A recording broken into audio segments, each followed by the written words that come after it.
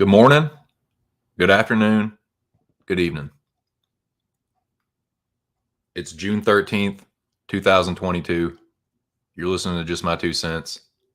And boys, we just got a lot of shit to talk about today. Hope everyone's doing well. I'm doing pretty well myself, all things considered. I started this fucking stream on time. I wouldn't say for once in my life, but more often than not, I'm usually a little bit behind schedule. Not today, though. 1 o'clock on the fucking button, just like I said it would be when I put out the thumbnail or whatever you call it. The, what do you call that shit? The notification. The banner. Whatever.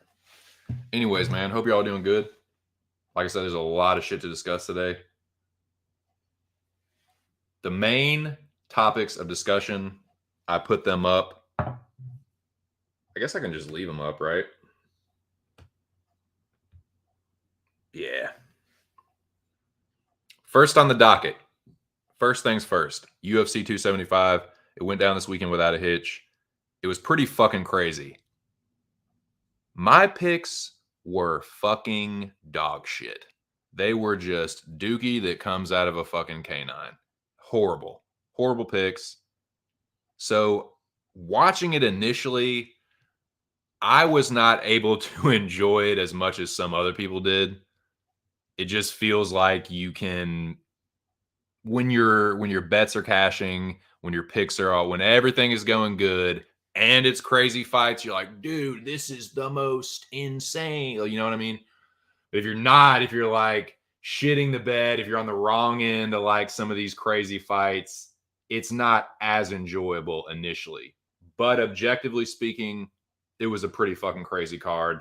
There were some wild finishes, some really good fights, and a bunch of shit to talk about. And god damn, I have a lot of crow to eat. So that will be getting stuffed in my fucking face throughout the course of the stream, mostly on the front half of it. I'm going to go in order. I'm going to talk about UFC 275, fight by fight, tell you what I thought about the fight, tell you how I did with my pick. I had no action this weekend. Didn't play anything. I was a victim of circumstance. And all things considered, well, not even all things considered, just straight up, it was good that I wasn't able to bet anything because I would have lost my ass. So that's first thing. Going to go through UFC 275. Then I want to give y'all all my thoughts on what happened yesterday, dude. Shout out to Mr. Arkansas. Shout out to everyone in the Mecca. I'm going to talk about the Mecca7 week 1. It went down like UFC 275 without a fucking hitch. Got to talk about it. A bunch of stuff happened. People got eliminated. People got fired. So I want to give you my 2 cents on all that jank. And much, much more. So tune in. Tell all your buds. Subscribe to the channel if you haven't already. When you subscribe to the channel, it'll ask you what kind of notifications you want. Hit all notifications. Why would you want some? Why would you want none? If you've gone that far, if you're at notifications, why it don't make no sense to not hit all. So do that. Leave a comment. If you like what you hear, leave a comment. Hit the like button if you like what you see and hear. Anyways. And yeah, tell all your best friends, tell all your acquaintances, tell all your enemies, tell everybody. I stream Monday and Friday every motherfucking week, sometimes a little bit in between, but those are usually just kind of bonus streams. I've gotten into a rhythm here of Monday, Friday. It works for me. It's seemed to work sort of for the channel. Like I've noticed as I've been consistent with the days that I stream, the views have been ever so slightly increasing. It's still around about 100. On a good one, it's like 105 or something, but they're keeping me around about 100 views. Whatever. It used to be less than that. I swear they were like, we're not going to give you 100. You'll get like 99, 95, 88 kind of shit. You know what I mean? My dude Inside MMA knows what I'm talking about. Anybody that has a small channel, you know what the fuck I'm talking about. Like, you're just going to be kept in a certain category, a certain placement on the algorithm or whatever. Anyways, man, comments and likes help. So do that shit, or I'm gonna fucking ban you. No, I'm just kidding, but I will ban you. There's a comment from Noah. Homie Noah says, "Wild card, dude." It fucking was. It really was, man. It was crazy. Having let the dust settle, it was awesome. It really was. Like, I was on the losing end of a lot of it, but stepping back and just kind of looking back at it, man, it was pretty sweet. Good card, a lot of action, a lot of finishes. Can't really complain too much. But let's go through that card. Let's talk about it. The fights one by one. I'll try and go through them as expeditiously as possible, so I can really dive into the ones that I need to answer for. And I know there's one gentleman out there in particular that is looking forward to hearing me just about goddamn near choke to death on fucking Jake Matthews Crow. So, all that in store and more. Let's fucking get right to it, man. UFC 275, like I said, went down without a hitch. So I got here. Got my coffee here. Great value instant coffee. And I have some fine collie to puff upon, as I am one to do. This stream is being brought to you by... Oh, fuck. I think it's Grassroots. I think Grassroots is the growing company. Sunset Shortcake by Grassroots.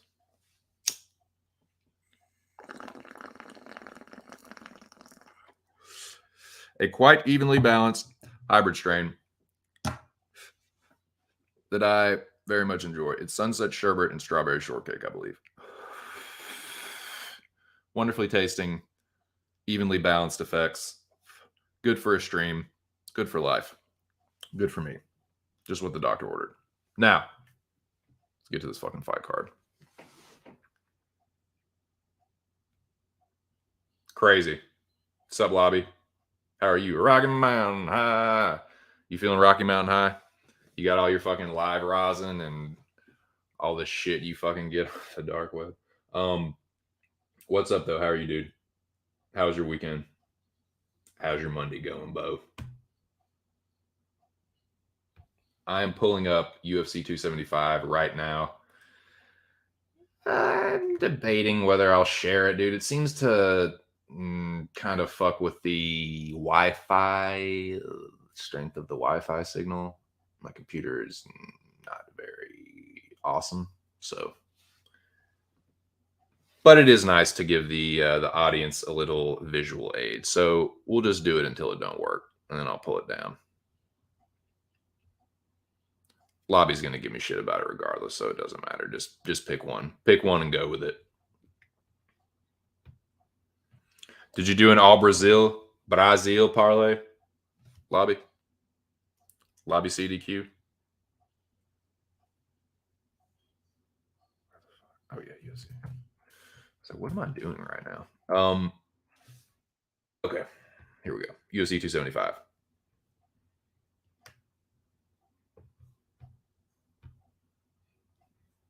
It was wild considering there was only 11 fights.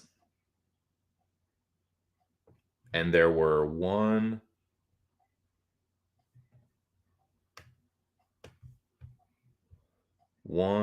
2, 3, 4, 5, 6. So more than out of only 11 fights, over half of them ended in finishes. I mean, that would have been a decent amount of finishes for a 13, 14, 15 fight card. But, dude, for an 11 fight card, it's like, yeah, no shit. Everyone was so hyped. Literally, like, every other fight was a fucking knockout or a submission. A lot of knockouts, dude. A couple people got choked, but it was some fucking nasty McFarsty knockouts. Let's just begin at the beginning. Begin at the beginning. Got off to a decent start, man. I'm not going to put banners up for these. Y'all know what the fuck happened, man. It's just going to be a waste of time. With the visual aid, it should help to expedite that, though. All right, let's just get through these first couple. The first couple were pretty much exactly what I thought they'd be. Share screen. Chrome tab. UFC Sketty. Share that. Okay. Jocelyn Edwards versus Ramona Pasquale. I picked Jocelyn Edwards. I thought about taking Pasquale earlier in the week as I started to tape it. I was like, oh, she's not bad on the feet. She does okay when she's the one getting the takedowns. If she gets taken down, she get the smash. But I was like, maybe she's a live dog. And then I kind of like watched the tape on Edwards. I was like, they're kind of even on the feet. I think Edwards is a little bit better of a grappler. But it turned out like Edwards was just the better striker. Ramona has a Muay Thai background. Edwards has a boxing background, and it kind of showed, man. Like she was piecing Ramona up. But she threw a lot of kicks too, man. She threw a lot of kicks. Like she did decent with the hands, but she was kept throwing the body kick like over and over and over, which is interesting considering she has a boxing background. I didn't really expect that. But when they did get into it with the hands, like except for one time Ramona clipped her, like she was getting the better of the boxing exchanges as well. So overall, yeah, she outstruck her. Ramona got, and see that I say this all the time, man. I feel like I say this once every fucking card. If the round is really like, if one person is winning the round, like not by a huge margin, but like I can't remember which round it was. It was either 2 or 3, I think, where like Edwards was winning the round, and then Pasquale got a little bullshit takedown with like 11 seconds left. Dude, it's not fucking 2011 anymore. That is not going to fucking clinch you around. They're definitely favoring damage. So I did give, I can't remember how I scored this. I think Edwards was definitely winning the first round, and I think Pasquale clipped her at the end of the first. So I might have given that, but I'm pretty sure that I gave 2 and 3 to Edwards, and she just kind of outstruck her. But it's a low level coin flip of a women's MMA fight. Just I wouldn't have even thought about betting on it. It's just shit. But yeah, I did get this one right, but I'm not gonna fucking hang on this one, man. I just got to keep it moving because I have a lot of Crota stuff in my fucking loud ass mouth. Dude, my fucking mouth cost me a lot of pride this weekend, dude. This next fight, I'm kicking myself for this one because I thought about taking Gomez Juarez as well. I picked Gomez Juarez against Vanessa Demopoulos. I thought I was real fucking clever when she fucking hurt her, but then she got her arm taken. That's what scared me off of it. I was like, immediately, my knee jerk was like, oh, I'll take Juarez again. She'll knock this fucking bitch out. And I did say on stream, like, don't be surprised if she fucking gets knocked out. But I was too pussy. I was too much of a puss, man. I was like, no, I don't. I was scared of the exact same thing that happened in the Demopoulos fight because I looked at it and I was like, oh man, Nas got all these fucking arm bars. They are against very fucking shit dookie fighters. But I was like, fuck, dude, it's gonna happen again. I'm gonna look stupid again. Well, look who looks stupid now. Should have gone with my first instinct. I say it all the time, but I was too much of a pussy and I didn't fucking do it. And there you fucking go. Suck that 2 cents. Suck that fucking Silvana Gomez. Suck the fucking crow milk out of those fucking massive mammerals, dude. Tits McGee, whoop that fucking ass. Sorry, Tits. I should have done just gone with you. That's what I get. Fucking idiot. Oh, there's plenty more of that, though. Don't worry. Oh, God. I have got some fucking serious crow to eat, dude. And why? Let's just have another little fucking appetizer of crow. Now this one, I was on Dana from the get-go. I watched tape and still was on Dana. I was really impressed with Kyung-Ho Kang and his striking. I thought that Dana was going to be able to clip him and knock him out. He did hurt him in the first round. I was like, okay, here we go.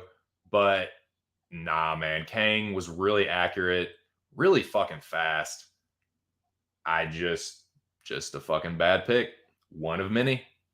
I went 5 and 6, I think. Really, oh God, one of my worst Tapology scores. This might have been my worst card. This might be my worst card of the year thus far. I had another one. This is my second one where it's been a negative showing where it's like my losing picks were greater than my winning picks. I think it's the second time it's happened to me this week. So after last week, definitely a come down. I thought that I would at least be able to keep it level, but nah, dude, I fucking took a big old dip this week. Got my fucking ass whooped. And man, Kyung-Ho Kang looked good. I mean, about the same number of strikes, but his just had more sting on him too, man. That fucking jab, man. He kept putting that broomstick in Dana's face, busted his face up, and yeah, he looked really fucking good, man. The jab, the low kick, the low kick and the jab were on point all fucking day for 15 minutes. And yeah, he clearly won. He clearly won to me. I can't even remember if I gave Dana. I think I might have given Dana the first round, but nah, Kang took over after that. And you could make a case that Kang won every round. I wouldn't be mad. If you said it was 30-27 Kang, I wouldn't be pissed at you. But I think I gave Dana the first. Anyways, it was 29-28 Kang. clearly, like, yeah, pretty easy to score that one. Now this one right here. Should I go back and watch this one?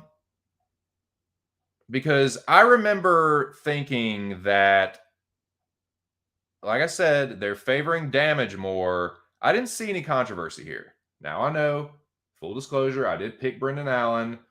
You could definitely make an argument. Oh, you're just reaching for everything you can fucking get because you did so shitty. That's a fair argument. I just think that Allen won this fight anyway. Like I fully admitted that I fucking sucked ass this card. Another loss wouldn't really hurt me that much after how much fucking ass I sucked. But no, I thought Allen won this. Like I thought he clearly landed the harder strikes. He was doing more on the ground, even off his back. Malkoun is a fucking layer and a prayer. That's not a hot take, man. He is a fucking good wrestler that does jack fucking shit when he gets the fight to the ground.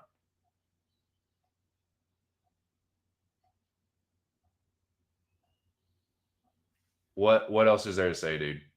He outstruck him. And when Allen got on top, he did a lot more with it. Like, I think Malkoun only had like 2 more minutes of control time. Getting outstruck that bad? Nah, dude. Allen pretty clearly won that fight. Malkoun is a wrestler. Period. Good wrestler, but he's a fucking wrestler.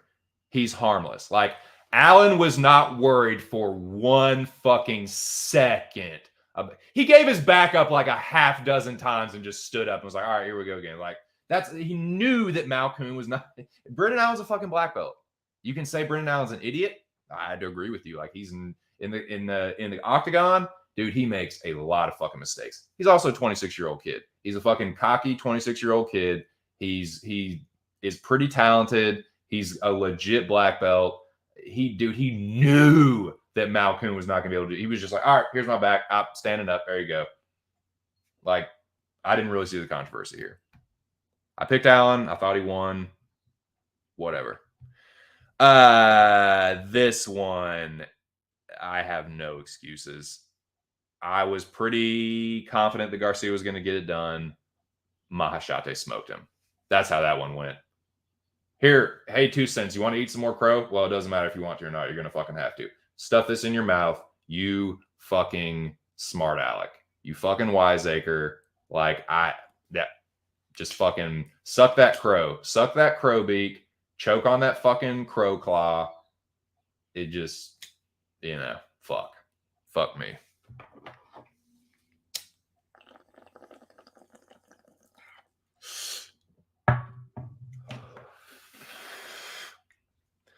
Trying to get through these other ones quickly because there's one that I want to concentrate on in particular. I want to give it its just due. This wasn't, man, not only do I have to eat crow, but it's not like they were like, oh, I thought I got robbed. I was really on the right side. No. I had to have my eyes open about a couple fighters that I've been previously sleeping on.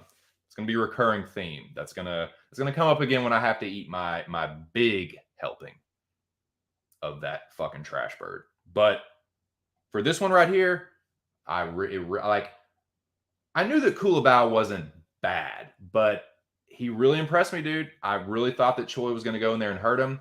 In the 50-50 exchanges, Kulabao was cracking him every single time. They did that shit where it's the fucking Carlos Condit, Dan Hardy, the straight right left hook. They both dip in for the cross, lean back with the left hook. That they were doing that every single time. It happens a lot, man. When you get fighters that are kind of like counter fighters that have good left hooks, it's 2-3.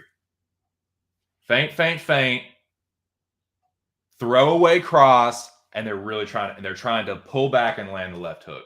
And a lot of times they'll do the same thing. Zoop, bow, cross hook. And every time they did that, Kulabao was getting the better of it. And I was like, oh my God, Choi's going to get knocked out. Fuck, dude. He's got an iron chin, man. Choi really does have a fucking good chin, but Kulabao clearly beat him. Like, the striking numbers look close, but nah, man. Kulabao was fucking him up. all credit to Josh Coolbaugh. All crow for me. I have no excuses. Like, I didn't expect Coolbaugh to come out and look that impressive. So yeah, awesome. I'll keep that in mind for next time. He looked good, man. I was very impressed with Josh Coolbaugh. That's what's up. Congrats to him, man. Crow for me. That's the prelims, boys. We just got through the prelims. I started the stream on time, and we are through the prelims. We're not even a half hour into this motherfucker. Huh? Huh? Not bad, right? See, we got this motherfucker. Chat is lighting up. 18 unseen comments. See, we got in this thing. See, we got in this old son of a bitch. See, we got in this old son of a bitch here. Lobby says, stayed away from the all Brazilian parlay. Maybe this week. Maybe this week. Juarez and that succulent rack stay in the UFC. 0-2 prelims here. Chinese grappling. Damnest thing I've ever seen before. Charles Smith, Pubehead Smith, greetings. Greetings. Noah says that damn electric slide. Homie Ear in the building says, yo, since I'm probably not going to get a break today, but I just wanted to sneak in and say one thing. Secret Door Monster, baby. Hey, man, shout out to Big Ear. Shout out to Labyrinth UFC Breakdown. Check out that channel on YouTube. That's the name of the channel right there. But yeah, man, Ear definitely played a big part in the Mecca recap and will play a huge part next week. So stay tuned for that. It's a little foreshadowing. But yeah, what's up, Ear? Cheers, Bo. Have a good shift, man. Crack some fucking skulls. What is up, 2 cents? What is up to you, Jacksonville Zoe? What you know good? In an airport. Good gosh almighty. But wanted to stop in and show my support. I appreciate that, Zoe. Keep up the good work. I certainly will, sir. Safe travels to you. Safe travels, my friend. Big shout out to Jacksonville Zoe. Shout out to all the boys over at Pub Sports Radio. Charles Smith says, I switched to Kang last minute. Nice, dude. That is very slick butthole. CDQ says, dissing the Australian. That is the diss, my friend. See, that is the diss right there. Calling Malcoon anything close. It's not the same league. It's the same. Ain't no fucking ballparks neither. Ain't no fucking ballparks neither. That's you're the jokester. I know I'm a fucking class clown, but that is a joke, my friend. What up, Tigger? Us Maryland boys did Dookie last week. I know, God. I know, brother. Sad state of affairs. I'm gonna get to it. Malcoon versus hey, that is a good shout, Noah. That's a fucking good shout, dude. For sure. Zoe said, I had Allen and won money on him, but he's a fade for me. I don't blame you on that at all. Like Malcoon has 7 fucking fights. Allen has shown that he is like,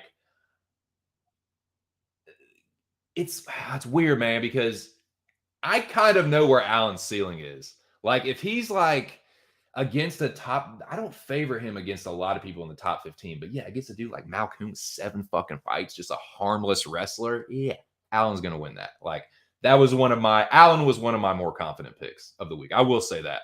I didn't have much to grasp onto as far as like positive takeaways, but that was one of them. But yeah, I agree with Zoe. Like, Allen is a very like I kind of already knew where his ceiling was, but like against Malcoon, yeah, he'll fucking put hands on him. Oh yeah, definitely, man. He should have already been Fade City. Like, he's been Fade City for me, but like they've been giving him all these like, oh God, you're not giving him someone that I know he's gonna lose to. It's someone like he might lose to with this fucking dumbass, but with his talent and like athleticism, he might be able to get the better of, those kind of fights. Like a Malcoon type of fight, for instance. Mahashate earned his first name. Boy, did he ever. God damn, dude. That was a short right hand, too. It was, pow! Like, he didn't cock back with it all. He was just, pow! Right on the kisser. Jaggy boy. Looking around. Coolabao was one of my best calls. We'll take a victory lap, Jackie boy. It was a damn good pick, sir. How are you today? How's Northern England's finest? Striking numbers almost look made up. Yeah, they're kind of fucking mooklish. Mooklish, dooklish. Alex Ramirez, the general, surfing in. What's that? Great in the morning. That is some, woo, you want to talk about some tea? You want to talk about some gossip? Holy moly. That's a little,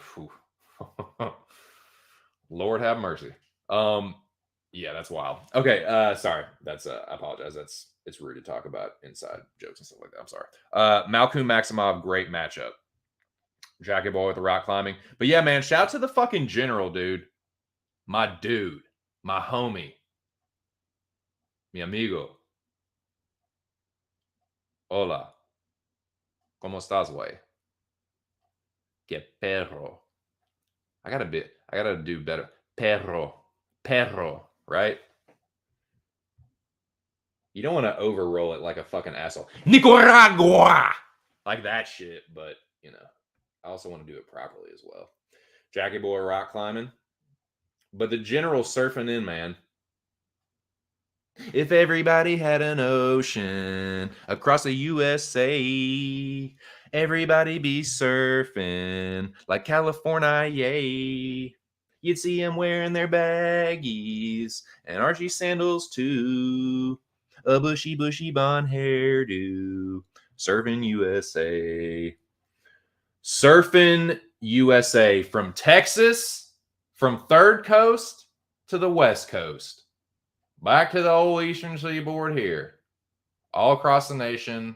All across the pond to Jackie Boy. All across the fucking continent of Asia. To fucking the land down under. All across the world, man. From me to you. We're talking 275. UFC 275. I'm eating crow, man. I'm right in the middle of eating a bunch of fucking crow. We're about to get to the main course, though. If you're just joining me, we are about to get to the fucking main course. I've been just stuffing my face with these appetizers and hors d'oeuvres. Oh, this is good. Yeah, there's more crow. I'm just choking it down, man. God, I had a fucking bad week. But it's going to get worse, too. Here we go. Let me get these comments real quick. Alan's ceiling is probably Duran win on a good day. That's a good shout. Alan is just, yeah. Ceiling should be well known at this point. Chinese machete, Danny Trejo approved. Indeed. Quite right. Zhang, biggest lock of the card. I don't disagree with that. Jackie Boy says, I'm good, man. Losing event in total, but the main event was a huge win for entertainment. See, that's what I was saying, Jack. Like, in the moment, I was like, I'm getting this wrong and that wrong and this wrong. And I'm like, fuck me.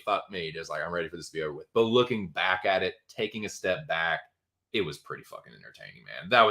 The main event was such a fucking good fight, and I'll definitely get to more of that. King Crow, Bo. You goddamn right today. All you can eat Crow Fest. Truer words were never spoken. I am just getting after it, boys. Just choking down. Oh, God. Jesus Christ, I'm going to fucking throw up. Throw it up, pick it right back up, and choke it down again. Second harvest. All right, Rafi and the boys. Yeah, I was having a bad time, but the main event made up for the L's. Nice, yeah. Yeah, dude. So, man, this fucking sunset shortcake is really fucking good.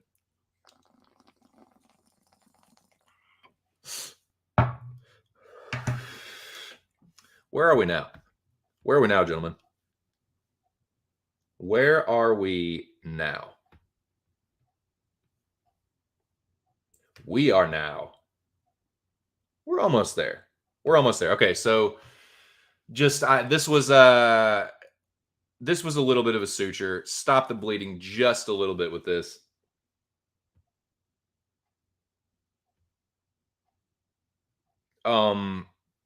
A lot of people were on the same. This was not a hot take. This was not oh, dude, I told you all. Nah, like a lot of people had Della by knockouts. I know some people had Amiv, though. I know not everyone was on Jack Della Maddalena, but I think most people were. Kind of how I saw it. My fucking dumbass had him by first round, switched it to second round because I'm a dumbass. Certainly was this week, but that's what happened there. Della smoked him. Like, his boxing is really fucking good for MMA. as someone that watches a lot of boxing and appreciates the sweet science, Dell's got good hands, man. That was a nice hook to the liver. Skated across the top of that liver, dude. This episode of solar plexus, not. He skimmed it. See, your liver's on the right side of your body, and on the right side of your rib cage, it hangs down just below. Just below. It sticks out just past where your rib cage breaks off from the sternum. And it hangs out just under your hanging rib. So right there at that point at the top and at the bottom, your liver is kind of exposed. And he skimmed that fucking hook right across that liver. Liver shot, man. That's what put him down. It's fucking nasty. Nasty McFarsty. Yeah. Shit was tight. Jack Della, baby. Looking forward to see what they give him next. Here's looking at you, Jackie boy. What do you think about that? What do you think about that shit? Okay, here it is. ARK, if you're lurking, I know you've been patiently waiting. If you haven't been lurking and you're going to see this back, this is the moment you have definitely been waiting for. Let me get myself prepared here. I've been choking down this trash bird all fucking stream, and now is the time to get fucking serious about it.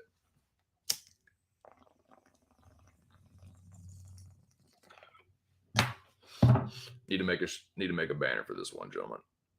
Need to make a banner for this in here. Della. Oh yeah. Liver. He can stab here in the liver. Stab in the liver. Yes, get your popcorn ready. Let the snare drum roll.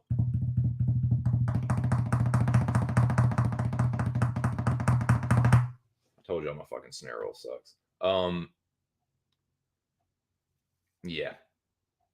Get it ready. Here it comes. Here it comes. Hand-finished Colombian dark chocolate, organic Nicaraguan coffee, and a doober. Smoking doobies with my doobie brothers. My doobie brother, Jack. I'm gonna repack this fucking bubbler. I'm gonna have to fucking take another rip, another green hit rip to be able to fucking, because if I don't, I'm just gonna fucking throw it up. I'm gonna throw up all this crow that I just heard. Yeah, it's gonna be like some fucking Dale Dobick. Is that fucking Dale Dobick? Let's make him look dog shit. So here it comes. God. I'm about to throw up already. Jesus fucking Christ. Okay. Well, God.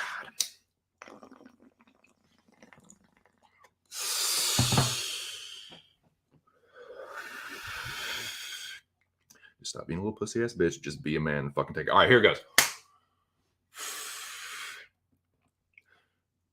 Oh yeah, I gotta make this banner first. I'll go ahead and just start this off. As I said before, I've just been crow here, crow there. Here, sir, try this crow hors d'oeuvre. Okay, I will. Just all fucking stream. But now is the time for the thing. Now is the time when we take the thing. Okay. 2 cents.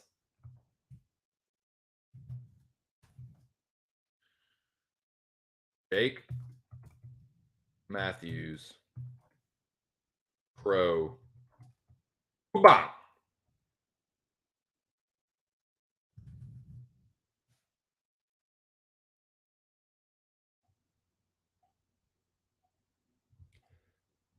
The 2 cents. Jake Matthews. Chroma bomb.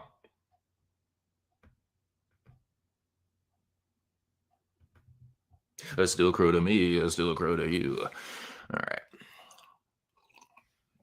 Well, boys, there comes a time in every man's life when he has to fucking sack up. When he has to step up to the plate and realize that sometimes you just don't know what the fuck you're talking about. You know what I'm saying? And this here is a perfect example. So let me say it again, loud and clear. From the Eastern Shore to the fucking floodplains of Arkansas, or where thereabouts. I don't know what the fuck I'm talking about when I talk about Jake Matthews. I don't know what I'm talking about. And I say Jake Matthews and I say stuff about him and I just don't know what I'm talking about. Dude, where do I begin? I mean, live by the shit talk, die by the shit talk. It's what I've become famous for on here. Talking a lot of shit, having a lot of hot takes about fighters, being so fucking cocky and confident about certain fighters. And then shit like this happens. It was bound to happen again at some point. Because I feel like it just, I don't know, man. Like, you're not supposed to make the same mistake twice. But I'm pretty hard-headed, boys. It just, and it wasn't like I didn't do the fight. Like, let's just talk about the fight. Let's talk about the fight as I continue to just choke on this fucking crow with my fucking stupid ass, my dumb ass, loud ass fucking mouth. Talking out of the side of my fucking neck, talking all kinds of crazy shit about Jake Matthews. Boy, did he ever shut me the fuck up. Like, I'm trying to think of the last time I ate crow this bad. I feel like it wasn't too long ago. It wasn't too long ago, but it's been a good few weeks at least. It's been a good month at least, right? Since I've really eaten crow this bad, where I've really just run my fucking mouth so much and just been so dismissive of a fighter. And like, then, dude, this is not just a crow eating. I have to put some shine on Jake Matthews too. Like, he looked really fucking good, dude. I rate Fialho. I don't think that, like, Fialho, like I said, I think I even said it on stream, I don't think he's going to ever be champion, but like, I rate the guy. I do. You go 3 hard rounds with Michelle Pereira, I rate you. Now, yes, I'm a Pereira stan. You can say, oh, well, you're just being biased. That's why you overrated Fialho and you underrated Matthews. Sure did. Sure did. I have no excuses, no arguments, no nothing. This was, and it wouldn't have, if I had just been like, it's close. Yeah, Matthews really has a, nah, I was giving Matthews 0 shot.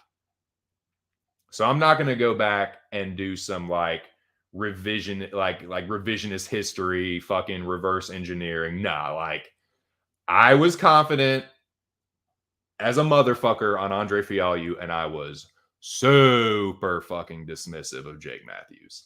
So yeah, you want to talk about some that's what you fucking get? Well, there you go. Loud mouth. How's that crow? Well, I gotta tell you, boys, it's just as fucking nasty as ever. It don't get no better. I'm gonna choke it down because I got to, but I don't like it. I don't fucking like it. It's not about liking it, dude. Like has nothing to do with it. Motherfucker, you just gonna choke it down. Like, that's all. Like, you just fucked up. You know you fucked up, right? Yeah, I did. I'm not gonna be like, well, dude, at least I come on here and admit it. Like, nah, you didn't have a choice. You didn't have a fucking choice. Like, nah.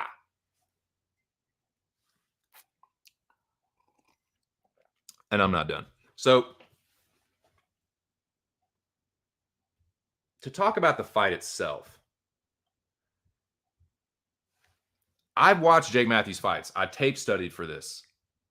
even being as dismissive as fuck as I was like, okay, I'll just make sure because everyone was talking about Jake Matthews. Like, okay, yo. And that was part of it too. I was just like, oh yeah, I'll show you motherfuckers. So, dude, everyone that was on Jake Matthews, of course, the man that this is really for, like, is ARK. Because, and I'll get to that part of it too. Because this is a multi-course crow meal here. This is a 7-course crow dinner, boys. So I'm gonna try and give every part of the crow that I had, like the beak and the fucking like the claws or whatever, the feet, crow feet, like, crow breast, crow neck. I just gotta eat it all. I gotta eat the whole fucking bird.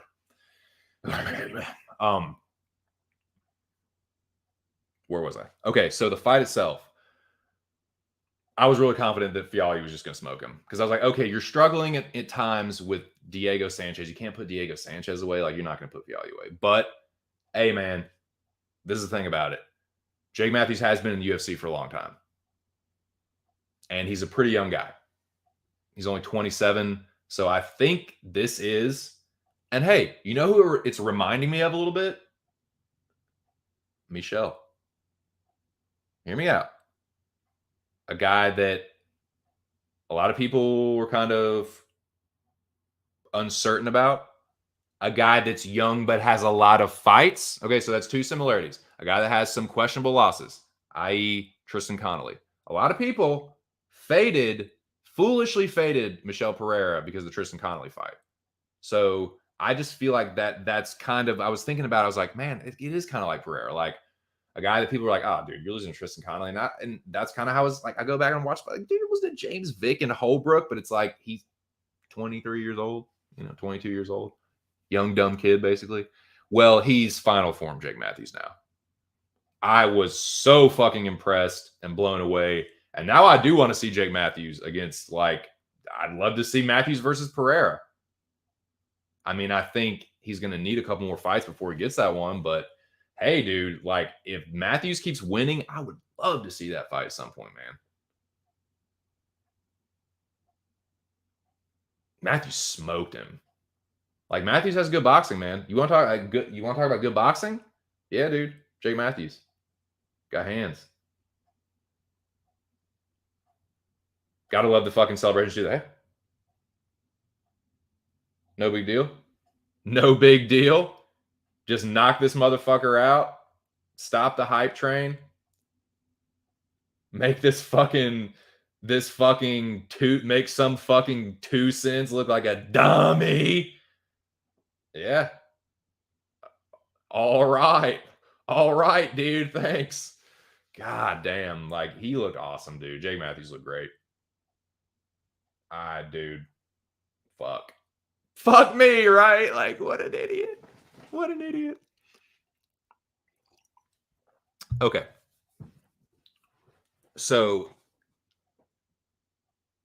this is, I did want to make this like a full course crow eating. So not only do I need to eat some crow for Jake Matthews himself, but I also have to eat a little crow for running my mouth all up in a certain rabid dogs chat. So now I would like to eat a course of crow for Mr. Arkansas. What say? What do you think about that, boys? What do you think about that shit? Take another fucking toke here. Fucking just get ready for another one. Out of the frying pan and into the fucking fire. Out of the frying pan and in the fire, boys. Here we go.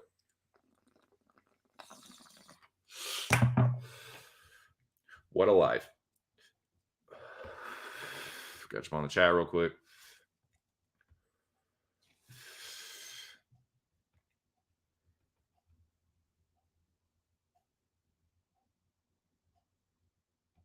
Okay. He did, man. He did. That fucking, I should have known when he had that fucking hairstyle. Like, oh God, what have I fucking done?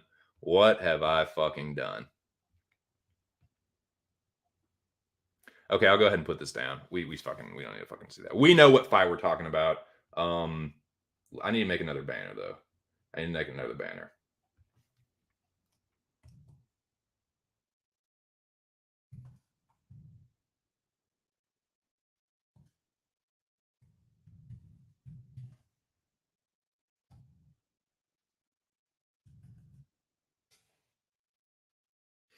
Okay.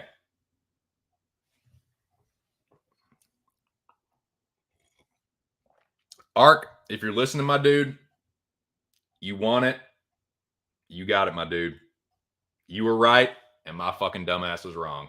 I was running my yapper all up in ARK's fucking pre-show scorcher. Shout out to the rabid dog. Talking my shit, sitting back. Dude, everyone's on Jake Bathy. He wouldn't know he's about to get knocked out. Nope. No. Negative. Negatory good buddy. Negatory good buddy. That's not going to happen. What's going to happen is you're going to run your fucking mouth, and then you're going to look stupid, and then you're going to have to pay for it by what's happening right now. So yeah, ARK, dude, you call this one, man. You fucking call this one. Everyone heard it. Everyone saw you punk me down with this fucking pick. You fucking gotta tip my hat to you, sir. So yeah, this one's for ARK, man. This fucking just nasty piece. It's crow guts. This is fucking braised crow intestines. Gnarly, nar to the nectar. Very nectarish. And not that good kind, like crow nectar. Fucking just nasty, slimy, fucking dookie filled crow guts. It's so nasty. It's so fucking nasty. That's what I get. Live by the shit talk, die by the shit talk. Sometimes it works out and you just get to fucking flex and floss on everybody. And then sometimes this happens. But it is what it is. That's the way I choose to live my life.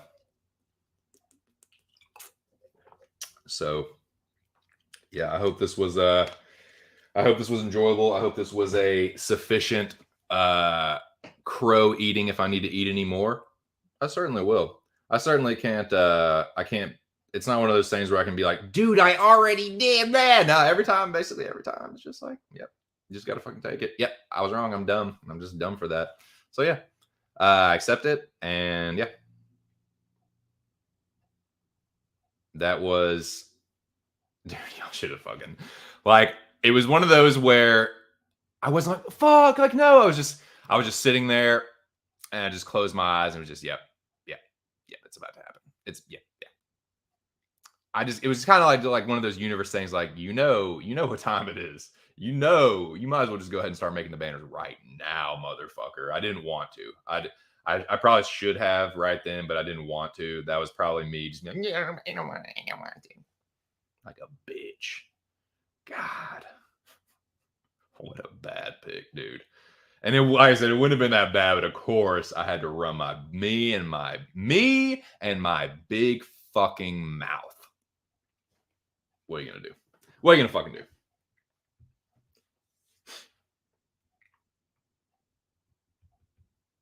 Yep. For sure.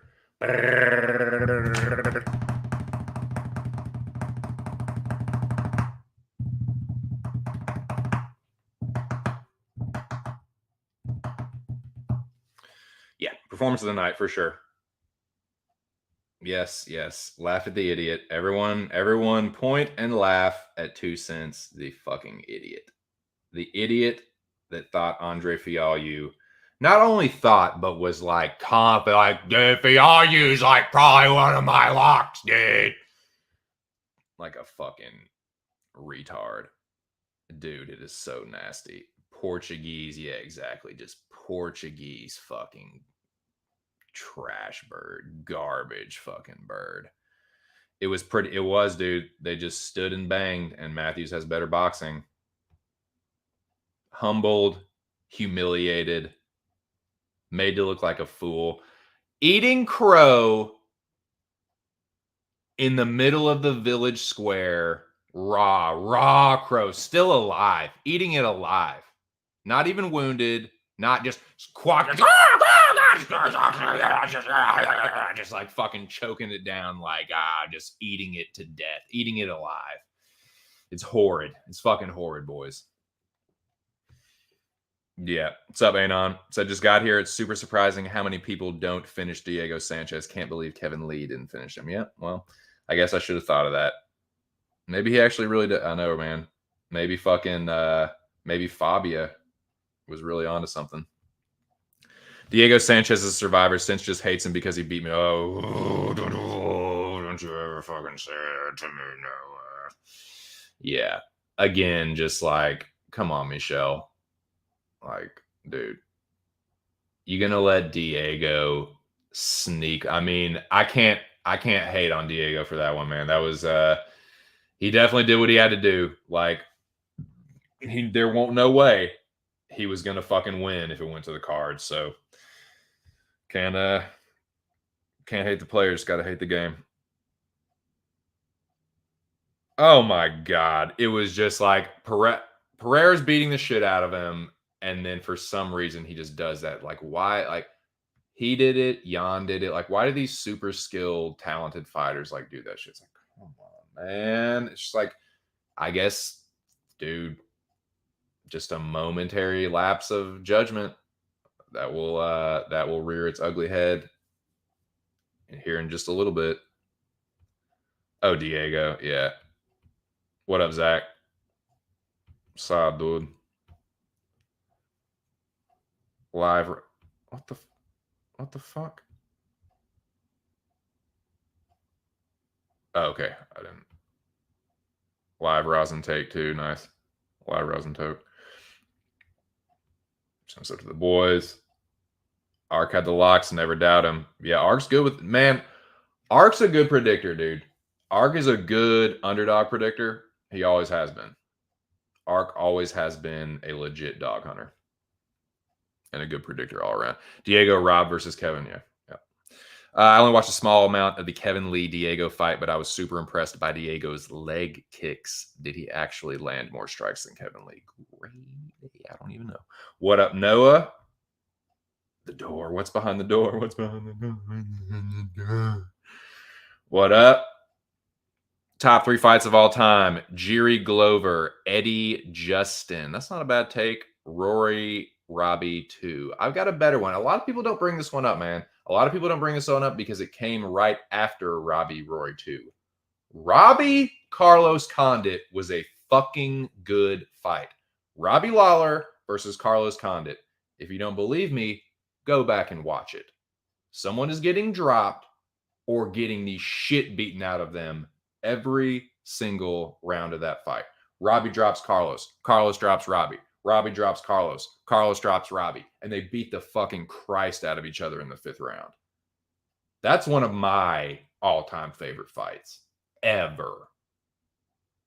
Condit was in his prime. Robbie was in his prime. It was right after Rory Robbie 2.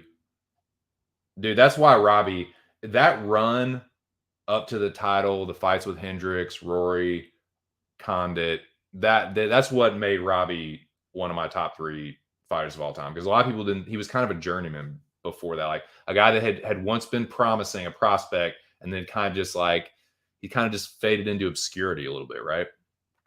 So then he comes back and just makes this fucking tear. Anyways, getting off track. Anyways, but yeah, just on that subject, just want to dish on that. General saying what up to Zach. Honorable mention, yeah, for sure. The first Zhang JJ, yeah, for word. For word. Yes. If I quit, do I win? Yeah, exactly. 10 in the building, boys. Right, dude, what is going on with today, man? Right at the hour mark, we hit 10. So you get a code from StreamYard when you go to log in. Like, you put in your email, they send you a login code.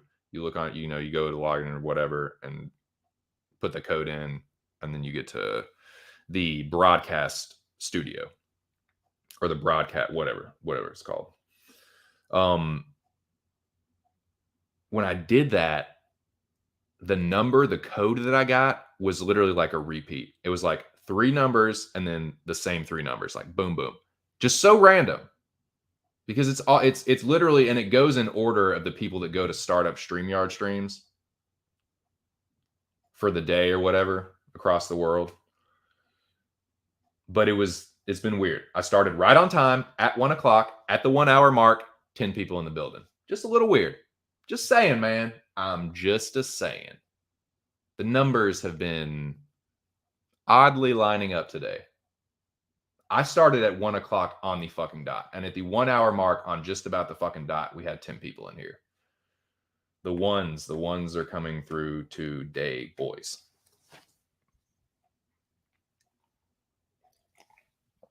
Kooky. Tigger saying, what up? Dapping up the boys. Wish more fighter. Oh, God. Yeah. With the Diego banter.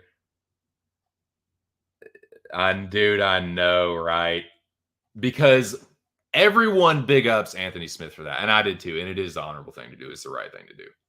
Because how many of these fights when it's like, oh, you're a fucking pussy ass bitch, you're gonna fucking continue, you fucking bitch. You know what I'm saying?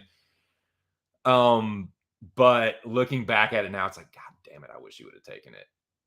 Just to fuck John.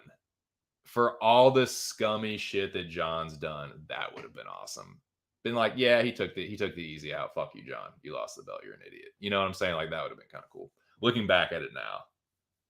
Because it's like, yeah, oh yeah. I mean, Anthony Smith, like, everybody loved him for that. It's like, dude, the honorable, dude, the lion heart is true, dude. Lion heart strong, dog. But like, fuck, I wish you would have done it too. Like, ain't not like, fuck, dude, like, you fucking done that shit. You always catch me while I'm on my slicer. Damn, 20 pounds today, son. Great day. Slice on a jerky, dude.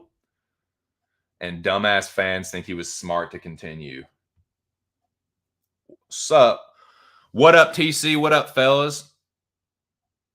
What's up, Bo? What are you doing? What you know, good beef Lee? How's everything in West, by God, Virginia? Tell you what, here in Merlin, it's hot as fucking shit, dude. It's hot as dog shit outside, boys. Zach B slicing up jerky. Don't get hit. Don't get herky. Tigger 7474. B Flea. Jag Attack. Will win Mecca7. Alex, that's funny, dude.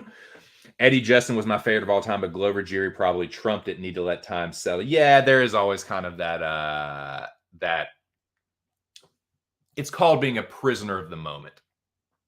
It's inevitable. It happens. Anytime there's like a really great fight, it's like, no, dude, that's the best of all time. It might be. I think it's pretty safe to say that Jerry Glover is a top fight of all time.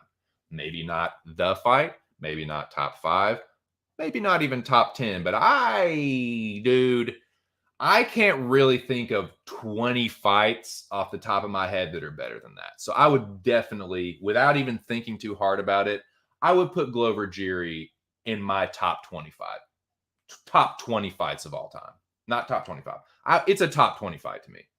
It might be a top 10. If I sat and thought about it, it might be a top 10, but I can safely put it in my top 20 fights of all time. It was really fucking crazy back and forth. I was being a prisoner of the moment because I picked Glover.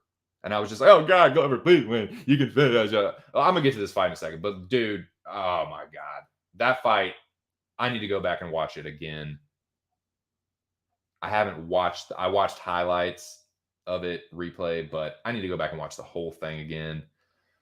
It was a good one. It was a good one. And not now that it's over, the dust is settled, I can look at it with fresh eyes and just appreciate the violence, the glorious violence, the pugilism, the fist and foot pugilism. Beef Lee dapping up the general, coming straight up out the holler. I don't know if Beef Lee lives in the holler. Now I'm just making a little West Virginia joke. I'm just a fun and bobo. Hendo versus Shogun. I love West Virginia, man. I need to get back to West Virginia, dude. I don't fucking ski, so like there's no point in me like going to snowshoe or anything, but snowshoe is awesome. Like I'll do some fucking tubing. I'll do some snow tubing at Snowshoe Bow. I'll tell you that. Nah, man. West Virginia's fucking beautiful though. West Virginia gets a bad rap, man. It really is fucking pretty country. I'm not just kissing Beefley's ass. I really do like West Virginia. Every time my brother and his wife lived in Kentucky for a while, and I had to drive through West Virginia every time. You drive through pretty much the whole fucking state, and it's pretty, man. Real pretty. Jerry Glover was peak of modern MMA. I still think the greatest fight ever was Gaddy versus Ward 1. I can't make a super strong argument against it. If you just like Rock'em, you want to talk about Rock'em Sock'em Robots? Yeah, Gaddy Ward for sure. Not gonna lie to you. Oh God, don't tell me that. I'm gonna fucking throw. See all that crow that I just fucking stuffed down? That it's starting to come. Oh Christ. Yeah, oh Christ. I never like, man, oh God, oh Christ. Now I fucking feel even worse. Yeah, the crow's coming back up. I'm about to upchuck this fucking crow. This horrible fucking trash bird. I feel horrible now. Oh Christ. I just rewatched the first round of Diego Sanchez, Michel Pereira. Diego did well, 10 strikes to Michel, but yep.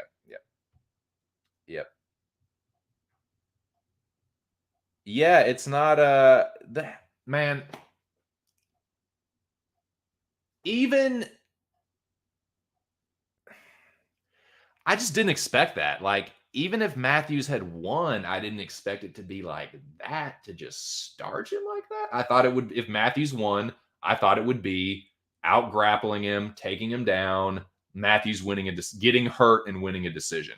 I did not think it was going to be Matthews like, let's step into the phone booth. Oh, you want to fight, dude? How about some fucking fisticuffs? How about some good old-fashioned fisticuffs and I just knock your fucking ass out? That's what Matthews did, man. Knock Fialho out, knock my fucking smart ass out verbally, and so did ARK, man. ARK called this shit to a fucking T. I was in there running my fucking mouth, and ARK was like, all right, motherfucker. Keep talking. Keep talking. You're going to be choking on it. You're going to be choking on that fucking crow. And what do you know? ARK was right. I was wrong. Fuck me. Fuck Andre Fialho. War Jake Matthews. War ARK's pick on this one. Shout out to the Rabid Dog. Shout out to whatever his nickname is, Jake fucking Matthews. Super Saiyan Jake. Sweet potato pie and shut my mouth. There you go. The Brexicans. Anon still talking about that fucking Diego Sanchez Pereira fight. Okay, I'll let y'all have that one. I think it'll be closer to even. Hardy hasn't. Oh God, Dan Hardy. God, yeah, y'all on some other shit. Yep. Yeah.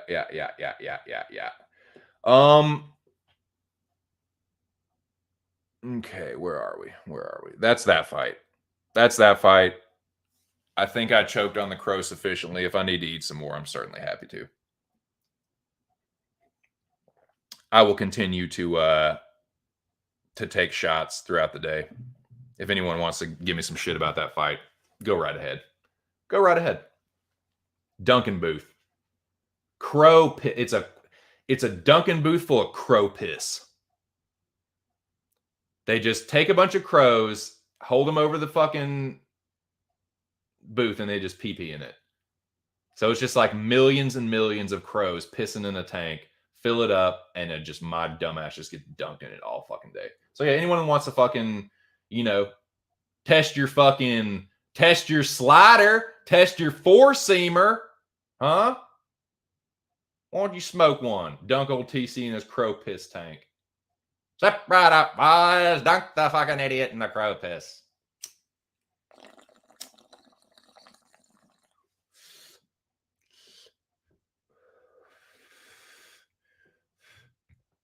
Unity. What's up, partner? Johnny Murray.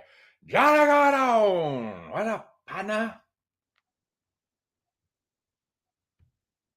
Now, 2 cents. The tables have turned. Yep. You missed it, Bo. Said Cardone. What are you doing?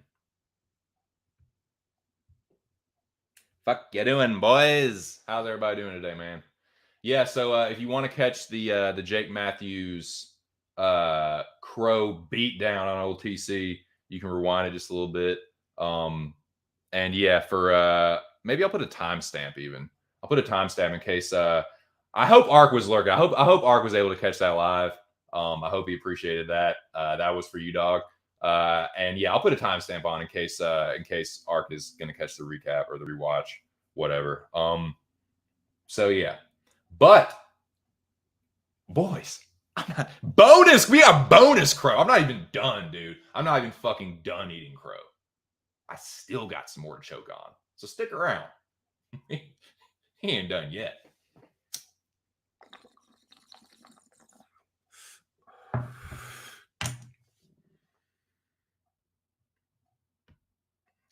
Yeah. You know, Moise. Oh, dude, I'm glad Moise is here. Moise, can your boy get a turn on that carousel? I certainly need one. Can we play the music? Do, do, do, do, do, do, do, do. 2 Cents is a fucking idiot, and he's on the carousel because he made a dumb pick. Yay! Hey guys, I'm stupid. Hey, going around the carousel like the fucking people waiting on the outside for the fucking little kid to come around. Hey guys, I'm an idiot. Hey, remember what I picked for y'all? You? Yeah, go ahead. Yeah, I'll go take a picture. Oh, you fucking dumb. Yes, dude. Yes, I love the carousel. Do do do do do do do do. 2 Cents is a fucking dumbass.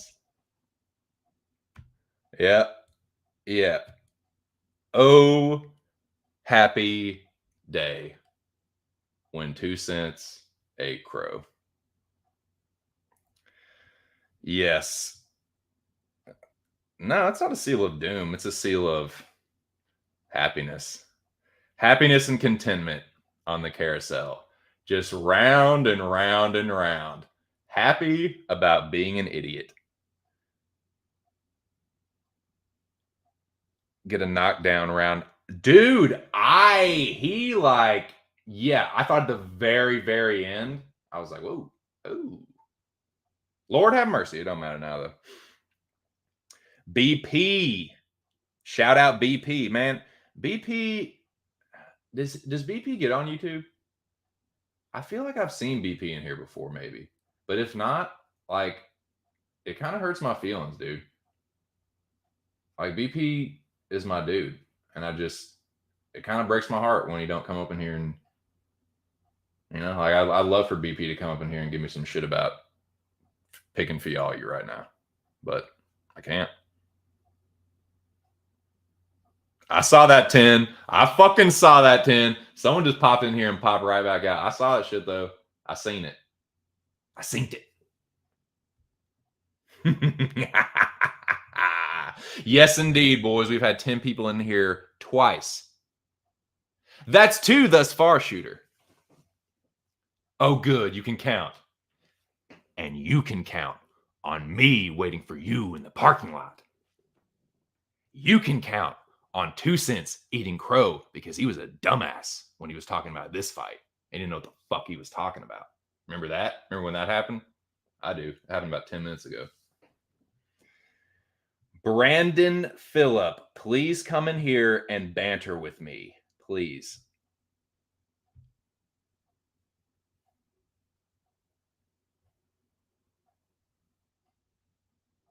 So yeah, I'm just going to leave that up for a second. 10 people in the building. How's everybody doing, boys? How's everybody doing today?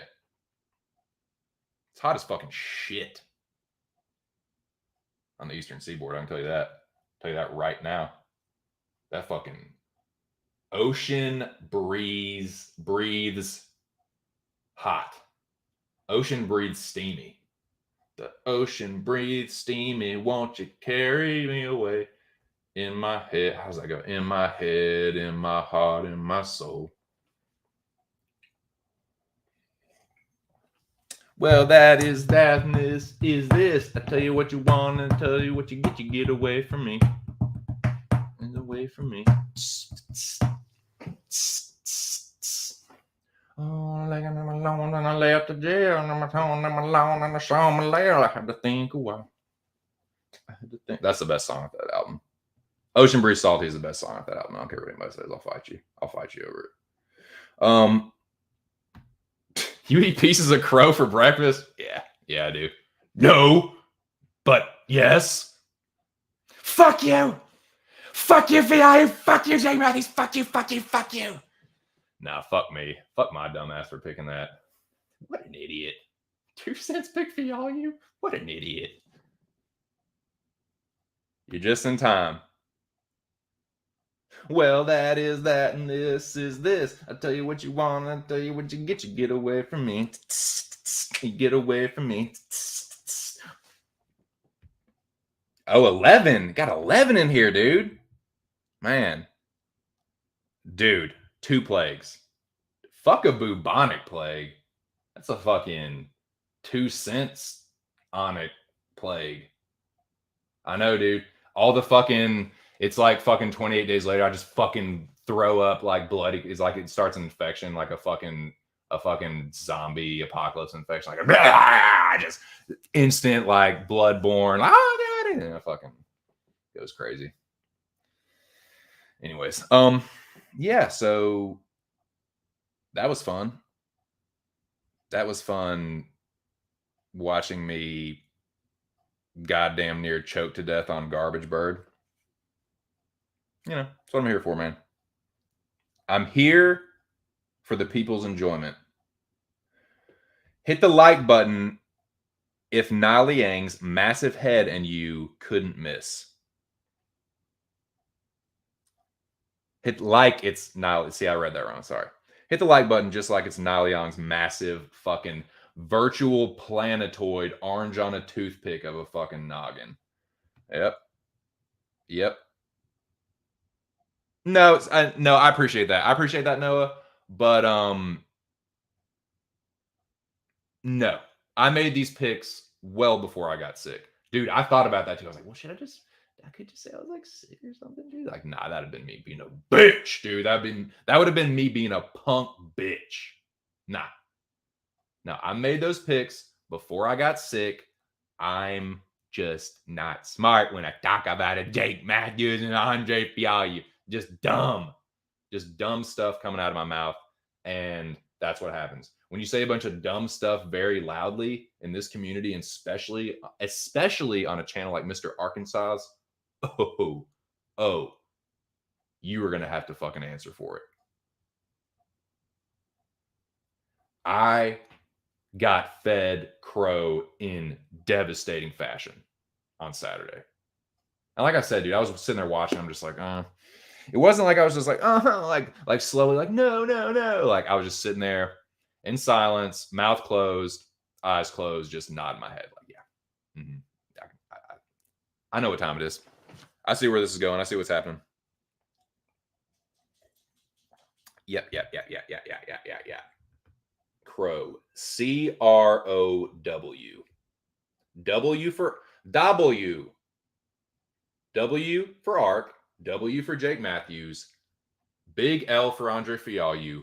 Even bigger L for just my 2 cents. Yeah, I thought you were real fucking smart on that one, didn't you, TC? Yeah, I thought you were real clever. Yeah, ha. Yeah, ha, Mr. Funny Guy. You was the funny guy, huh? Yeah. Who's laughing now? Who's laughing now, asshole?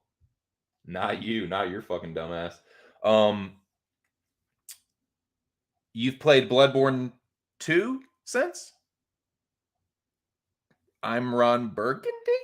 You played Bloodborne. Have I played it? No, I haven't played it, but Dark Souls 1 and Elden Ring. I have played Dark Souls 1 and Elden Ring, and I hear it's by the same creator, but the story is amazing. I've heard really good things about Elden Ring. Dark Souls I've never played. I watched my friend play a little bit of it, and the reputation is well known. It's just like the boss fights are like ridiculously hard or difficult, and like, yeah, but it's a great game, right? A challenging game. And I've heard Elden Ring, yeah, and like, didn't George RR have something to do with that? Like, he was part of the development or the story writing or something. Oh, I'm going to address that. I'm going to say my final goodbyes. It's going to break my heart too, because he's such a close personal friend of mine. It's just, but you got to do what you got to do. You got to, if I'm going to recap the thing, I got to recap all of it. I don't want to do these things, but I just feel obligated to for my audience. Y'all feel? So yeah. Nice turnout today though, boys. Shout out to you. What's up, Rush? Shout out to London Town, Merry London Town. He lives by the river. Unfortunately so. I hate to say it, but yes. Yes. He was something all right. He was something all right. I will give you my 2 cents on him. Don't you worry. Close the book on that one. Give you the final chapter. And we'll have a nice little send-off. Jagon. Yeah, you like that one? Zinger! He zinged you. He zinged you and he zapped you. Brian. Sa, dude. Sup, Sent. Sup, boys. Sup, General. Sa to you, dude. What is cracking? What is crackling and a lackening? Lackling. Javon. Jagon, a hero, will rise again. He'll rise again somewhere. That fucking turd will float to the top somewhere, I guess. Jackie Boy with the hot dog. I thought the drama was okay from Javon until one time he said, if you don't do X, you get doxxed. That's how that works. I think doxing people are joking about doxing crosses the line. I mean, I could really give a shit. He had to sell his house to get out of a substantial gambling debt. Yeah, I'll just, when we get to that point in the stream, I will give my final thoughts on one of my closest personal friends. And yeah. Well, you know, water's wet, sky's blue, wouldn't have secrets. You piss the rabid dog off, you get booted. Who gives a fuck? You know what I mean? That's what happens. So, man, that coffee is strong. Okay. Where are we? Let me get through this fight card, and then we'll get to the ARK FC.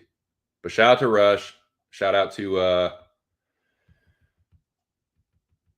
well, I mean, it's Alexander Romanov, but I think Alexander Romanov is like, aren't you in touch, like real, like tight, like this, son? So yeah, tell Touch what up, Romanov, because I'm pretty sure that's the real Alexander Romanov. If you guys are fans of his, like, yeah, like maybe he'll give you an autograph or something. A hero no more. Now a zero. Went from hero to zero. Damnedest thing I've ever seen before. It's a heartbreaker. Shout out. Yes, indeed. Dude, that's crazy. Whose ass you gonna whoop next? Who you gonna fucking King Kong ground and pound next? Water's wet, sky's blue, women have secrets. Who gives a fuck? You know what I'm saying? I need to do a TC Entertainment stream on Last Boy Scout. One of my favorite Tony Scott movies. Anyway, we need to get through this fight card so we can get to the Mecca talk. So, where are we? Just had my main course of crow. Like I said, I got to eat crow for dessert. I got to eat I have to have a palate cleanser, then crow for dessert. Then I got to have a crow mint afterwards. I'm not done yet. Stick around. If you want to continue to see a nitwit eat crow for his shit-ass picks, don't change that channel. Don't go nowhere. It's a coming. It is a coming, Bobo. Where are we at?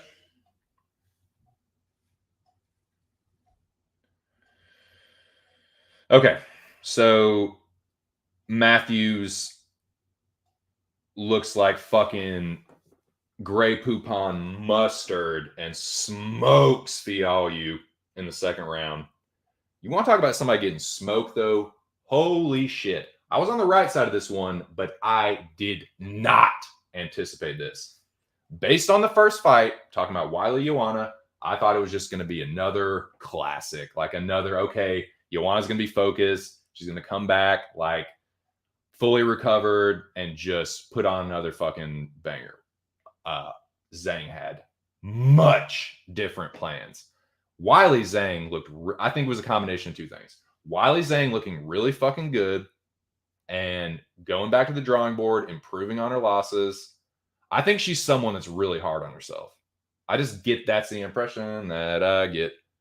I think she is someone that's hard on herself. Someone that really is like, okay, I'm going to go back to the drawing board. I'm going to work really hard. I'm going to try and improve this. She looked so much better against Joanna. The other part of that equation, the second part of that is I think, yeah, Joanna, I'd alluded to this somewhat on the last stream, and it was the reason that I picked Zhang. Joanna's 34. And I said this more in the ARK and Dome chat, actually. Joanna's 34.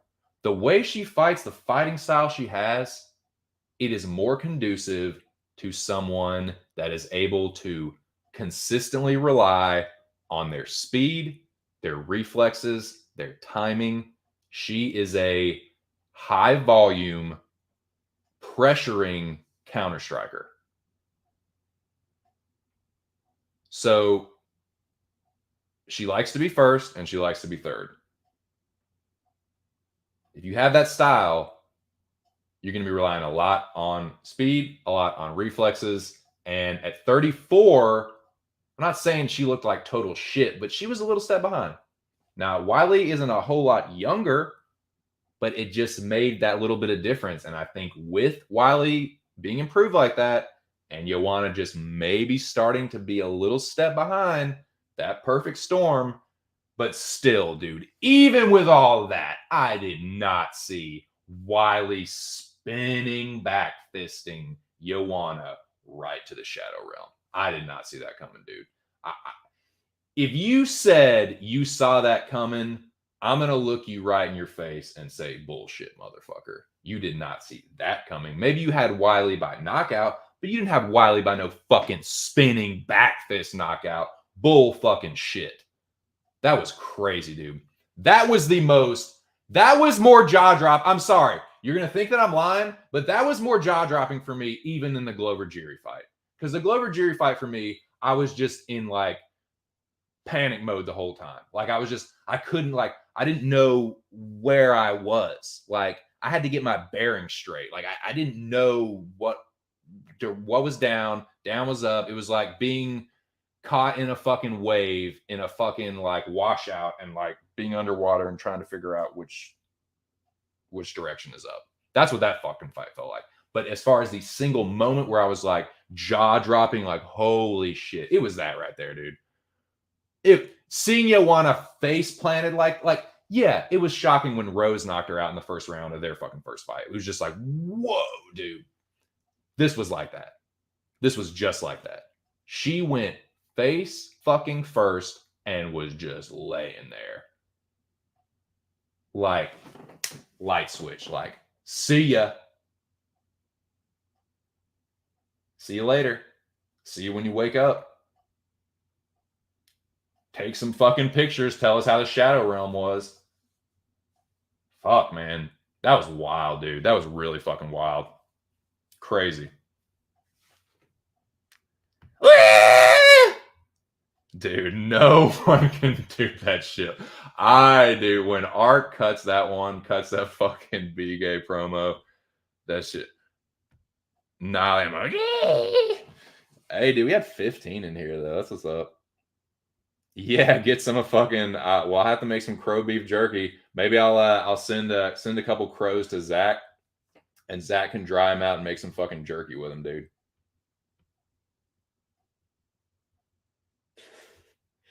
God, that shit was crazy, man. Joanna got slumped so fucking badly, dude.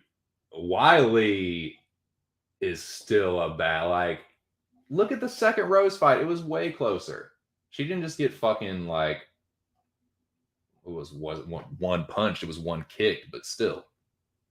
Wiley comes back and fights well in rematches. I think that's pretty safe to say at this point.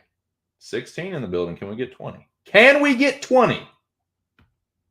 That'd be tight. I think I had 20 once maybe. A little while back. And I had over 20 on my old channel a couple times when I get like 22 people in there, but it's been a while. It's been a long fucking time. Been a long time. That'd be tight. But hey, dude, I will definitely take 15, man. For sure. Shout out to the 15. Yep. Yes, indeed. Cheers, Bo. Shit cost me $50 on the over getting Shrek'd. See ya would not want to fucking be ya. Yeah, it won't bad. It won't too bad. I can't do it like ARK, man. I've tried to do impressions of the ARK impressions. I can't, man. Dude, ARK is the impression master, dude. His Cardone impression, his B-Gay impression, his fucking Dan Levy impression, dude. The Shaq impression. Like, the fucking shout out to my dude Chris. The Chris impression is really good. The Mac impression is really, dude. ARK can do the voices, man. Jerry, I want you to have this material. That's very nice of you. I can't do the voices. But Jerry, we're riffing. I'm not riffing. I'm ignoring. Come back as Crunchy Water Ramona. Good Lord. Fucking Crunchy Water. Characters, boys. All right, where the fuck are we? Yeah, so Wiley fucking decimates Joanna, right? That happens. Now, this one here, I wanted to go back and watch this one, watch this one, but in the interest of getting to the Mecca, I'm just going to say I scored it. I'm going to have to go back and watch it. I've only watched it one time. Don't come for my fucking head just yet, gentlemen. All right? Hear me out. Just fucking hear me out. Thought it was a really close fight. I thought it was the closest Valentina has ever come to losing her belt. If you thought Taila Santos won, I'm not mad at you. I thought Valentina won. I thought it was very close. You can make an argument that Taila Santos won 3 rounds. I scored 3, 4, and 5, I believe, for Valentina. But I got to go back and rewatch it. In fairness, I've only watched it one fucking time. I don't think that is like that you can, a close fight like that, I don't think you can watch it one time and be, oh, dude, I'm so fucking certain. Dude, I'm like positive she won. It's like, go back and watch it again with fresh eyes when you're not thinking about hoping you get your pick or your bet or both right. That's what I'm going to do. And then I'll let you know what I think. But I scored it 48-47 Shevchenko. If you had it 48-47 Taila Santos, I think that's a perfectly acceptable scorecard. I don't think she won personally, but it was close. It was damn close. So, yeah, the headbutt, the clash of heads, incidental now, clash of heads, I think had a lot to do with it. It obviously fucking cracked her orbital or broke her orbital. That was impactful. You can't argue otherwise. Like, visually impactful, yeah, it's going to look like Valentina was doing that to her. I mean, I think you do have to let the judges know that was a clash of heads. But then what do you do when she starts punching it? You know what I mean? Like, it just gets weird, or if she kicks it, or if even if she blocks it. Let's say Taila Santos has that cracked orbital. She puts, what was it, her right eye, correct? Let's say she puts her fucking right hand up to block her fucking broken orbital, and Valentina kicks it.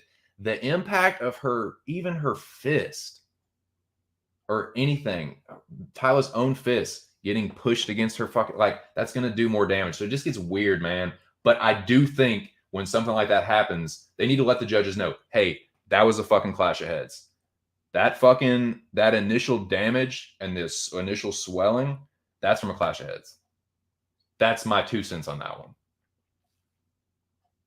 And I'm not bullish on this one, dude. I'm not dying on the dude. There's no way. I'm not that much of a Valentina stan.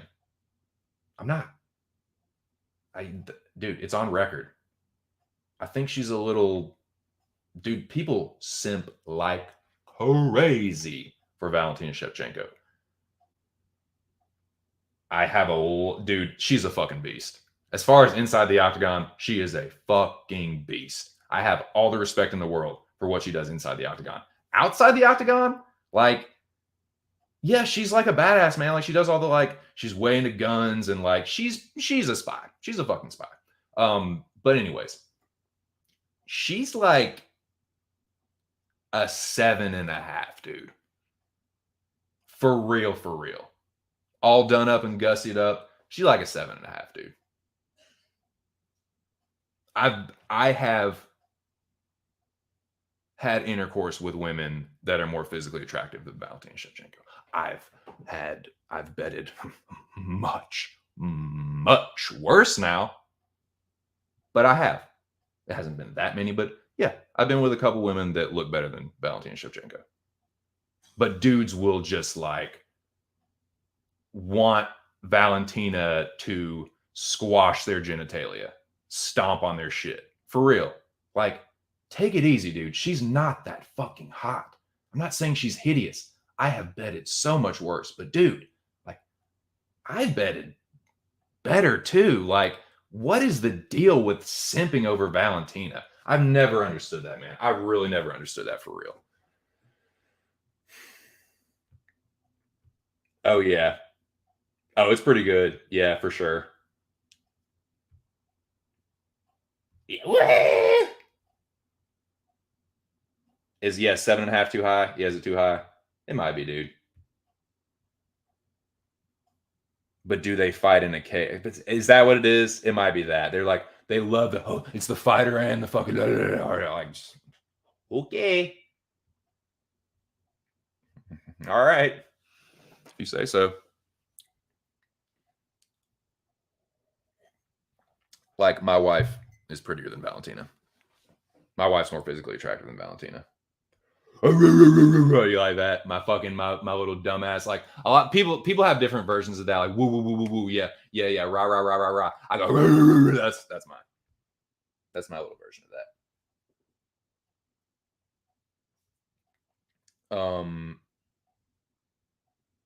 So yeah, if you say Santos won, fine. Let's talk about the main event. Let's talk about the fucking main event. Said it about 10 times already. When I watched it initially, it pissed me the fuck off, dude. First of all, congratulations to Jerry. He is your new UFC light heavyweight champion. Undisputed. All right. I don't think that fight was rigged. It's really, really fucking hard to rig one like that. Where there were so many. You couldn't have scripted that if you tried to. It was too chaotic. It was too random. The scrambles were too extensive and random and like, nah, dude. Nah. That was just a wild, crazy ass fight. I was pissed at Glover. Not because I don't respect him or that I don't think highly of him or that I think that he's stupid or something. He's not. Glover's a very smart fighter. He's a really good fighter. He was a legit, honorable champion. Glover is one of the good guys.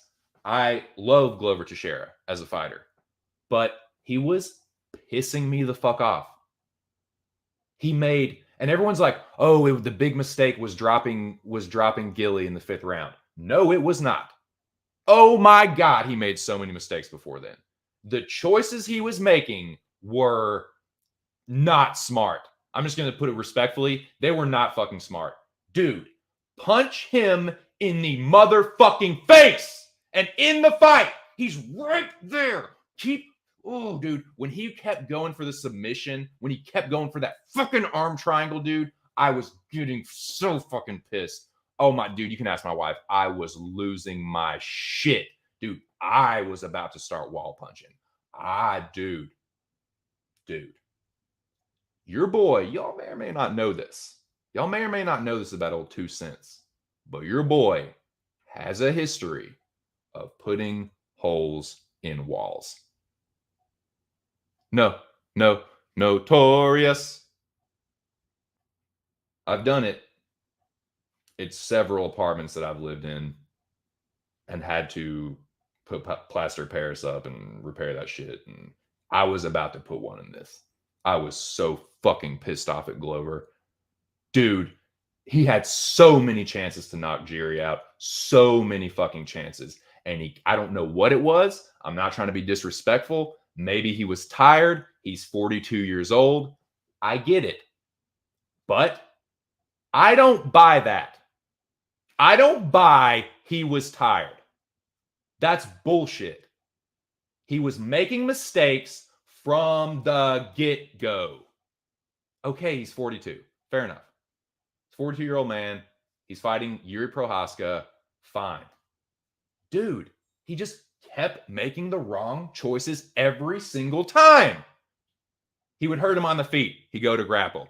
He'd hurt him with ground and pound. He'd go to fucking grapple. Like, what is it about you? You just trying to wrestle? Is it like the arrogance? Is it the Brazilian Jiu-Jitsu black belt arrogance? Is that what it was? Was it Glover arrogant dude like, no, dude, I am going to finish this fight by submission? Like, you can knock him out now. You can knock him out here. You can knock him out there. You can knock him out on the feet. You can ground and pound him, and you just will not fucking have it. Every time Jiri was hurt, Glover went to grapple. I'm sorry. That's not being tired. That's not being anything but lapse in judgment. It's fair enough.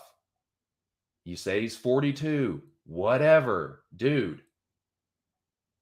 I'm sorry. Maybe in the fifth, maybe pulling Gilly when he's exhausted, but like, what about every other time you were hurting him with ground and pound? He was literally turning away. You're telling me that if he hadn't flattened Jiri out and started posturing up and teeing off on the side of his head with each fist, that he wouldn't have waved it off. Bull fucking shit. I think Glover was being a little too arrogant with the Brazilian Jiu-Jitsu. That's my take on it. It doesn't mean I don't respect Glover. It doesn't mean that I don't think he's an honorable champion. It doesn't mean that I could go in there and do that. It doesn't mean that Glover wouldn't knock my fucking ass out. I'm not saying any of that. I think he was getting a little too fucking cute with the Brazilian Jiu-Jitsu.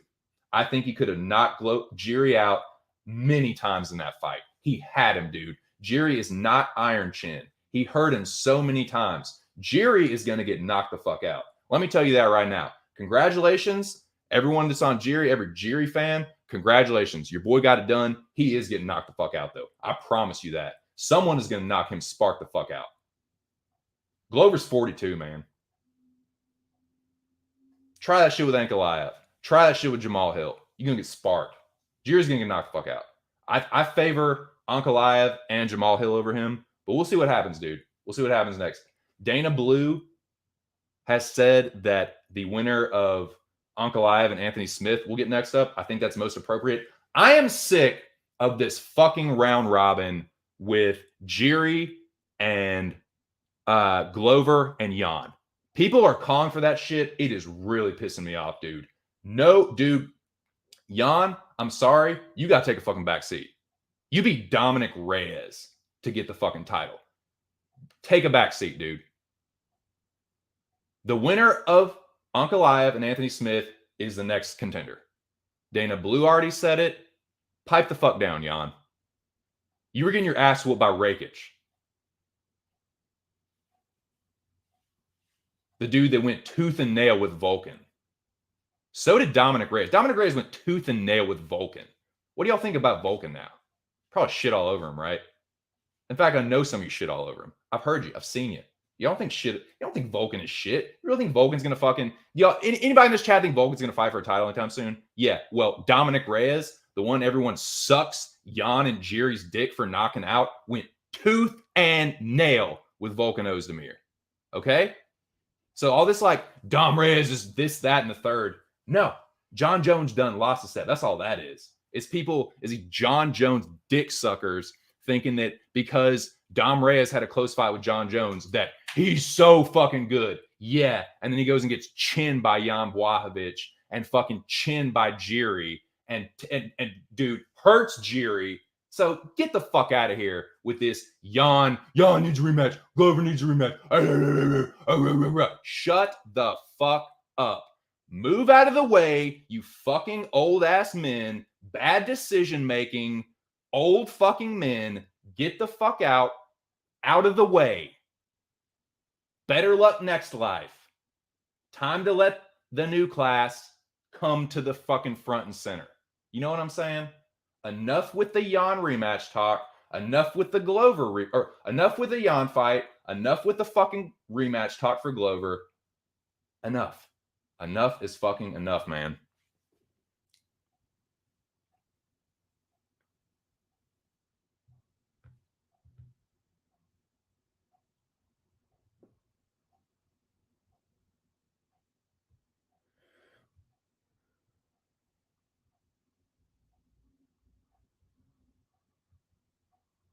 So I'm gonna go back and catch up with the chat.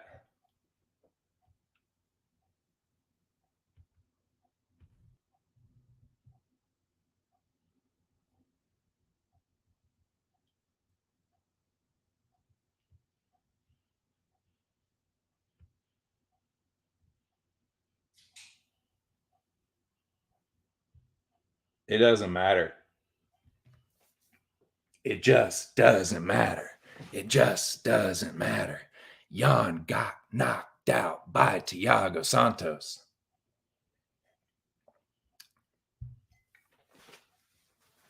I don't get people shitting on the Thiago Santos win from Ankalaev. Like, people are so picky and choosy with what they want to consider a good win and not a good win. It's just very funny, man. It's just a complete lack of consistency. So everyone's like, oh, Santos is old. He's 5 years younger than the former champion. Okay. Why is that a shit win? Because he had it. Why is Santos a shit win? Because Ankalaev had a close fight with him. Santos chinned Jan. The great Jan Blachowicz knocked him the fuck out. You know what I'm saying? Almost beat John Jones on one fucking leg. You'll suck Dom Reyes' dick for the Jones fight, but because Santos has a close one, it's like, oh well, yeah, you lost it. Whatever, man. I don't give a shit. Y'all can say whatever you want to. Magomed Ankalaev, and y'all can come and eat some fucking crow when that shit happens. When Ankalaev puts a whooping on Jiri Prochaska, y'all are gonna come back and say that I fucking told you so. Not anybody else. I, motherfucking 2 cents, have been beating this Magomed Ankalaev drum. I've been beating this war drum since the fucking get-go, dude. So when he becomes champion, y'all can all come back and say that I fucking told you so. You understand? Just let that be the final word on that. But we still got a lot to get to. We still got some Mecca talk. Got all Mecca talk to get to. This fucking coffee is strong, boys. I'm gonna have to fucking take it down a notch. I'm getting all worked up, dude. Fucking all jittery from this coffee. Lord have mercy.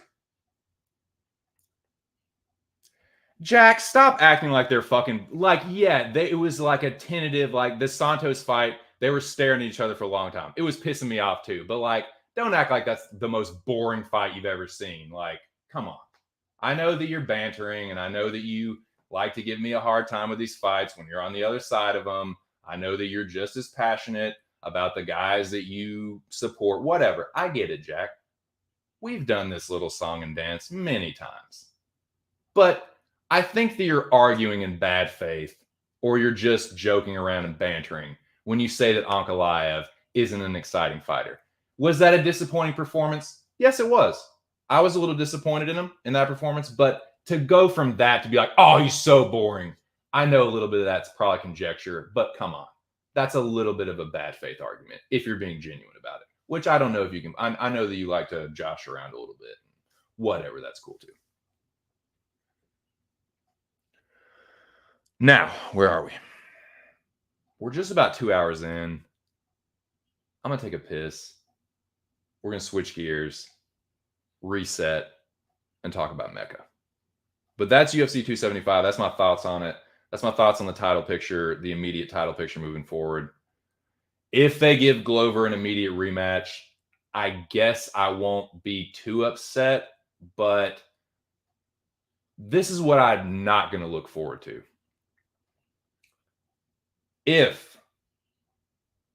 Because when is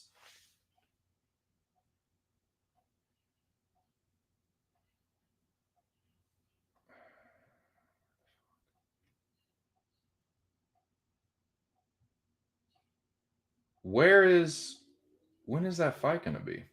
Hold on. Magomed Ankalaev.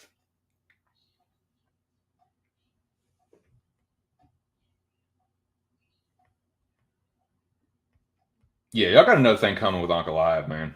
Y'all got another fucking thing coming. When he fucking puts a whooping on Anthony Smith, when he smashes the living Christ out of Anthony Smith,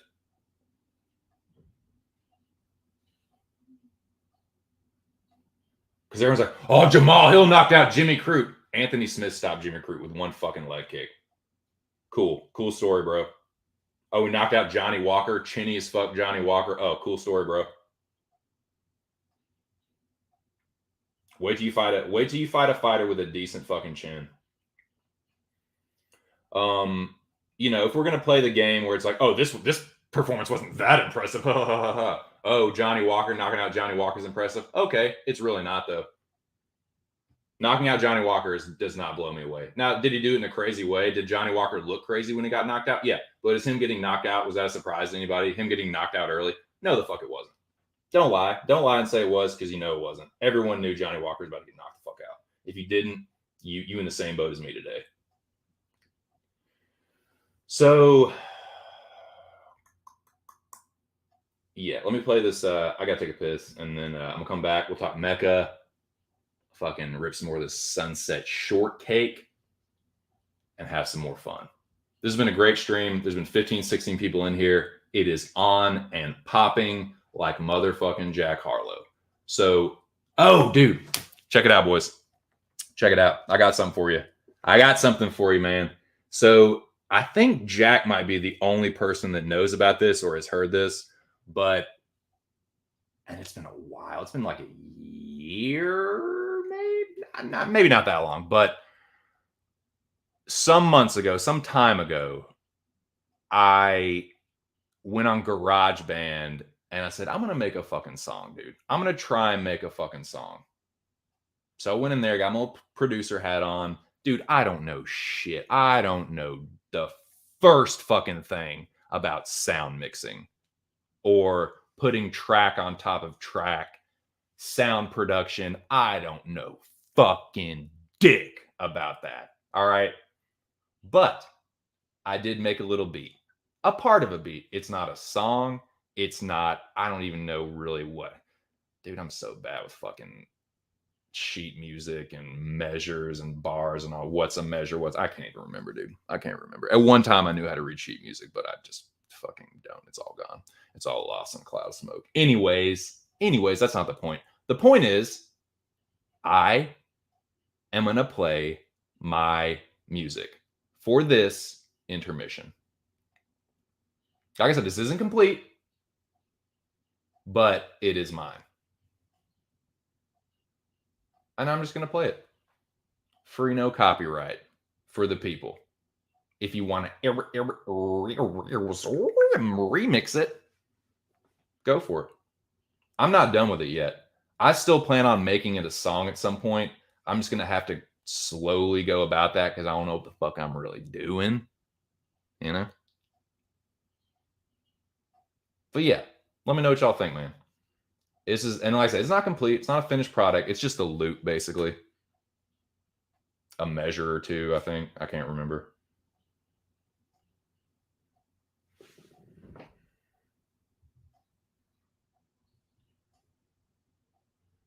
Okay, fair enough, Jack. Fair enough. Fair enough. Fair enough, Jackie.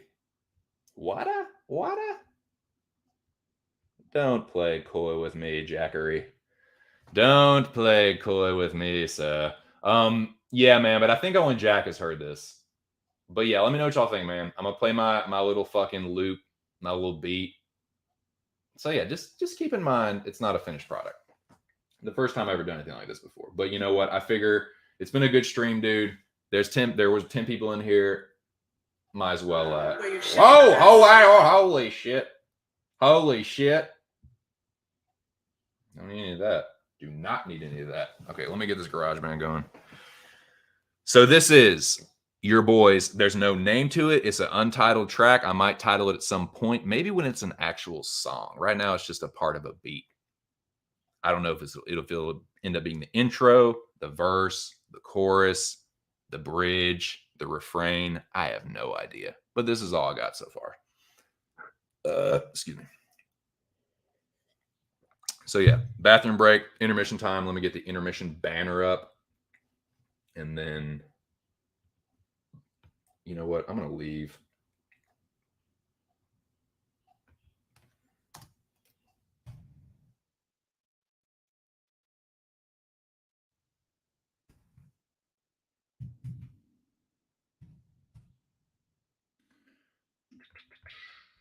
Save. Oh, God damn it. You dumb motherfucker. I guess you being a dumbass this weekend, this week is just just a new trend, huh? Okay.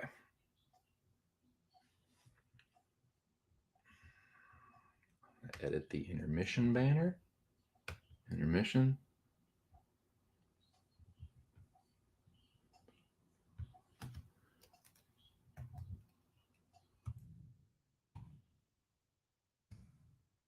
Ah. Okay, got it. TC.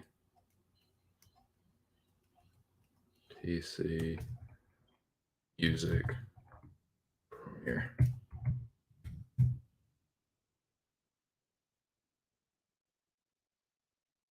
TC's. Yeah, that's good enough.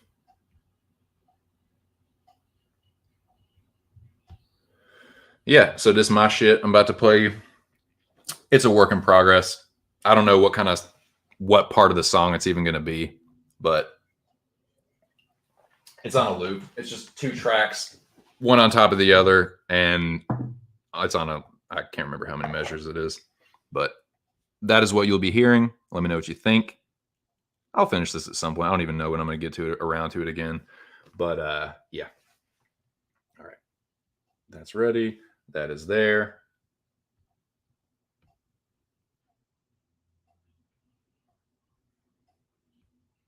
Fuck you, Rush. Shut up. Shut up. You don't say that. You don't say that.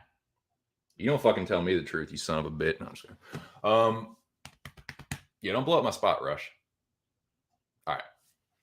Here we go. Yes, I am nervous. Is that what you want to hear? Is that what you want to fucking hear, Rush? Is that what you want to fucking hear? Yeah. You son of a bitch. All right.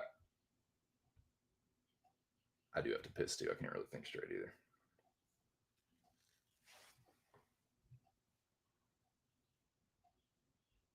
Am I on the right one? Hold on. Garage band. Hey, sweetie. Thank you kindly.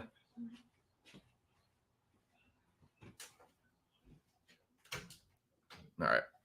I think we're ready.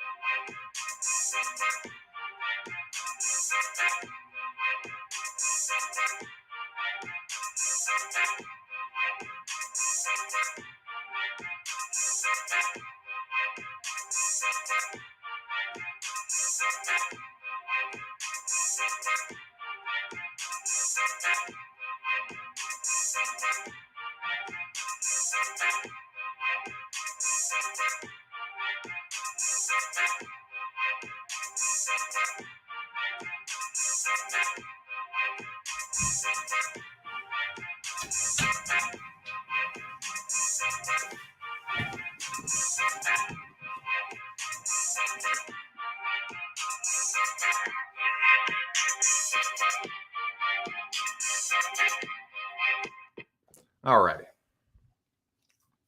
Enough about all that.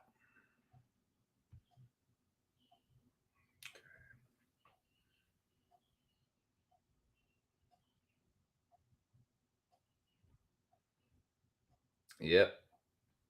Dance party, dance party. Not bad, man. Appreciate it, Rush. Elbow cough.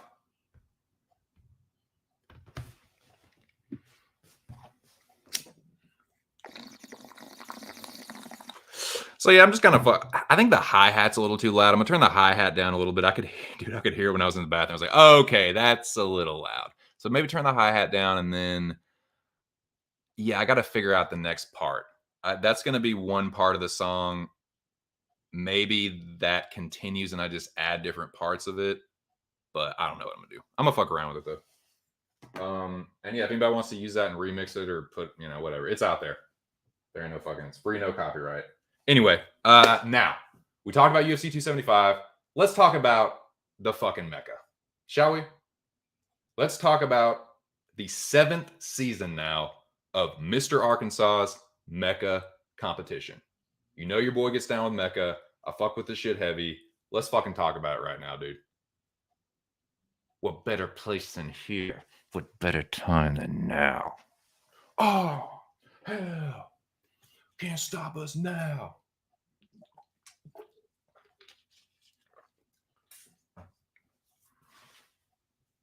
I do need to repack this fucking bubbler, though. Dude, this season has just started the first week, and it's already fucking chaos. Dude, trying to go back and like recap it, so many crazy things happened in the span of a couple hours. It was an awesome stream yesterday. Shout out to ARK for putting on another banger, putting together another crazy cast, and just, you couldn't possibly predict some of the things that happened, but it just seems to go like without missing a beat, dude. It's that chaotic, but it still just flows. And like, it's just going to get crazier, man. So let me clear this thing out. We'll talk about the Mecca. I don't have too many banners, and some banners I'm going to put up, but I do have the main like bullet points outlined. When I did go through it earlier this morning and like, okay, these are the main talking points that I want to hit. So I'm going to go through that point by point. I'll put up the banners as I go to emphasize certain, like the eliminations, the key moments of the recap. But yeah, that's what's coming up next. I'll go ahead and make a banner for that right now, actually. God damn, I made that coffee too strong. Lord have mercy. Ooh, oh, thank you.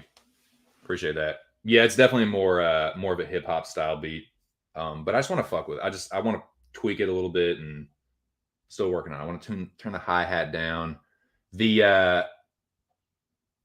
the wah, wah, wah. I want to make that a little bit louder somehow, but I gotta mess with that 808 and the other thing, whatever it is, the synthesizer. I gotta fuck around with that a little bit more because I don't know fucking shit about sound mixing or sound production.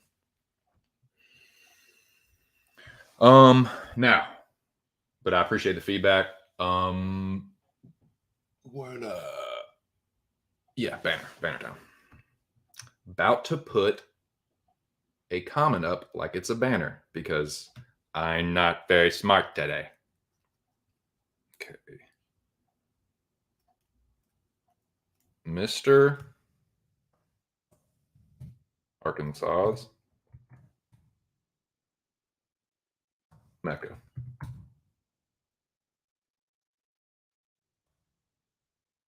Season 7, week 1 recap.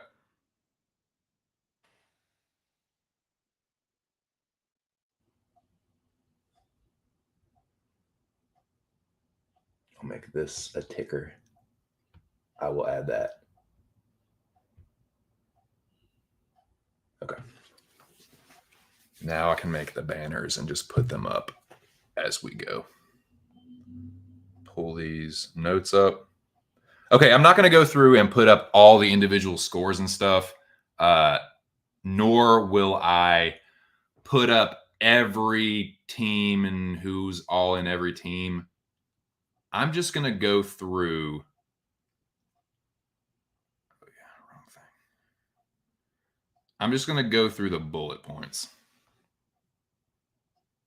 Tell you who the 2 bottom teams were and just kind of go over the recap in chronological order as best I can. May do a little jumping around because just given the chaotic nature of the Mecca. Anyways, let's do it. So this is the deal. Y'all know the structure of the season. There were 4 teams, 6 per, I believe, including the captain. The 2 lowest teams were going to be on the chopping block. So the 2 highest teams are safe. 2 lowest teams are up for elimination. Now, we know what the deal was. So some of this I'm just going to push right through and then stop on the more meat and potatoes places. I also need to repack this fucking. So it was week 1, crazy ass fight card, and I actually liked the Sunday stream this time because the card ended pretty late. If ARK had done the stream Saturday night, it wouldn't have started until like 1:30 or later. And like, I just don't think it would have been as hot. Dude, there was almost 40 people in there on Sunday. So now next week, Father's Day is coming up. So it might work out better for ARK to do it on Saturday. I don't know, but I don't mind the Sunday thing at all. I don't mind this. Now I know some people like they're doing stuff on Sunday, but like it's not going to work out for everybody. So me personally, I love the Sunday recap. I do. Like I enjoyed it, and it was popping, man. There's like almost 40 people in there. So anyway, it happened. 275 happened. Sunday recap. So we find out who the 2 lowest scoring teams were. Now, let me say this first of all. Everyone had a relatively low score. For us, dude. For this community, overall, dude, I will big up this fucking community. And I'm talking about like Mr. Arkansas's community. Dude, I will Pepsi challenge any other motherfucking online community when it comes to predicting. I'll put us up against anybody, dude. And I don't think anyone got 600 points. So it was just an overall low scoring week, dude. I had a very low score, pathetic score for me. I hold myself to a certain standard when it comes to predicting fights. That I was not up to standard. Substandard performance. But I won't the only one. A lot of low scores. Dude, I didn't crack 300 and people did worse than me. It was it's fucking suckery, dude. All around. Suckiness. So, the two lowest scoring teams, as you know, were, I'll put this up just for posterity's sake. For anyone that might not know what the fuck I'm talking about. Yeah.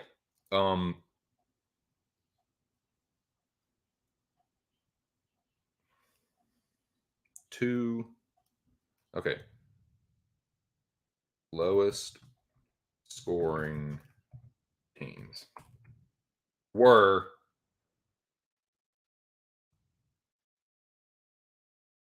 Team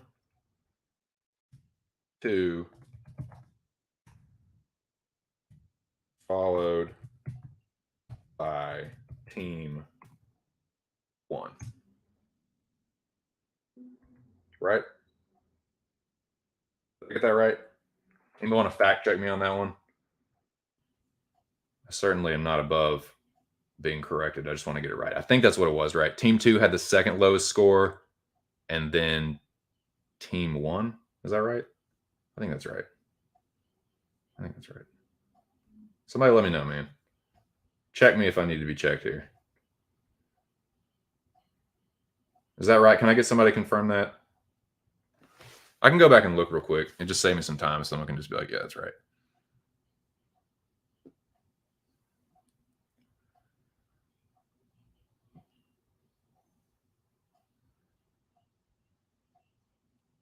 Let me go back through just to check.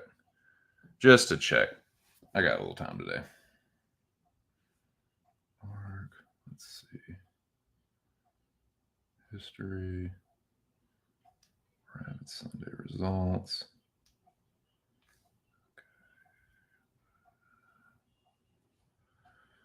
Okay. Sorry, I'm just scrolling through here.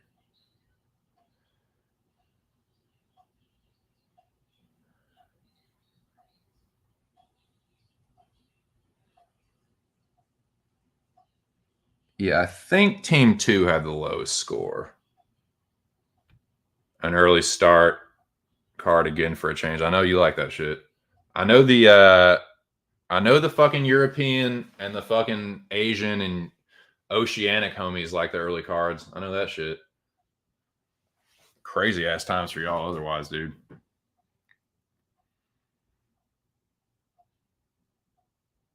So I think Team 2 was the lowest score, and then I think it was Team 1. I think that's what it was. If anyone needs to correct me, just feel free to. So, yeah, that's right. That's right.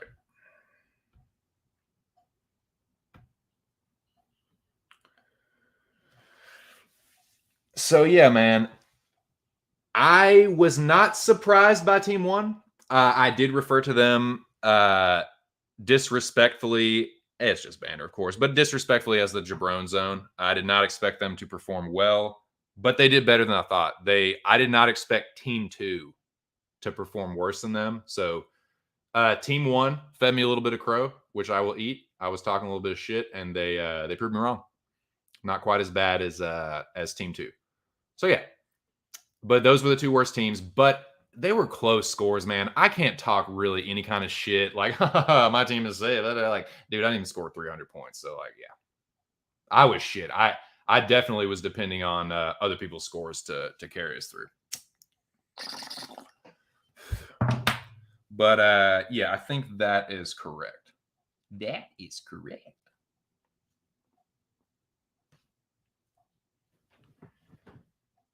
All right. Let me. Okay. So the bottom three on Team 2. This was who was up first. So Team 2 is up first. Team 2 vote off. Bottom 3. in descending order. Zach, Tigger, Spicy.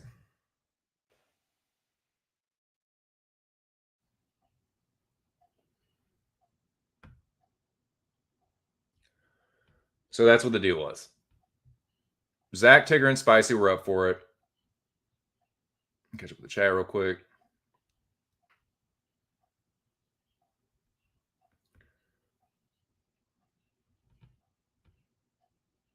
Pay-per-view is the only thing that really run long. I'm good either way, right?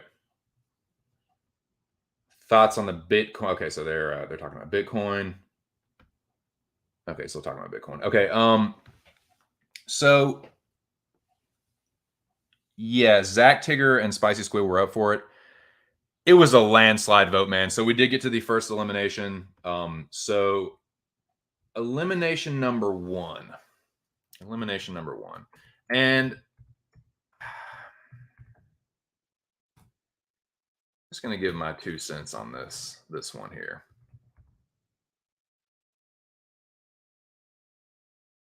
Spicy, shredded squid.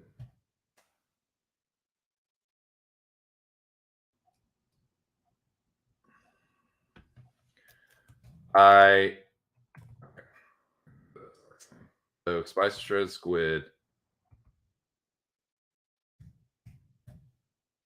This was pretty much the easiest vote for anybody, dude, for any team. It was unanimous. Like it was a fucking full general consensus. And the homie Spicy bit the dust. Now, all right. Let me just get to this. It's going to be a little uncomfortable, but it just needs to be done. It's not going to be too bad, but Spicy, you're my dude. You know you're my boy, right? You know you're my boy, Blue. But I would be lying if I said I wasn't a little disappointed in you, dude. I'm disappointed that you didn't show up to the stream yesterday, and I'm disappointed that you didn't throw in your money. Now, I'm not mad. I'm not like beefing with Spicy. I'm not like, fuck Spicy. No, it's nothing like that. Me and Spicy are cool, but I can't like vocally, like at least in the chat, give people all this shit for not throwing in their 20 and give you a pass. So I really think you should give Justin that money. Just ante up and kick the fuck in. That's all I'm going to say. Spicy, you're still my boy. Sorry to see you go from the Mecca. I didn't have a great week myself. I don't know if he was hungover or embarrassed or what, but I had a shit week too, man. But you got to come in, stand for yourself during the eliminations. Got to show up for the recaps. And dude, I know that you got fucking $20. So if you hear this, ain't no beef, ain't no problems, but I am a little disappointed in you. And I do really wish that you would send Bro Picks that $20 because I know you're good for it. And you've been in the Mecca before, dude. Like everyone, especially the last couple seasons, there's a pot. Ante up and kick in like everyone else. That goes right. That's not just for Spicy. That's for everyone. It's a good point to just say, hey, dude, win, lose, or draw, if you're going to be in the Mecca, kick in your fucking $20, man. It ain't that much money. I am able to do that with my fucking gambling earnings. I know y'all can too. That's the message. That's all. But Spicy was elimination number one. It was the first of several, though. Like I said before, they were eliminations, and there were a couple firings that we will address as well. So stick around, boys. This one ain't close to being over.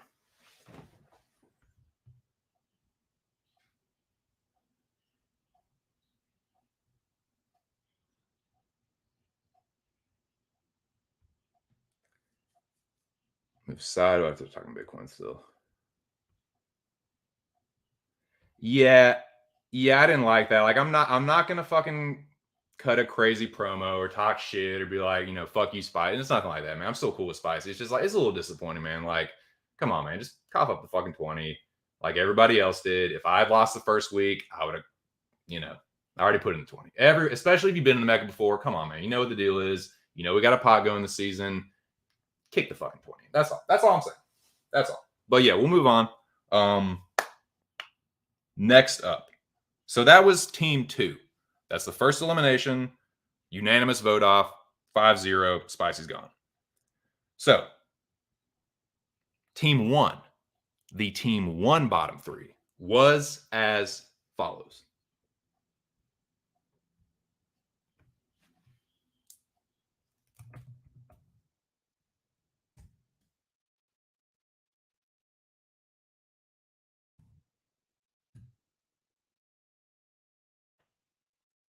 One, bottom 3.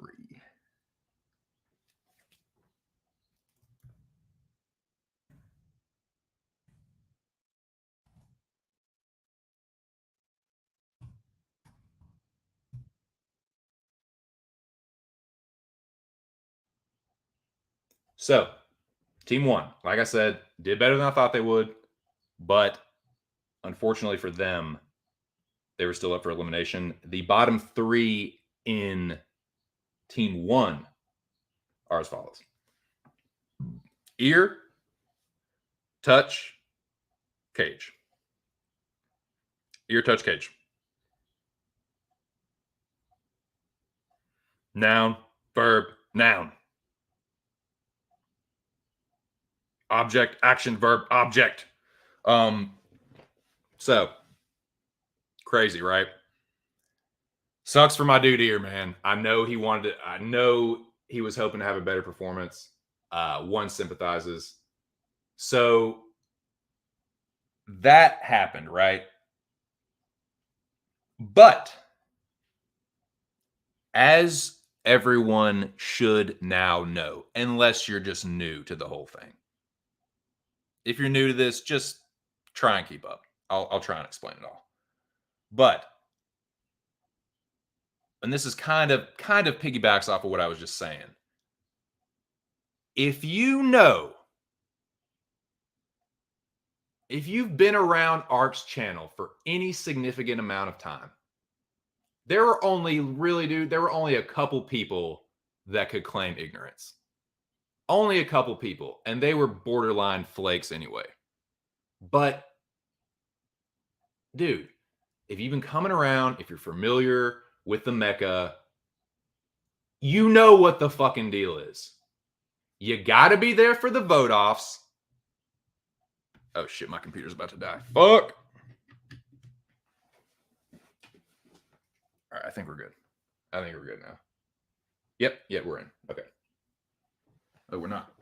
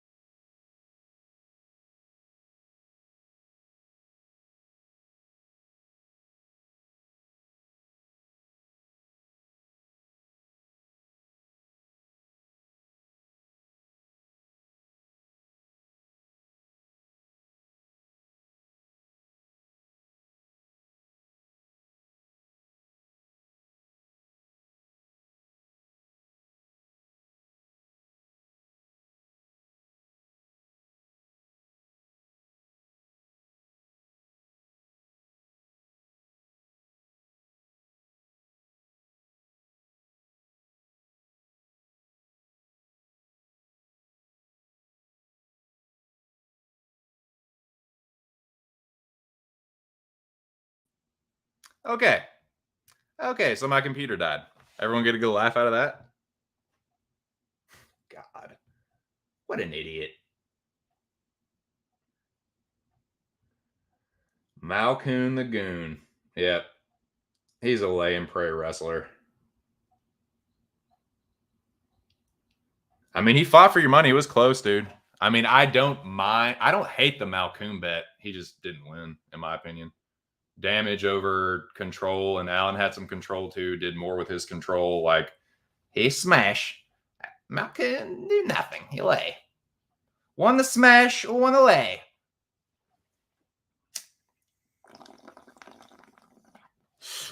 So yeah, it was close, but I thought Allen edged it. But I do not hate that bet, Jackie boy. I don't hate that bet at all. Yeah, so my computer died. The hits just keep on coming for my stupid ass today. But it's just that kind of day, boys. And I'm rolling with it. It's been a great stream. We had 16 people in here at one point. So that's what's up, man. Now, where were we? Where were we before retardation struck 2 cents? Where were we before that happened? Had a brush of the retardation strike me. Now, bottom 3, ear, touch, cage.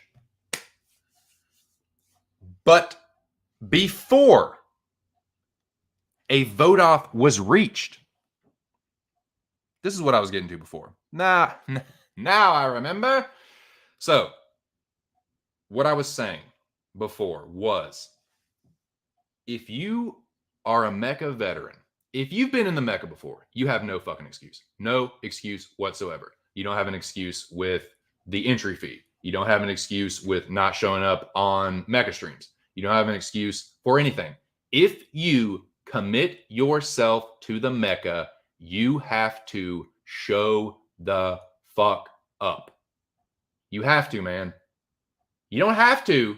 No, let me take that back. You don't have to, but if you don't, if you do not, oh my God, is there going to be a verbal fucking reckoning? Believe that shit. And boy, was there ever. You know who I'm talking about. And I'm going to have to cut a little promo on this motherfucker too. I'm going to go ahead and make a banner for this old son of a bitch.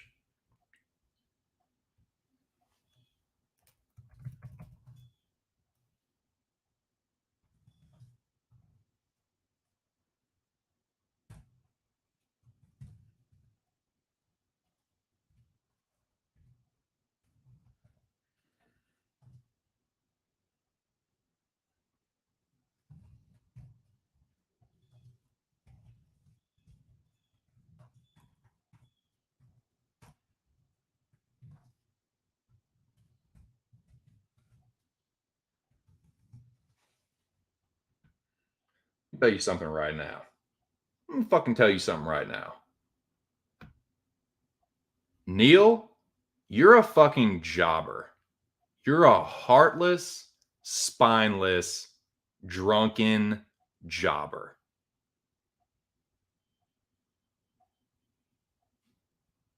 You fucking come on stream drunk, flexing in a tank top to a bunch of dudes, drinking by yourself in your empty apartment, your empty, non-furnished fucking apartment. Like I said, flexing, popping all kinds of shit.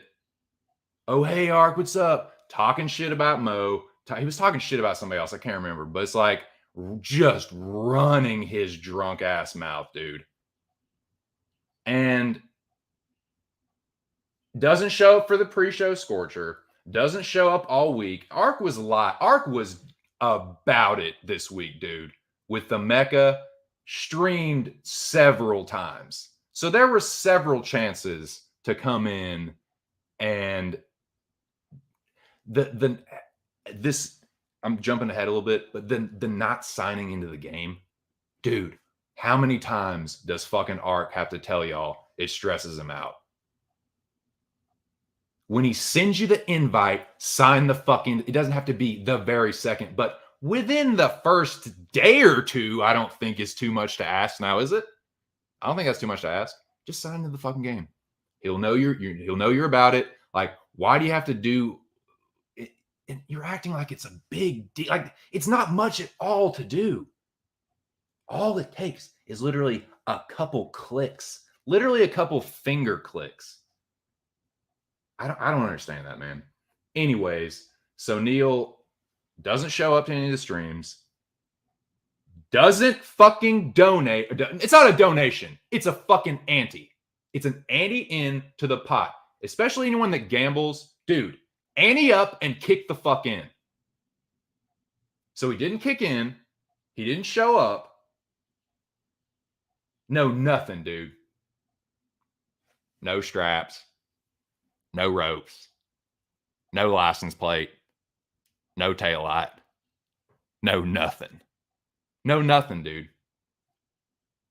What kind of load is that? What kind of load are you carrying? It's bullshit. Like, what the fuck, man? Fuck Neil. He's a fucking jobber. He's a fucking drunk jabroni. Couldn't hold Mo's jockstrap. His name should have never come out of your fucking mouth. Dude, how can you be a quote unquote OG around ARK's channel and pull some bullshit like that? For someone that's been around that long, he was on the same level as Detective. Like, Detective put on a better show. Detective bored me less than Neil. And Neil's been around for a while. So, like, that was mask off big time. Like, Neil's a fucking he's a fucking jabroni. Like, good job. You scored 375. You did better. You did less shitty than the rest of us. Cool. Cool. You didn't even score 100 points more than me, and I did absolute diarrhea this week. So fuck Neil, man. He sucks, dude. Just fuck off somewhere. Get gone. Scram. Beat it. So that was the first. Well, that was the promo I wanted to cut on Neil. So what happened? Circling back around here. What had happened was fucking Neil decided that he didn't want to show up, show his fucking sorry drunk ass up, and vote when it was time to vote on Team 1. This was even easier for people to show up. That's why I don't understand why my dude Spicy didn't show up. It's like, it's not 2 in the morning. Like, and for West Coast dudes, it's even easier. It's 3 hours ahead. Or for where ARK is 2 hours ahead. Mountain time, Pacific time, 2 hours. Like, that the Sunday stream would have made it even easier for everybody to show up. So for Neil, like, what the fuck? What a jobber. So this is what happened. Neil doesn't show the fuck up, isn't able to cast his vote, and the rabid dog was not fucking having it. So, like I was alluding to before, let me make this.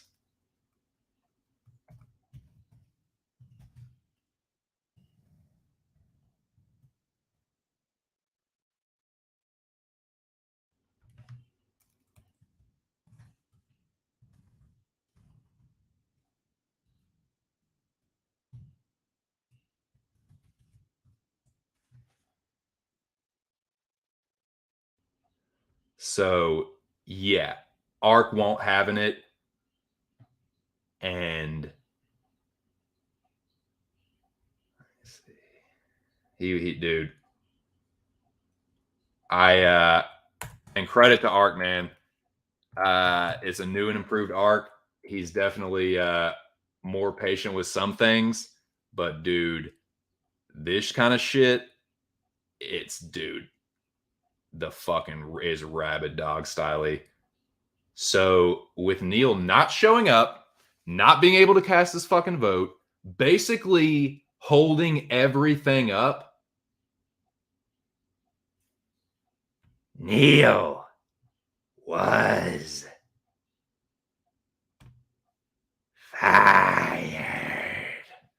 by the rabid dog, dude. We got our first firing.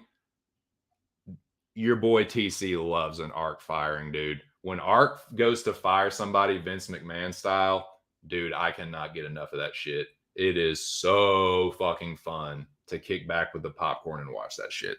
It could, like, especially for a fucking douchebag like Neil. It's like, of course, you drunken fucking douchebag. Come on, flexing and flossing to a bunch of dudes, and then you don't even show the fuck up. Don't kick in your money. It's like, you're a dumbass, man. If you just put in your $20 and showed up, you might still have a chance at the fucking you were safe.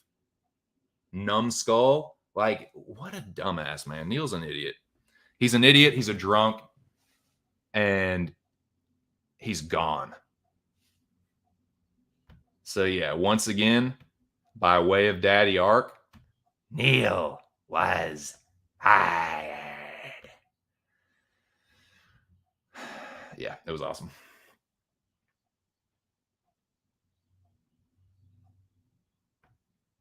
He is a fucking maggot, dude. That's crazy, man. That's crazy. Totally. Totally. Jack, you're lucky I don't fucking take your wrench for that. Don't you ever, if you ever say that again, Jack, I am taking your wrench, as a matter of fact. Couldn't watch. He's so boring, man. Like, dude, Detective was 1,000 times more entertaining, and he didn't say a fucking word. Neil was obnoxious and annoying and drunk. I don't have much patience for obnoxious, belligerent, sloppy drunks. I just don't, dude. Been dealing with that shit for too long. I don't have patience for it anymore. Get a fucking hold of yourself. Get a hold of yourself and you're fucking drinking. Period. That goes to anybody. Get a hold of yourself and you're fucking drinking.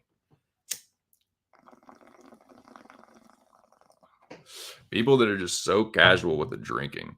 Like, it's like, what are you, fucking 17? And you think drinking in the day is fucking cool and like productive? Fucking idiots. No, it just means you're an alcoholic. Anyways.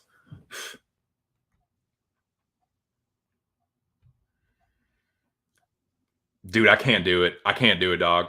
Dude, oh my God. That's why I can't go out anymore, man. I can't handle that. I can't be around stoopy, sloppy, belligerent drunks and then having to like deal with them and like, you know, tiptoe around. Because, dude, nah, man. I'll play because inevitably what always happens is one of them will piss you off and you're gonna want to whoop their fucking ass, and somebody be, no, dude, they're just drunk. They're just drunk, bro. No. Like, I don't give a fuck. Then he needs to keep his fucking drunk ass away from. That's why I don't go out to bars, because you're just asking for it. Like, that's what. Okay, that's y'all's world. Fine, go there. Be fucking just worthless reprobates. I don't give a fuck, but like, I can't be around it. Not anymore, man. That shit is so fucking out of my system. Oh my God, I can't stand an obnoxious drunk. I want to beat the fucking Christ out of him. Can't stand it. Can't fucking do it. Can't stand a booze hound, dude. Can't stand them. Oh my God. And the people that just think it's so just a joke, like, just a little bit of drink. Yeah, all the fucking DUIs and the fucking cirrhosis and the fucking ruined lives and the fucking anger and the violence and the, oh God, just don't even get me started. I'm not even gonna, I can't stand a fucking drunk. Can't stand a fucking miserable drunk. Anyway. So that was that. Neil is no more. Neil is no more.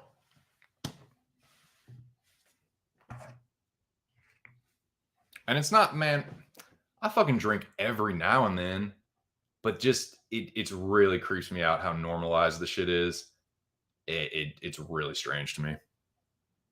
When everyone knows it's poison. Everybody knows it. But it's just some just accepted thing. Just let's all get together. Like, you know, they sling it like it's fucking water, you know. Bring the whole family out. Get drunk in this beautiful location as a status symbol and bouge it up and then drive to the next one drunk with your family. Bring the kids. Get drunk in front of your kids. It's so weird, man. Anyway, all right, I'm off my soapbox, man. I could go on and on about that. Oh yeah, get drunk and lose some money gambling. Yep, exactly, dude, exactly. So enough about all that. So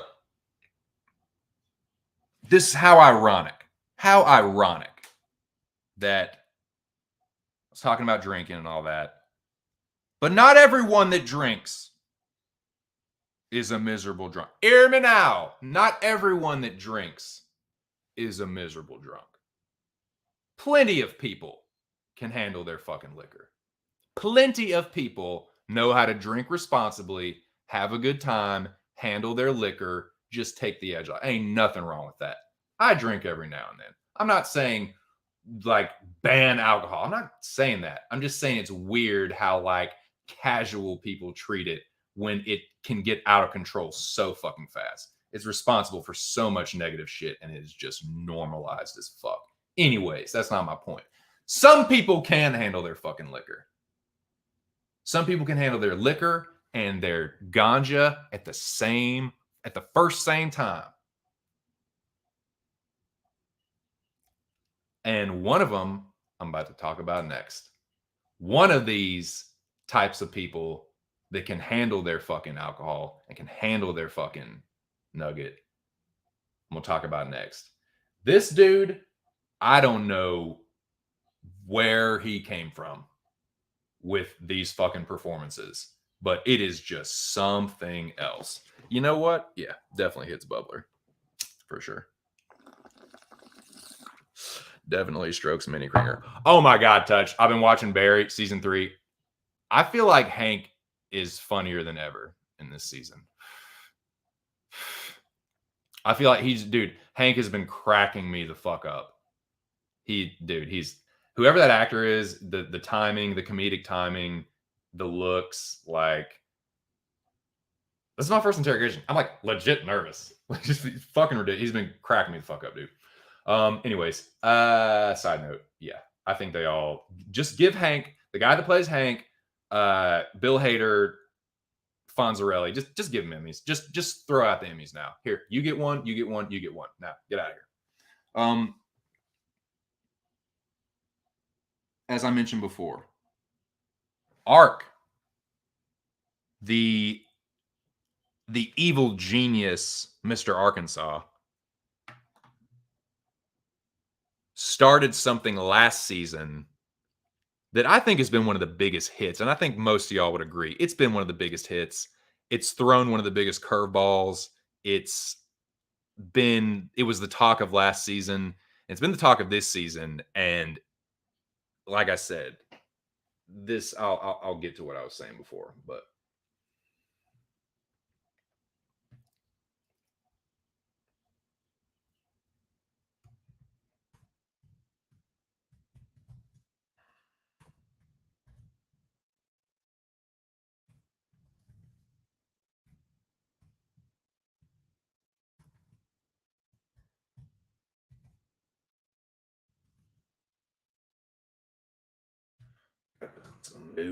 emojis.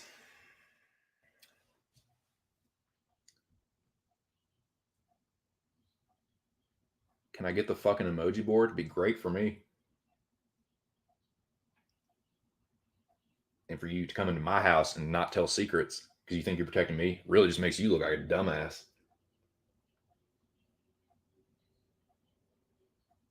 See that? Look at my armpits, bro. Completely shaved. You know why? Because it makes me more aerodynamic when I fight.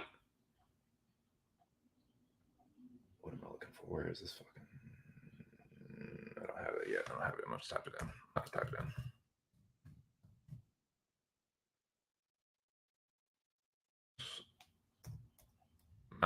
Mountain. Veronica and I are gonna get married on top of a mountain.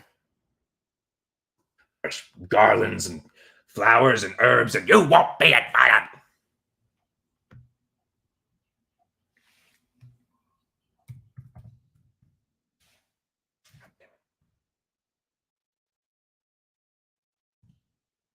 Agger. Why?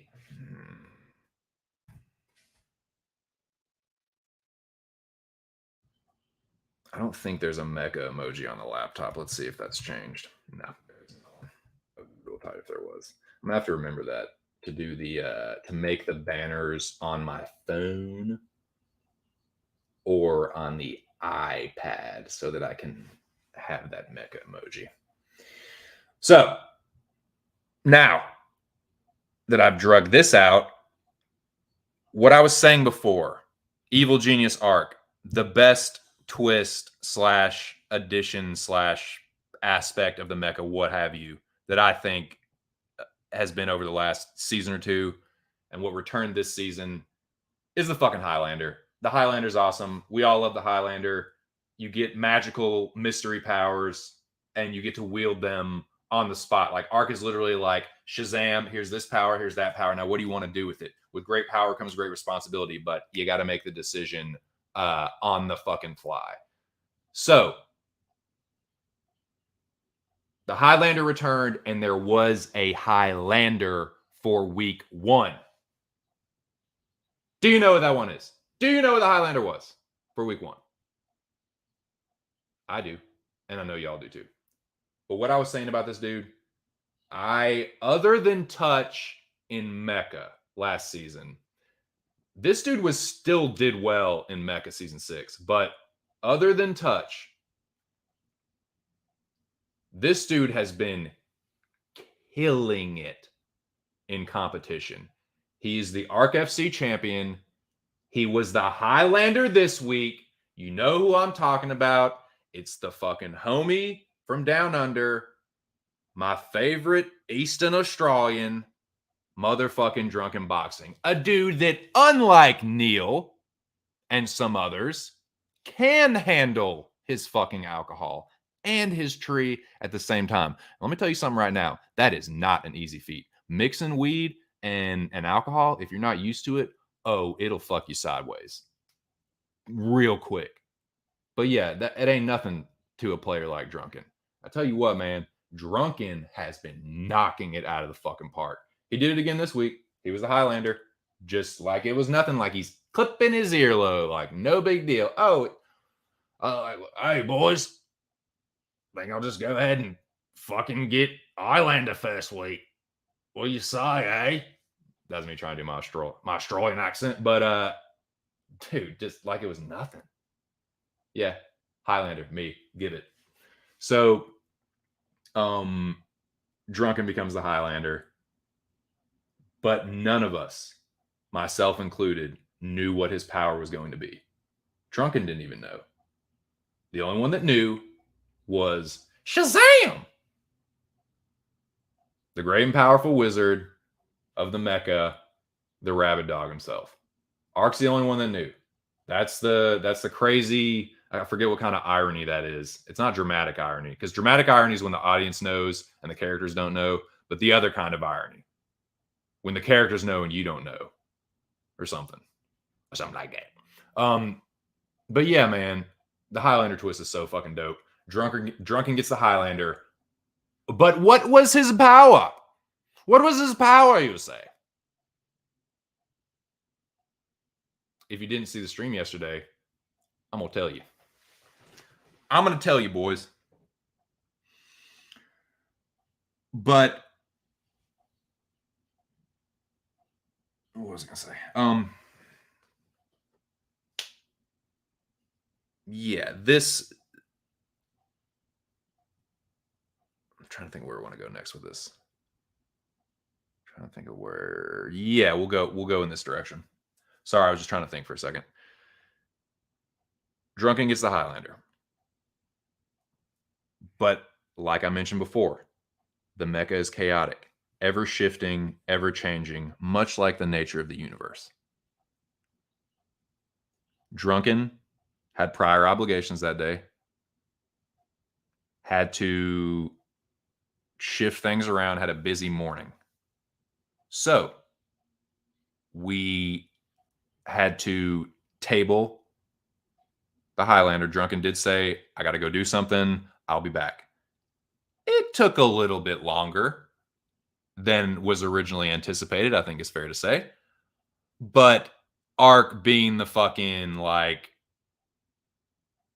just otherworldly fucking host that he is, it ain't nothing. It ain't nothing to ARK. Like he just didn't miss a beat. Brought let's see, we brought Touch and some other people in and fucking played Wordle. God damn, this Wordle thing. I have never seen something like that where like I thought wasn't that already like that's been the word scramble game has been around for a long time. Why did it just now become popular? Because someone put a name and a copyright on it and someone on social media like is that what happened? Is it like someone on social media just like found this thing and then it blew up?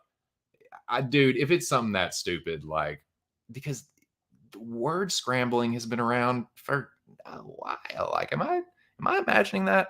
Am I fucking imagining that? Because I'm pretty sure that scrambling a word up has been around as long as like fucking crossword puzzles. Am I tripping about that? Am I tripping? You're calling me gay, telling me I'm tripping, and you're trying to confuse me with your liberal biblicisms.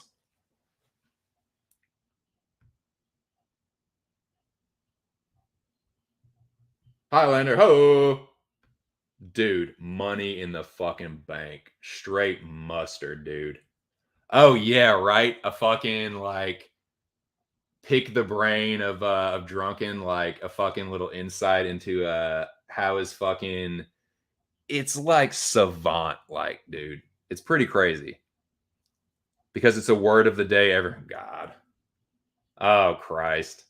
So it's basically like a new twist on an old favorite.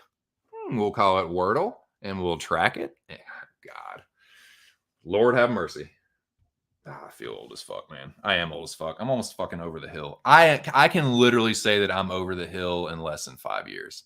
That is fucked. That is really fucked up. Um. Okay, so had to wait on drunken to handle business, and in the meantime played Wordle. Trying to think what else happened. So yeah, fast forward.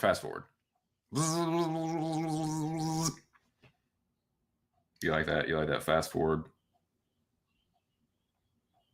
sound effect?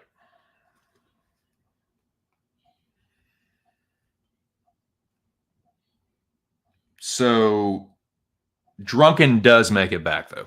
Drunken does make it back. He makes it back and he makes his decision. With the power of the Highlander bestowed upon Drunken, he was given his first choice. Team 1 lost Neil. And this is what I'm saying about shit just happens on the fly. And ARK just like processes it like crazy. It's crazy. So he's like, okay, what should I do? Neil's gone. Should I make Team 1 vote another one? Or should I say, okay, that was your elimination. Let's just move forward amicably? I kind of support what ARK was saying about thinking that they needed to vote again. Yeah. And I mean, selfishly, fuck yeah. The more people eliminated, the better the odds of your boy getting his fucking bounty. So yeah, eliminated as many fucking people as you want to. Just take their whole fucking team. Take their team, pick another one, eliminate them. I think, like I said, that's what I was saying to ARK. I just think, dude, it'd be easier on you. Just be like, it'd just be so much more expeditious and efficient to just cut team by team and just maybe just like my team and then all of us just finals night, just boop, finals night. So nah, I'm just playing, but that'd be tight. So yeah, do I want an additional person eliminated? Yeah. Yeah, just maybe. Fuck yes, I do. You kidding me? You kidding me? Playoffs. So yeah. Yeah. Keep it rolling. Keep the cuts rolling. And what happened next was awesome. So Drunken comes back And ARK poses the question to him. ARK on the fly is like, you know what? Okay, Drunken, this is your first power. Does Team One have to vote again, or are they safe? Do they got to put the bottom 3 on the chopping block again, or are they safe? And homie Drunken says, you know what? You know what, ARK? Make them vote. Fuck yes, dude. I love it. I love the fucking pressure. It adds a little more excitement. It's another vote off. And I agree with it too. Like, Neil got himself fucking kicked by not showing up. Those are the breaks. So yeah, you still got it. Doesn't like that would have been kind of bullshit to me. Like, for them not to have to vote off someone like, oh, you get a pass for having your bottom 3 guys just like skate through because Neil was a dumbass. Like, that's almost like punishing the other, who was it, Team 2? That's like punishing Team 2 for Neil like being a fuck up, basically. So I do agree with them. I think they should. And if it was me, I would have said the same shit. Yeah. If I was up for it, which I was, and we were one of the losing teams, yeah, that's fine. And like I said, we would have been if it wasn't for fucking what's the fuck? Who was Touch saying earlier? Was it Neil? We talking about Neil? I think so. I think that's what it was. I can't remember. It doesn't matter. Where are we?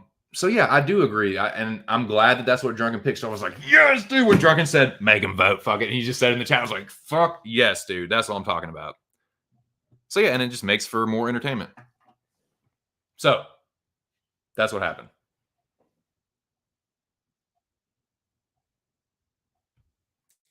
Fuck word scrambles. Nice, dude. Unscramble this one. So here's the next banner.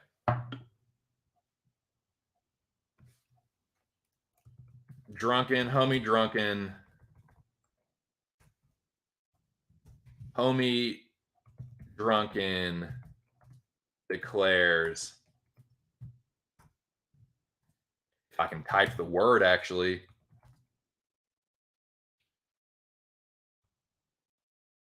Make them vote. Make them fight. Let them fight.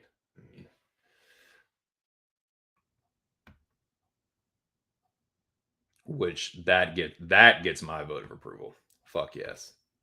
More carnage, another elimination. 2 cents, 1 step closer to the gold. Like that, don't we, boys? Well, you're all like, no, fuck you. I wish it was your fucking ass eliminated. Then I'd be 1 step closer to the gold. Well, yeah, fine, whatever. Touche. Cram it up your cram hole, LaFleur. Okay, so make them vote, man. So this is the bottom 3. Team, was it 1? Was it Team 1? Team 1, bottom 3, I believe. Team 1. Is it Team 1 bottom 3 or is it Team 2 bottom 3? I think it's Team 1. Yes. It is. So Team 1 bottom 3, like I said, ear touch cage. Ear touch the cage. Noun, action verb, noun. Common nouns, not proper nouns.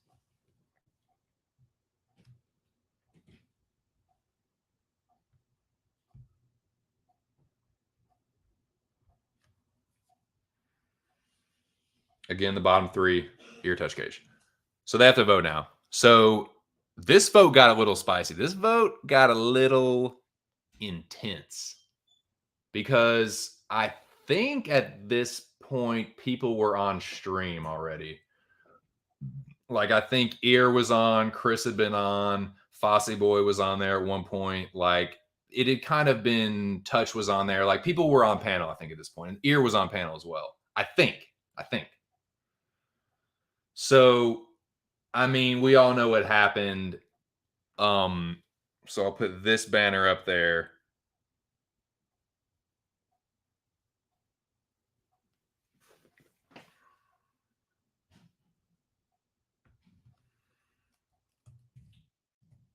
So there was a vote. There was no tie. Elimination number 3.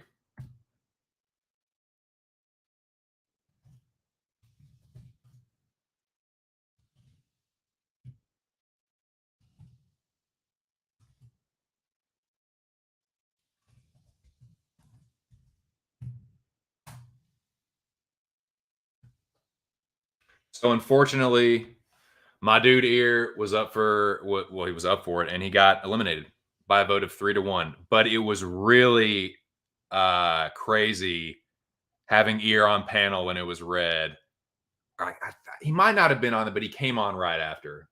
One of the I can't really remember. I apologize for that, but so ear gets on panel. He's like 3-1, huh? 3-1. All right, I'm gonna remember that. Like, okay. And he's like, well, I know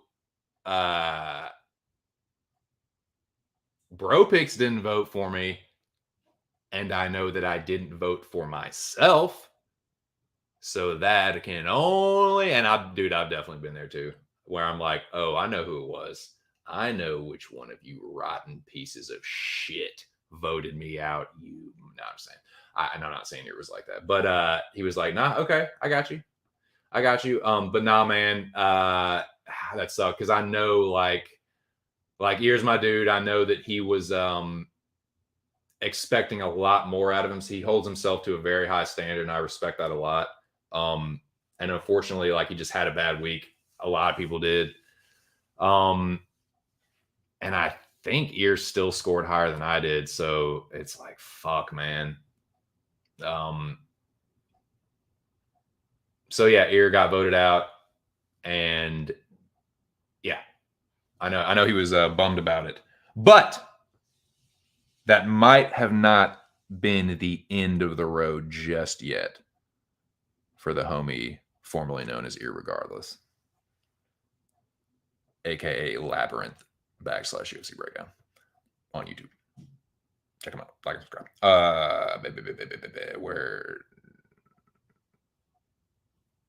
Where am I at? Okay, so Ear gets eliminated. That sucks.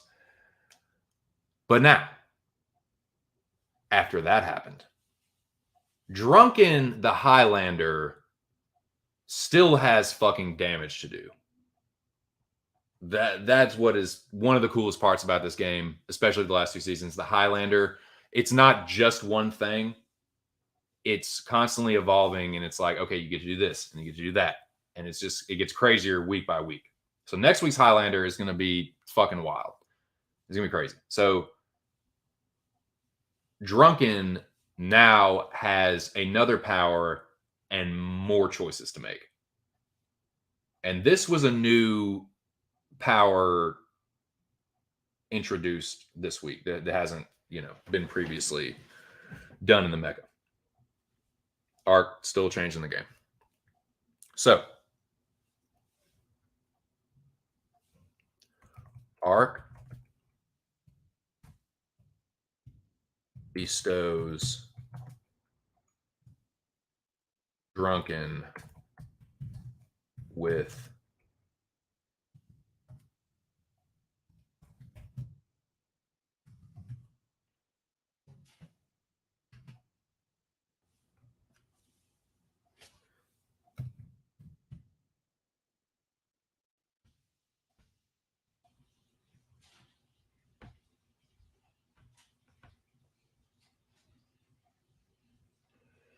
so the magical wizard ARK, Shazam! Here's another power.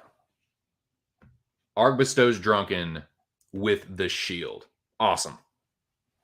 Awesome new power. So what the shield is basically is you got 4 guys up for elimination, right? It's these are the guys that are up for it.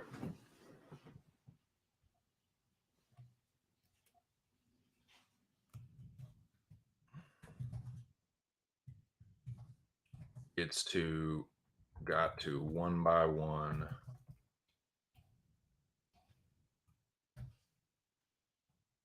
One by one. Save the remaining bottom four. Bottom four. Until one was left. Hashtag shield.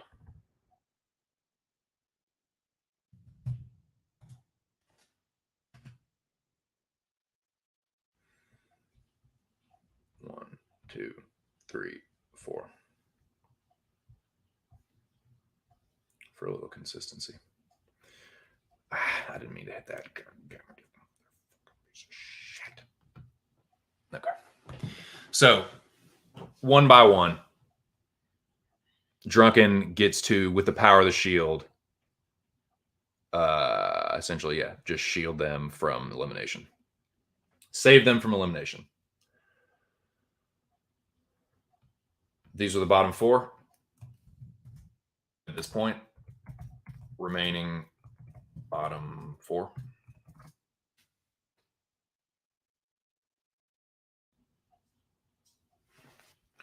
Are Zach, Touch, Cage, Tigger.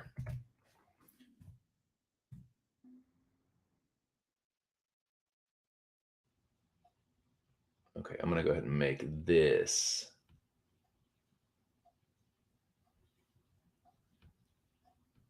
the ticker now.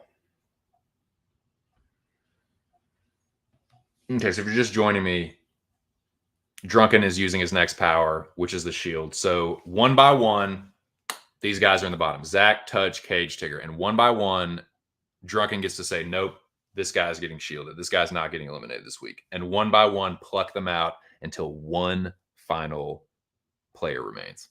So the first person that Drunken saves is Tigger.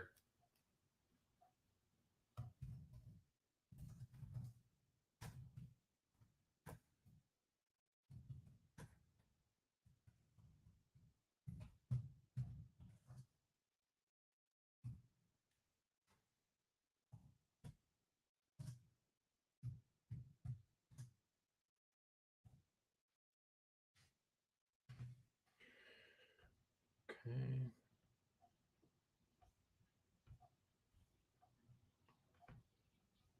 So first up, Drunken shields Tigger. All right.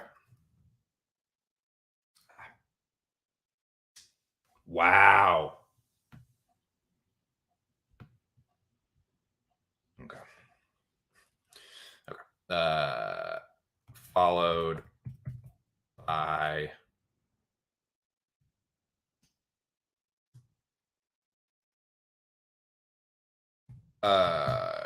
King Cage / Jobber Cage / Jabroni Cage /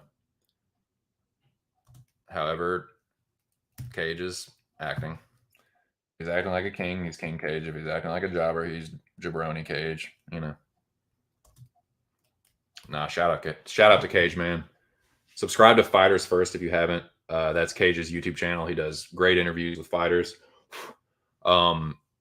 And he does good recaps. And he is really good at staying on top of current information and news breaks and stuff like that. So yeah, check him out. But yeah, so Cage was saved second. Cage was saved second. I'm not just talking about him for no reason. Shout out to Cage. And hey, Cage, if you're around, man, just come through. I'll give you a fucking ARK out. Cage second. Where's the shield? There it is.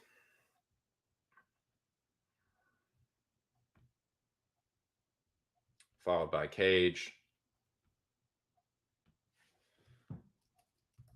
And lastly,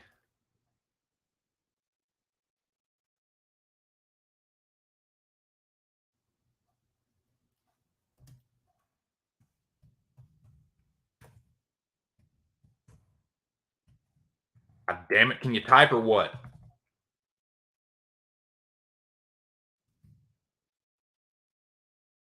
You addled or what, boy?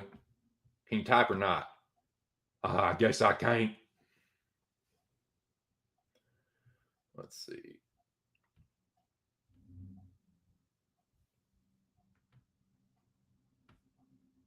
And lastly, the last to be shielded from elimination by the Highlander was my dude, Zach Johnson.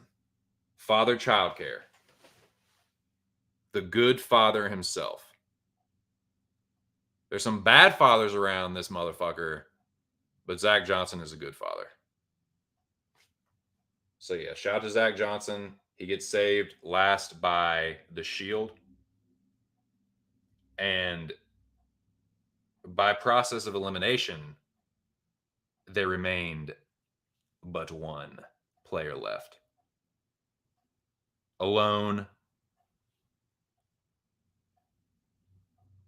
out in the cold, bare, no protection, no shield, at the mercy of the motherfucking Mecca Season 7 Week 1.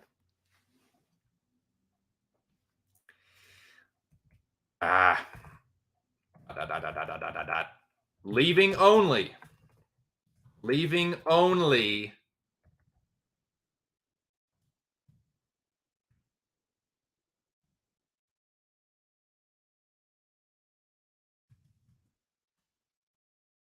Leaving only the man known as Touch. Touch himself was left alone, unshielded, unguarded, at the mercy of the Mecca. However, it did not mean that because Touch was left with no protection, that he was automatically eliminated. No, sir. Negative. What happened was a new twist, boys. A new fucking twist. The man who continues to change the game keeps continuing to change the game. Yeah. Allow myself to introduce myself. Anyways. Yeah, man. ARK got a new twist, a new surprise, what have you. And it came into play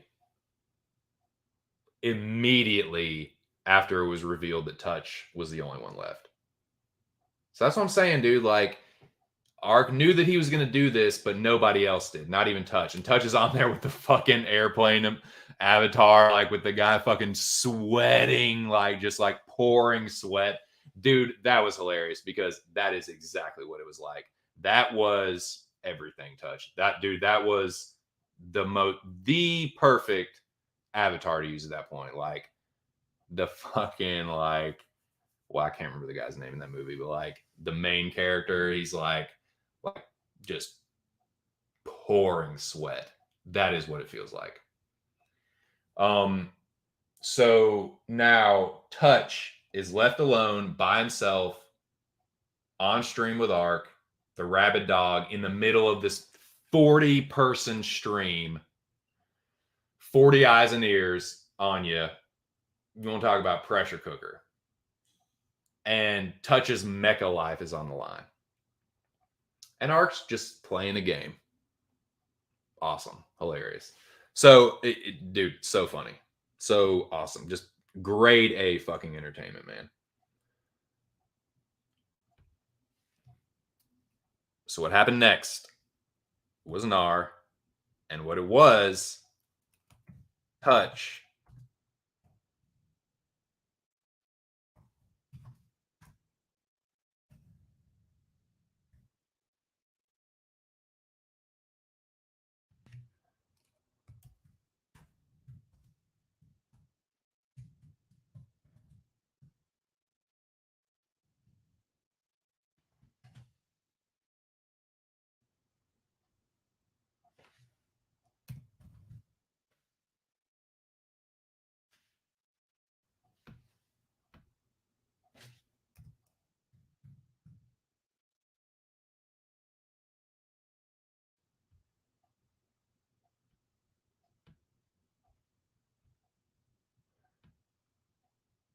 So old Touch, old Bud Touch, got to play the new twist, boys.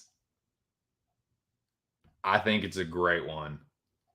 I'm looking forward to seeing what happens if it comes up again. But old Touch got to play the secret door, the new fucking Mecha twist. I love this one, dude.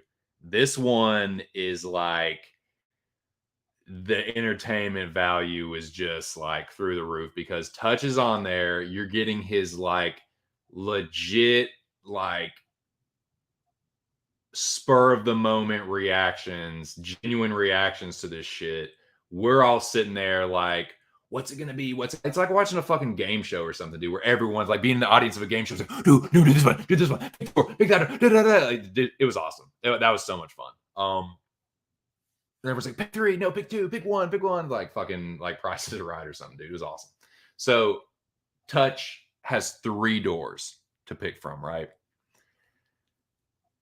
And this was genius. So 3 doors to pick from.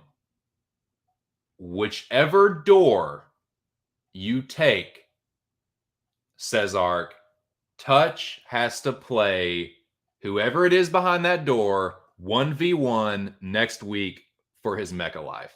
So on the next card, whichever door Touch selected, he had to play them next week.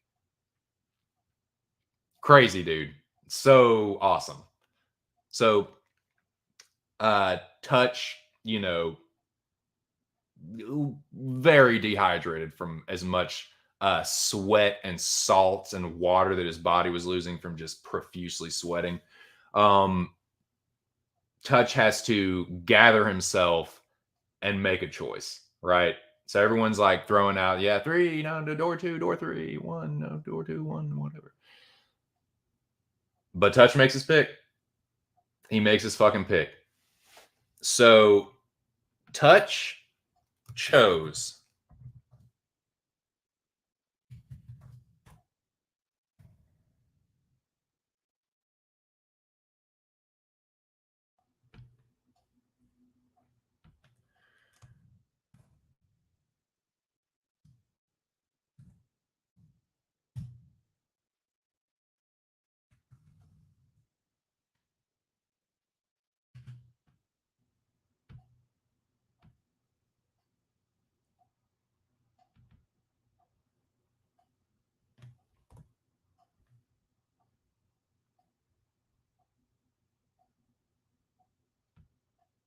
So Touch makes a selection and he chooses door number 2. All right. Don't know what's behind any of them. Cage is doing the verification. So as everything stays above board.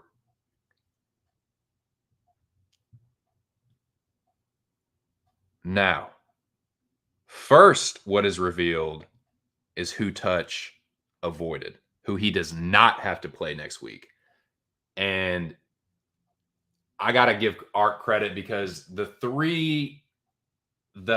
monsters behind all the doors were great choices, man. Great practical, relevant choices. The three best I think he could have chosen for various reasons. So he chooses door number 2. This is what was behind door number 1.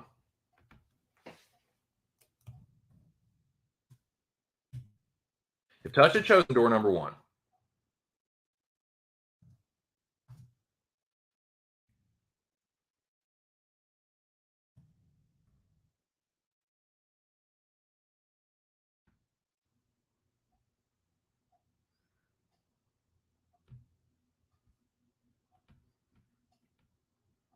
man, you got to keep your banner game strong with these, dude. Okay. So behind door number 1, if Touch had chosen door number 1, this is who he would have had to play.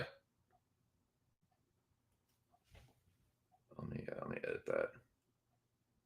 God damn it. There we go.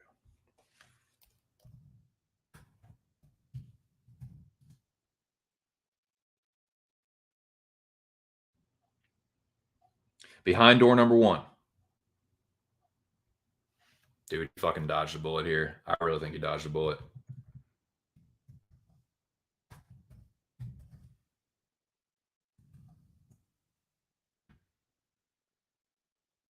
Dude, he would have had to play drunken.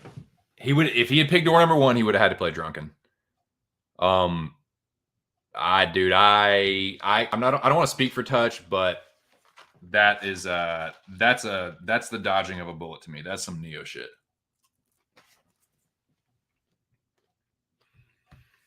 In honor of Touch, actually, I will do mukbang. I'm sorry, boys. I'm starving. I don't want to stop the stream. I don't want to take a break.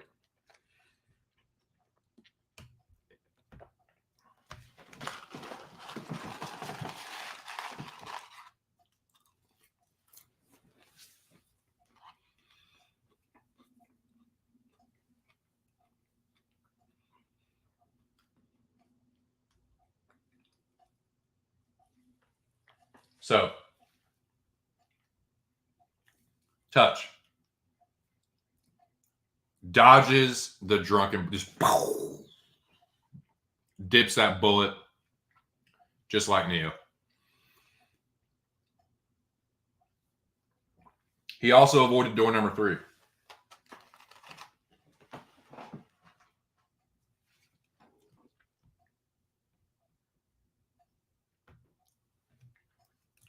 Behind door number 3.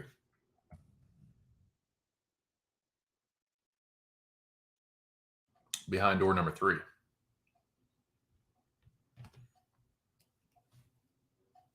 This is who Touch avoided.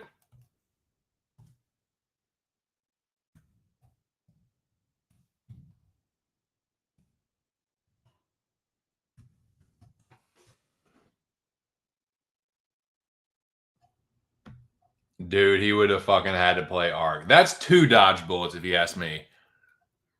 Those both would have been tough. ARK is a good predictor, too. And the pressure of having to play ARK, I can't imagine what that would have been like. And I won't be surprised if the secret door is played again and someone has to end up playing ARK. That I think that's going to happen at some point. In fact, I feel very strongly about that happening at some point this season. Someone on the chopping block having to play the fucking secret door and getting ARK, having ARK be the monster behind the door, the rabid monster. I think that's going to happen. I think it's going to happen. I need to edit that. Not the rabid dog. Fucking, he mutates into the rabid monster, dude. Behind the door. Monster behind the door, dude. The rabid fucking monster, man. So, yeah, Touch dodged a couple bullets, but I don't know if you can say that this last one is dodging a bullet, man, because this is a tough matchup. In my opinion, this is still a tough matchup. Let me just catch up on the chat, see some comments.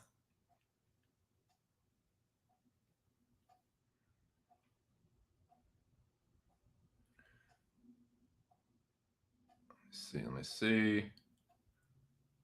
Alex laughing, Cardone making funnies. Mac laughing. Yo, what's up, Mac? The boogie woman is coming for you, saying, yeah, that's what she was saying to herself when she was in the shadow realm. She was imagining like the shadow demon that she was fighting. She was imagining it was fucking saying.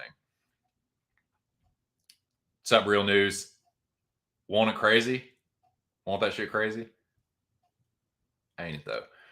My bag of Wonka gummies only had 4 gummies. Ooh. Are you gonna leave a bad review? Are you gonna leave a saucy little review, Lobby? You gonna give him a piece of your mind? I'll have you know, I will not tolerate this. Just ask for a fucking full refund.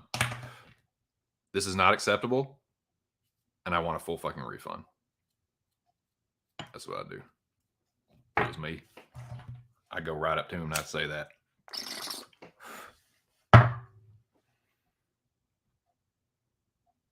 Yeah, I suppose there a little bit of a trade-off, right? A little bit of a trade-off. Damn. dance the night away. Dance, dance, dance the night away. So come on, take a chance. You're holding up the dance. Nice, going for a run. I need to go for a walk, man. I need to go for a walk. Probably not, because the bag was sealed. Oh, okay. So it's a manufacturer problem, not a distributor problem. Gotcha. It was a sealed bag. Yeah, that's on the manufacturer, man. So I would hit them up. But yeah, again, where's the recourse? You know what I mean? I guess kind of the risk you take, but ups and downs, strikes and gutters. So the secret door is played, right? And Touch selected door number 2. So behind door number 2,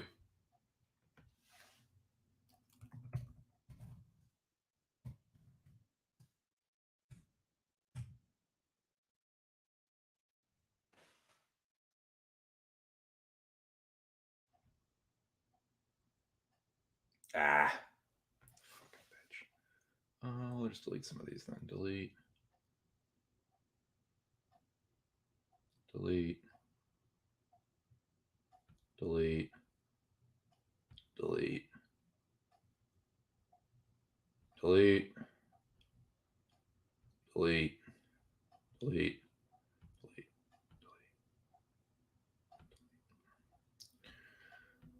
Okay. Sorry, I'm just getting rid of some of these.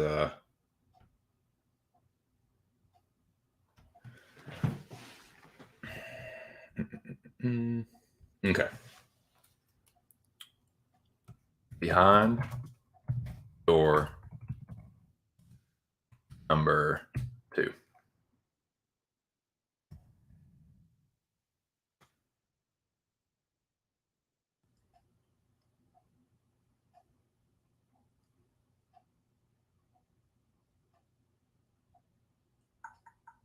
Behind door number 2.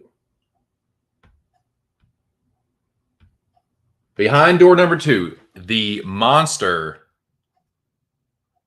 that Touch must play next week in a fight for his life 1v1 matchup, mono a monster.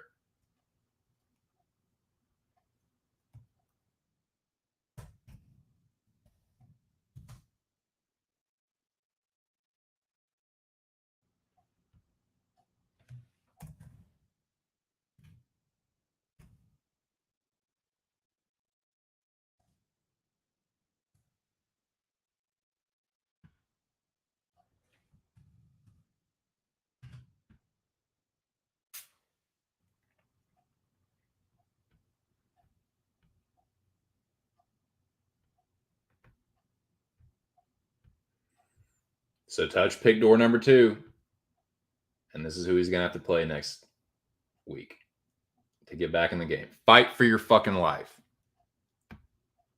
Big Ear, man. Big Ear gets another shot at redemption. That's awesome. I think that's perfect selection, man. So whoever wins this is winning, you're in. If Ear wins, he gets back in. If Touch wins, he gets back in. Whoever loses is gone. Whoever wins is in. It is truly win and you're in. So it's a good opportunity for both of them.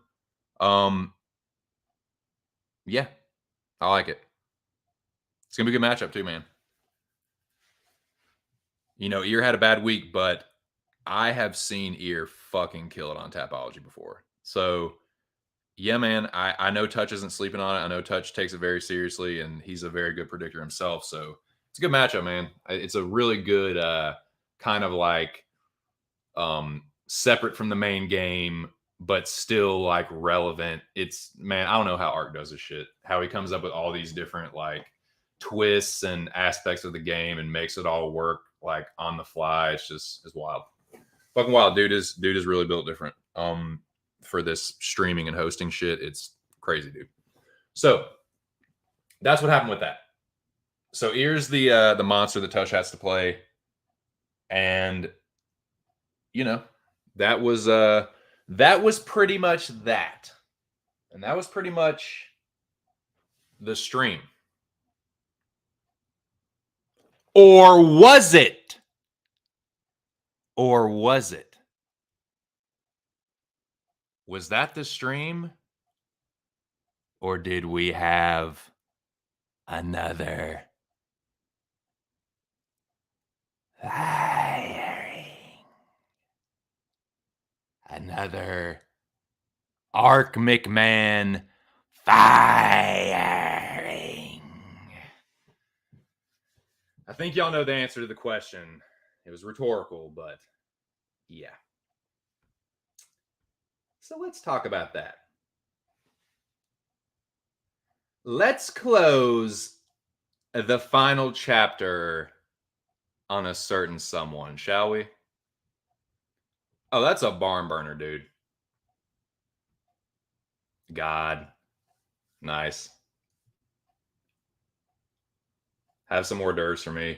Touch, clean out the fucking hors d'oeuvre trays. That's how I fucking do it. Stop each one of them. Stop it. Barn burner. Yeah, I'd say Touch is, that's fair. Making Touch the slight favorite.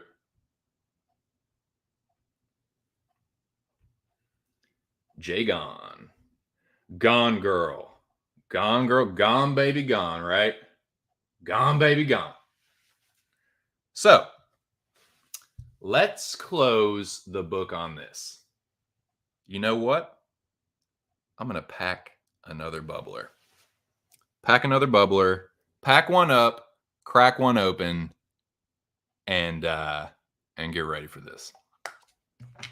Get ready for this one, boys. It's not going to be anything too crazy.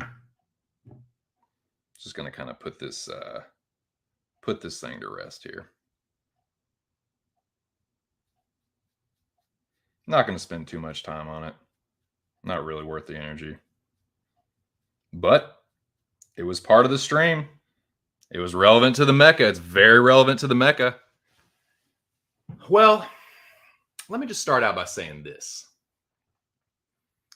I am not a super duper religious person, but I do believe in karma. I do believe in the energy of the universe.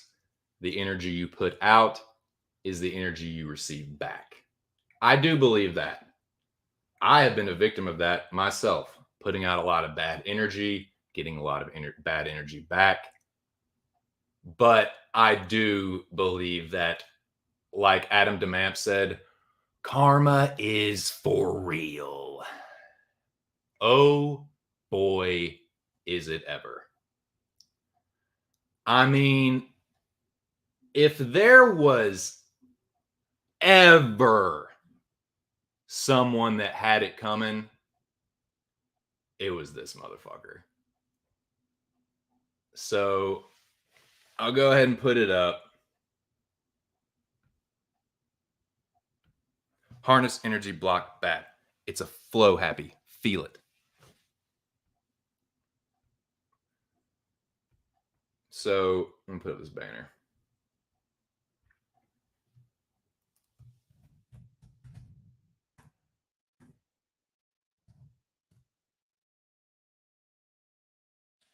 So what is this? Elimination? Technically, it would be elimination number 4 because either touch or ear will be elimination number 3. So this is technically elimination number 4 if we're keeping up with the numbers, right? Y'all can fact check me on that. But I think technically this will be elimination number 4 because, like I said, it was who was first eliminated? Spicy. Then Neil was fired. Then either ear or touch will be number 3. So yeah, this is technically elimination number 4. It would be the final elimination of the night.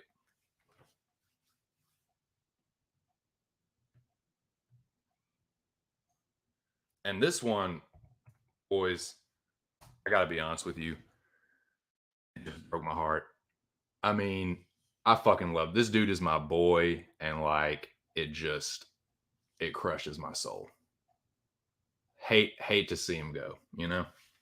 But that's life, man. You gotta roll with the punches. Gotta take the good with the bad, right? So, number 4. Elimination number 4. The one, the only.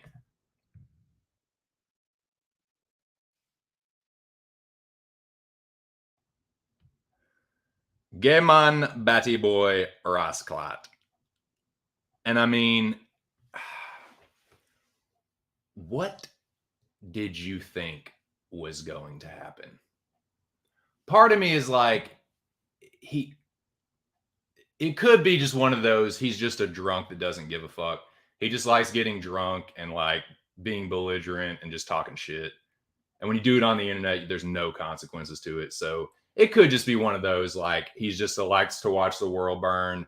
But I don't really think so, because he's so obsessed about coming around and lurking in the channel and like paying attention to all these small details about things. And just, so I just think that he's just a drunk that can't help himself, to be honest with you, because that is pure like impulse control problem. I think there's some narcissism, a lot of narcissism in there, and a lot of anger and a lot of insecurity, just based on the way he always acts toward everyone. That's not hyperbole. It's not conjecture. That is true. Like, it is how he fucking acts regarding damn near everything. So it's either he doesn't give a fuck or he really does and tries to front like he doesn't. I'm leaning more towards the latter. But what did you think was gonna fucking happen? If you didn't, if it was just some I don't give a shit, then you already knew. But it's like, if you can't be surprised by that dude, you can't really claim ignorance. It's either you don't care or you just can't fucking help yourself. Because that was exactly what was going to fucking happen. You knew that was going to happen. So, yeah. Mouthing off to the rabid dog and gets the fucking chop. Yeah, big shocker. Never saw that one coming, paw. You know what I mean? Never saw that coming. Crazy, right?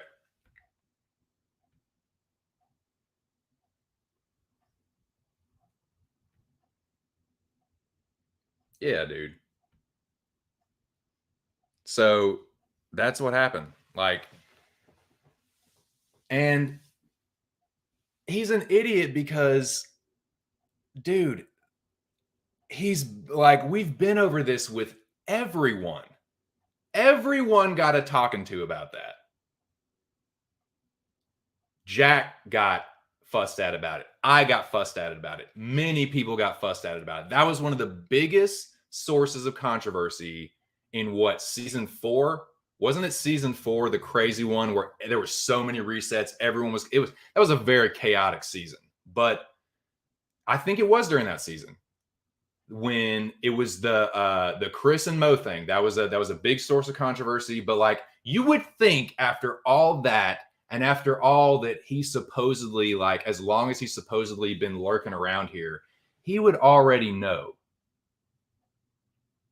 that. So he's either lying about how long he's been around or he's a dumb fuck. Both could be true. But like, what were you thinking trying to tell ARK how to run the Mecca, bitching about the Mecca when you're in it? Like, that kind of fucking retardation cannot be fucking quantified. For real. You can't claim ignorance, man. Or you're just lying about how long you've been around. Either you lied and you went back and like archived, creepily like looked through all this shit, or you have been lurking around for a long time like a fucking creep, and are just dumb or just don't give a fuck. Either, I mean, all of them are fucking pathetic, but yeah, dude, you knew what was going to happen. You fucking knew. So, he gets eliminated, and I don't know, man. Like, I really don't have a whole lot more to say about it. Like, good fucking riddance, man. And you didn't, man. Okay, but this is some bullshit. The not chipping in, Mr. Moneybags, Mr. Boys, you didn't know that you were talking to the most successful entrepreneur. Ron is an entrepreneur. It's a Pizza Hut Express, but for real, like you didn't know that you were talking to the most successful small business owner in the world. You guys didn't know that? The most successful day trader, the most successful, like, it just, I don't know. I don't know this to be true. I don't know this to be true. But it came down to like two things, basically. Either one could be true. Let's just say hypothetically. Let's just say hypothetically that he's telling the truth. Let's say that, yeah, exactly. He's this millionaire restoration / landscaping company. Never really heard of one of those. I know about restoration companies. I know about stonemasonry companies. I know about landscaping companies. I know about lawn care companies. I've never heard of a restoration / landscaping company. Anyways, let's just say he's telling the truth. Let's say that he's got $1 million something, which is not crazy. But if that's true, and he has all that money sitting in the bank, he's a spoiled rich kid. There's no way, unless you really are talking to the most successful day trader ever, to be at that young of an age, and I'm talking about around my age, right? To have built a company up to where you can be that successful, to where you can buy $1 million house, there's no way that you can do that without your parents' money. There's no fucking way. To be able to manage the overhead startup costs of a company like that, you either have to take out a loan or your parents gave you the fucking money. Now, I know about some landscaping companies. I've worked for a fucking lot of them, and I know how a lot of them got to where they are. Half of the companies I work for, it's family money. The other, like, so yeah, let me think. The last landscaping company I worked for was a small business, had about a dozen or so employees. The guy was a spoiled rich kid. He had worked, he'd gone to college that I'm sure his parents paid for. He got a degree.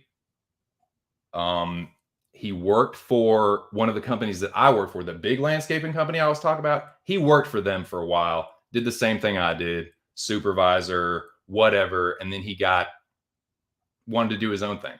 So he said, "Mommy and Daddy, can I have this money? I want to start my own landscaping company." They said, "Sure, son." But he's another guy that tried to portray himself like a rags to riches. Oh, I started all this with hard work, blah, blah, blah, whatever. So there's a chance it could be something like that. I wouldn't put that out of the realm of there's a chance, but there's no way that he's just like, that good and that successful that he just built that from the ground up. To be at that young of age, bull fucking shit. Another thing that doesn't make sense to me is the like, if he isn't a rich kid and his parents didn't help him, that means he had to take out a loan to start his business. And if you're taking out a loan to start a business, first of all, you ain't living in no $1 million house. And if you are living in $1 million house and paying a mortgage on $1 million something dollar house, you ain't going to be sitting on no 250 in the bank, motherfucker. You're going to use some of that money to pay off your mortgage early so you can save interest on the fucking loan you took out. You ain't going to be sitting on all that fucking money. I don't know about the property tax rate in Canada or whatever, so that might all be true, but one of two things is true. He's lying about how much money he has, or he's a spoiled rich kid and mommy and daddy helped him out with all of it. Either one is like equally possible, but it's one of those. It's one of those. It is definitely within your interests if you have a mortgage to pay that motherfucker off early. Homes are one of the best investments you can make, especially if it's one appreciating in property value. Yeah, you're going to want to pay that motherfucker off early. And if you're sitting on 250, it's just not adding up, man. It's just not adding up. Too many things aren't adding up.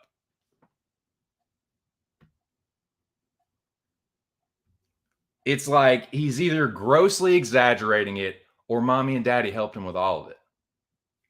That's all it is. It's one of two things. I know. You can't bullshit me about small landscape companies and what kind of money. Oh, this is another example. Another perfect example. So that was one. That was the small company, the last company I worked for. The big company I worked for, the legit medium-sized landscaping company that I worked for, I'll give you a perfect example.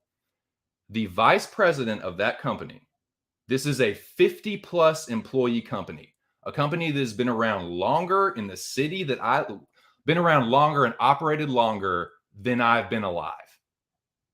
This is an established, dude, rich ass clientele, like famous clientele, that type of fucking like high end ass clientele motherfuckers. So this guy is the vice president of that company that he and another guy really fucking did build from the ground up. It took them 40 fucking years for them to turn it into a medium-sized company. He ain't living in no $1 million house. He lived in the same neighborhood that my mom did.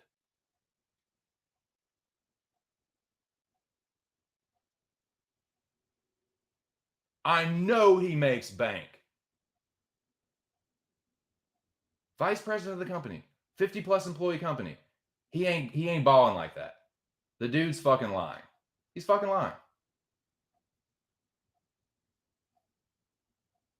That company I'm talking about, dude, $1 million jobs. I was on a job fucking landscape Dave Matthews Band. I literally landscaped Dave Matthews' guest house and around his pool and the walkway leading from the pool down to his fucking house that's like a repurposed water mill. The most picturesque shit you could, like, that's the kind of company that I work for. And the vice president of that company ain't balling out like that lying ass motherfucker said he was. The dude's a liar. The dude's a fucking liar. He's a bullshitter. Grade A bullshitter. Oh yeah, throw it out there. Yep. Trust me, dude. Facts. That's all facts. Fucking idiot, man. He's a fucking nutsack. And he's a retard and he's a liar. So yeah.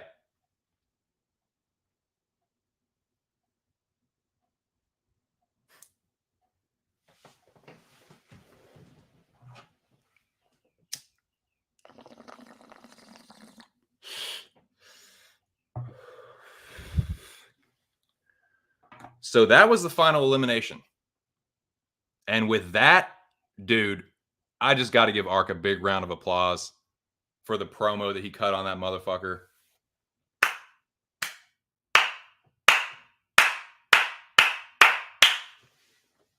And he said he's gone. Gone for good. And I get, dude, I get why ARK had him around.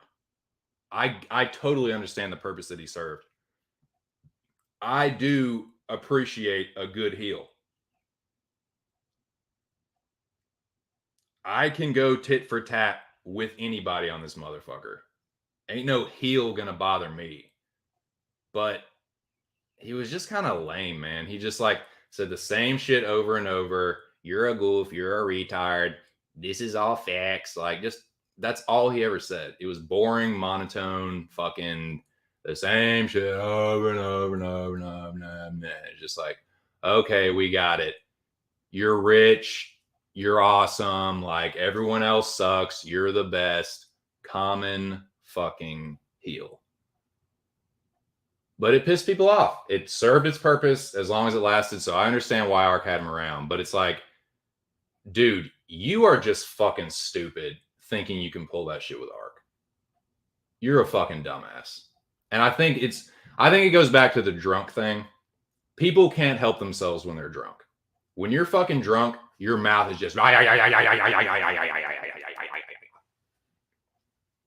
you can't shut the fuck up. You can't keep your mouth closed. You can't like stop yourself from saying dumb shit. It just all comes out.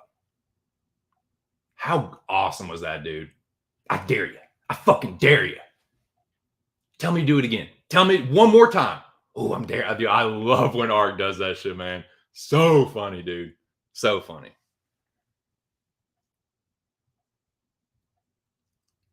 What's up, dude? What's up, duder? Yeah, so time to close the book on that. Guess we can close the file on that one, huh? What do you think, Jackie boy? Wouldn't hold out much hope for the tape deck, though. Or the credence.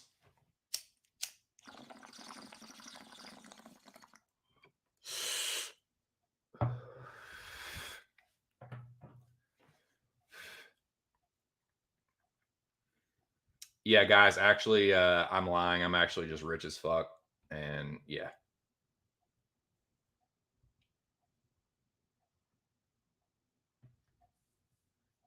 So yeah, that was the Mecca. So yeah, Batty Boy, Fossy Boy, Little Bumbleclat. So long. It was real. It was fun, but it won't just real fun. Horrible seeing you. Stay stupid, human penis. Goodbye. Goodbye. Now, enough about all that. Enough about all that. Yeah, dude, for sure. For sure. I agree, man. That's the other thing. Thank you, Jack. Thank you, Jack. Thank you. And this is why I've just convinced myself he's lying. If you are that successful and you are truly happy in life, if you're truly living in a $1,000,000-something house and you run a successful company and you're a successful day trader, you're not going to be as miserable as that motherfucker, dude. You're not going to be that negative. Like, if he's truly like happy like he claims he is, nah, dude, there ain't no fucking way. Ain't no fucking way. You guys know he's like the richest yet humblest yet just dude, fucking clown shoes. Yeah, man. It doesn't work that way. Too many inconsistencies. So, we talked about UFC 275. We talked about Mr. Arkansas's Mecca Season 7, Week 1. Overall, I'll go ahead and put up how I did. I'll keep it consistent with that at least. I will pull up my Tapology, give you my Tapology info. I need to make a fucking, I thought I made a,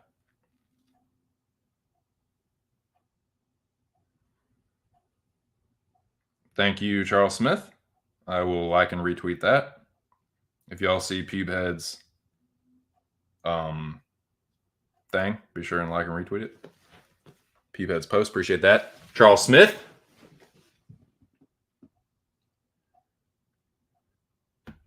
Exactly, man. Exactly. The way he acts. Okay, if you're acting that way, you're not really living that way. So which one is it? Like someone that's really lives modestly is not going to be like acting the way that he does. If you're truly happy and content, you're not going to be acting the way he does. And I know too much about the small landscaping company. I've worked for too many of them. I know what the fucking owners of those kind of companies are all about. I know about their backgrounds. You can't bullshit me on that, dude. You just can't do it. I was in that industry for 20 plus years. You ain't fucking pulling the wool over my eyes with that. Yeah, it doesn't make sense. If you have a house that's that much, dude, you are gonna want to pay that motherfucker off early. And if you got that much sitting in the bank, you're gonna take a chunk of that and put it against your fucking principal. Like I said, or he's just a fucking spoiled rich kid and mommy and daddy did everything for him. You're not going to have the money to one, pull off the overhead startup costs and put a down payment on a house like that and be sitting on all that money. If you're sitting on all that money, you wouldn't have needed to take out it doesn't make sense. He's just bullshit. He's just fucking lying. He's just fucking lying.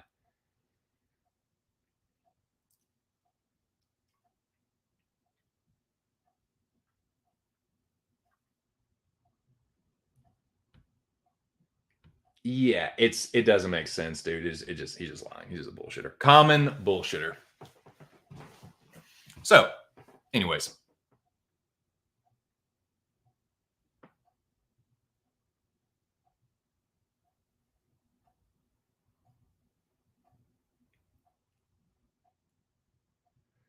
No, he said he bought a $900,000 house and it appreciated to over $1 million. But how are you gonna even if you have the money, you don't have the money for that and to start your fucking business and to be successful enough to pay the mortgage. And it doesn't make sense, dude. If you're sitting on that much money, you're not going to be mortgaging. If you're so successful that you have $250K in the bank that you don't have to touch, you ain't going to be mortgaging no $1 million home. You would have already had the money to buy that bitch outright. It don't add up. The shit don't add up. So yeah. Anyways.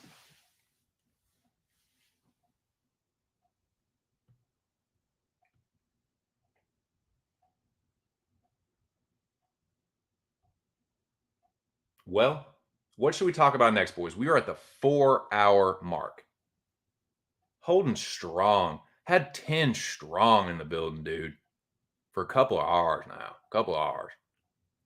10 plus in the building. Had 16 at one point. See, all those haters out there, man. All those haters that talk about my channel sucks or I'm boring. Well, I'm entertaining enough to keep 10 people in here consistently. So, what up with that? What up with that? Ooh, what up with that?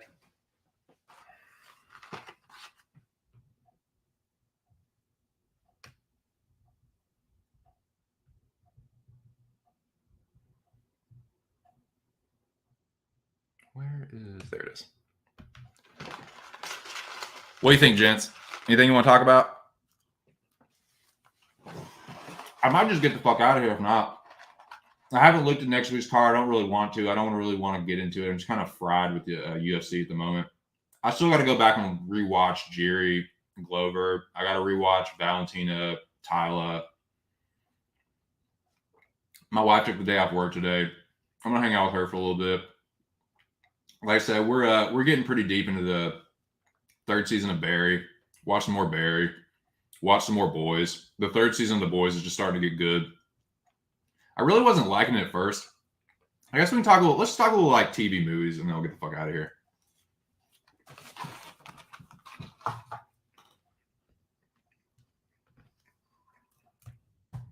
Damn it.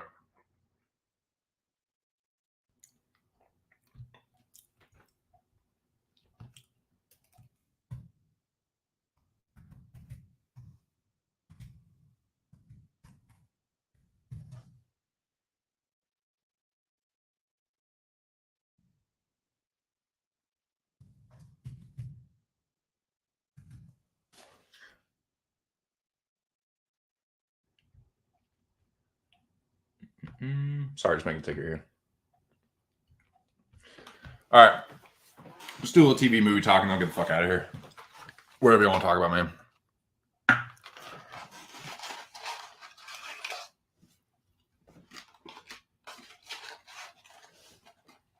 Third season of Barry. Incredible. Third season of The Boys. There's a couple things about The Boys that are starting to get on my nerves a little bit, but the last episode was good.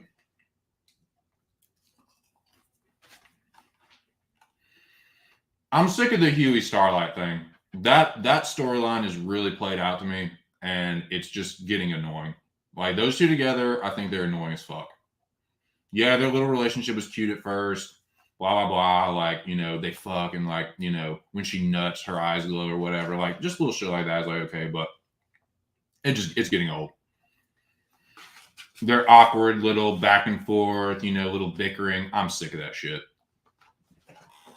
Starlight gets on my nerves to begin with. I think her character is very annoying. But Homelander, awesome as ever. He's still like the scene stealer, like just waiting on his every word. Like you just anytime you see him, you get this eerie fucking feeling that something bad's gonna happen. And usually it does. That last episode was crazy. We just watched the third episode, I think. But conversely, something that was growing on me that I'm kind of like, okay, I'm getting back into this now, is Butcher's story. I was getting a little tired of Butcher like bitching about, oh, the soups. Oh, no, you don't care. Like, I was like, okay, this is starting to wear on me a little bit. But now I'm like, okay, Butcher's like, kind of focusing in a little bit more, and I'm back on the Butcher train. I'm back on the like, okay, I'm concerned, like I'm caring about Billy Butcher again.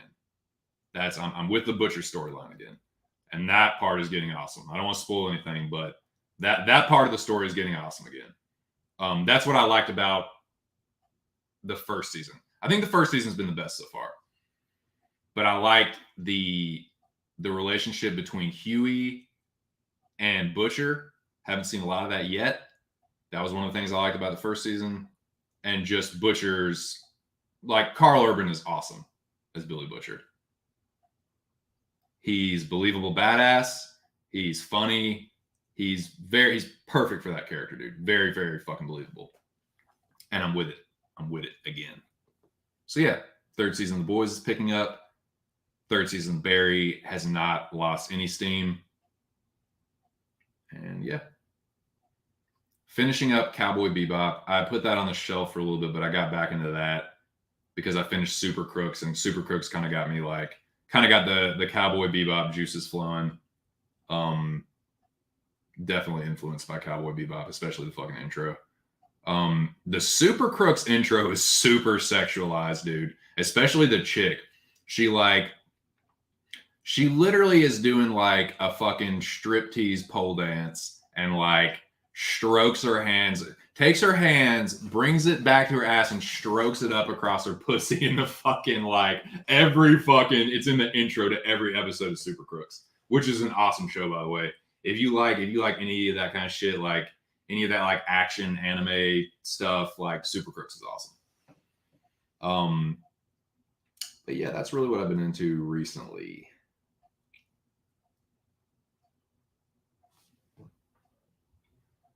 Batman was good. I enjoyed Batman. Pattinson was awesome. Villains were weak. I give it a 7.5 to 8, I think. The Northman. Oh my God, The Northman was so fucking dope. If you have not seen The Northman, do yourself a fucking favor. If you have Peacock, watch The Northman right now. So dope. Probably my favorite movie I've seen this year. So good. So fucking good. I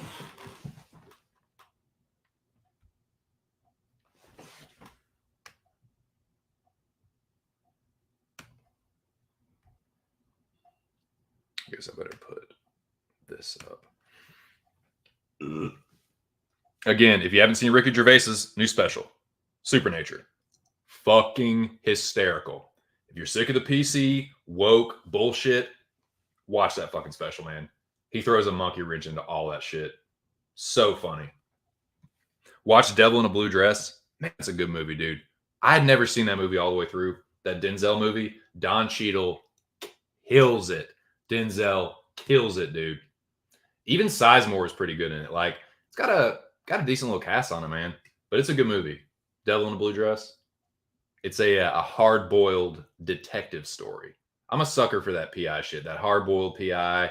I like Gone Baby Gone for the same reason. But yeah, Devil in a Blue Dress, awesome. Loved it.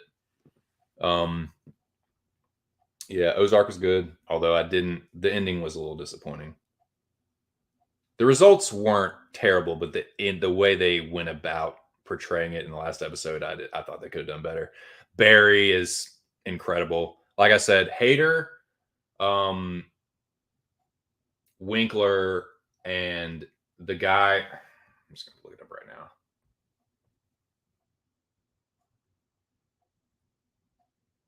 No ho Hank. God damn it. No ho Hank. It's not ho Hank.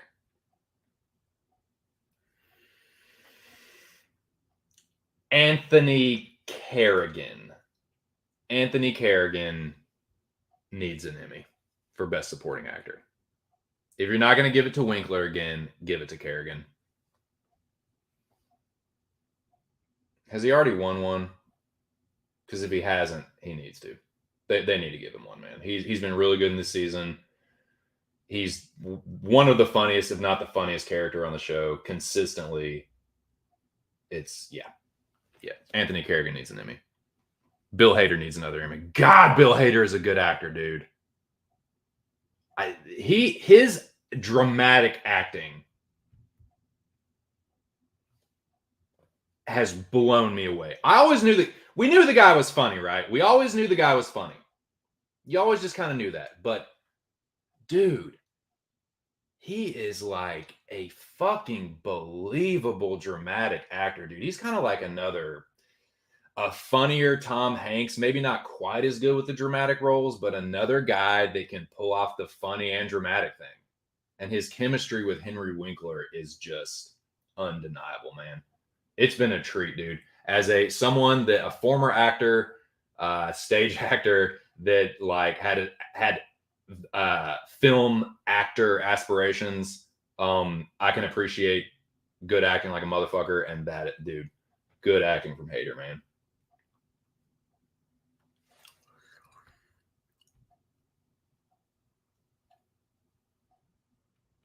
A little bit. Not really, dude. Not really, though. I mean, I heard Chris, shout out to my dude, Darth Maul, the Bipolar Jedi. Make sure you check out his channel. I think it's Casual Jedi is the name of his channel. I think. Correct me if I'm wrong. Y'all go probably know that. But yeah, I think I went into Chris's stream one time and he was like, "Oh, this is my friend 2 Cents. He's a power nerd." And yeah, I think I am a power nerd. So yeah, I'm a power weeb. You can call me a power weeb too. You know what I'm saying? I like a couple. I'm not like the humor, the Japanese anime humor really gets on my nerves. And so, like, when I watch Bleach, I have to fast forward through a lot of it because it's really just like, oh my God, I don't. And it's like long, drawn out, like comedic sequences that aren't funny, where they're just like, they yell and they put this goofy music and it's like these like tear exclamation emoji, like air quote things. It's really weird and not funny at all and really cringy. And I cannot stand that part of like manga or whatever anime, but I do appreciate the choice nugs. I appreciate the choice nugs. Ninja Scroll, Robotech, Bleach, the good Bleach, before it got crazy, before it got out of control with all the hollow shit. I like some DBZ, although I'm not obsessed, man. I'm not Mr. Dragon Ball Z, but some of it is cool looking. I think it's a little, it gets a little, what's the point? It reaches a point of diminishing returns. But yeah, the Cell shit is cool. The Frieza shit is cool. Yeah, I'm casual DBZ guy. Semi-casual Bleach guy. I know a little bit about the Bleach lore. A little bit. Boy fucks with a little Ichigo Kurosaki. The first three or four seasons of Bleach are really fucking good. Really good. What else? As far as anime. Yeah, like Cowboy Bebop's awesome. Super Crooks is awesome.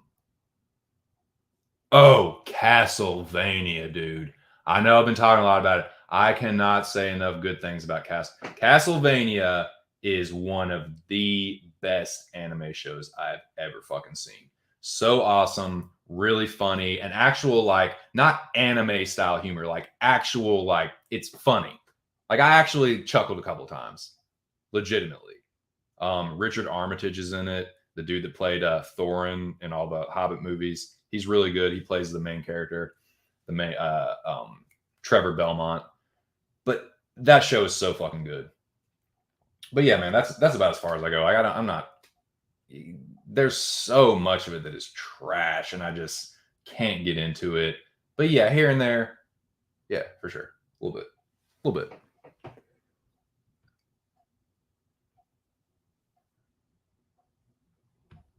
Oh, dude, you are gonna love it. If you're sick of the woke dude, he clowns on everybody. Clowns on trans people. Clowns on fucking politically correct people. Clowns on fucking like health nuts. Clowns on every fucking body, dude. Murders it, dude. Yeah, it's on Supernature on Netflix. Dude, Gundam Wing is tight too. That's a good shout, man. Gundam Wing is sick too, for sure. Yeah, I was on into some Robotech when I was a little bit younger. I used to rent Robotech at dude, when at Blockbuster, Robotech came in these like big ass, like oversized VHS containers. It was like big white, like soft plastic. You know what I'm talking about. And it would be like inside, like perfectly like, you know, protected around this little I'm trying to think of the way to I'm bad at describing shit. But it came in one of those.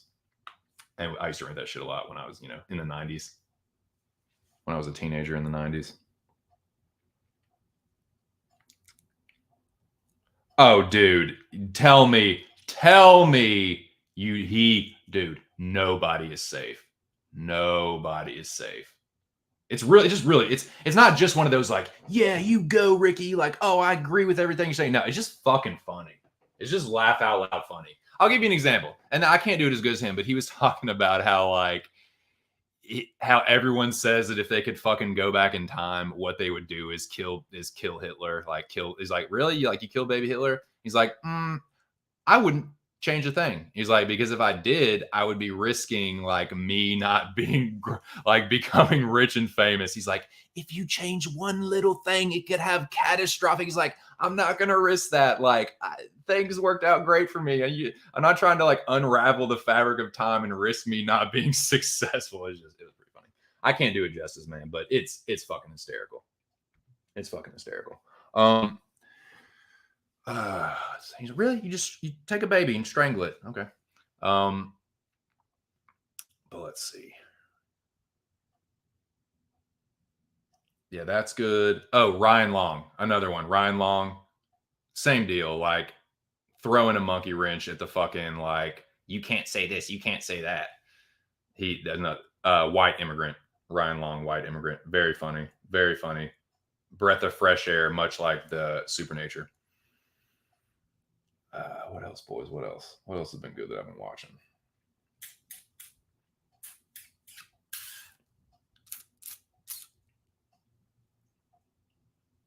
Copland. Copland's on HBO Max.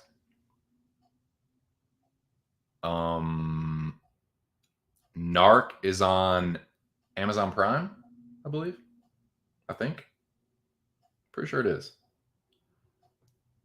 Narc's one of my favorites, man. When I did that Ray Liotta stream, I got to watch Copland, Narc, Goodfellas, of course. But yeah. So I'm trying to think of some other movies.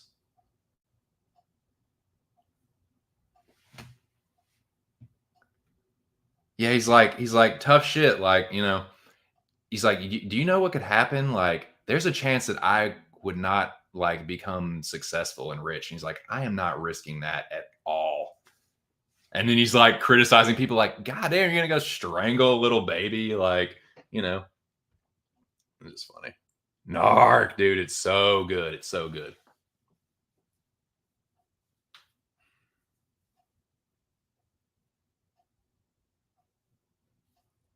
You don't have the sense God gave goats, so I know you didn't do the cook. So who sold you?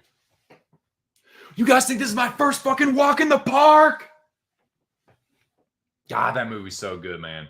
Another 2 Oscar snubs. Jason Patric, Ray Liotta, both of them got snubbed. Their chemistry together, talk about good on-screen chemistry.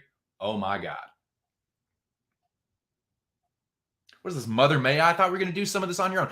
Don't get fucking cute with me. She's been badgered and bothered by cops and cop questions for fucking... Oh, God, that movie's good, man. I want to watch it again just talking about it right now.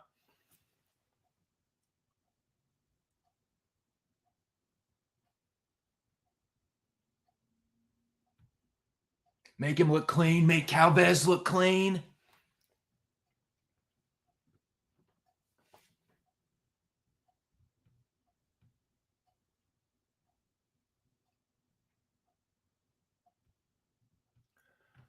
Have you ever done undercover narcotics work before? I have a general understanding, a general idea. Well, then I'd say generally speaking, you don't know what the fuck you're talking about.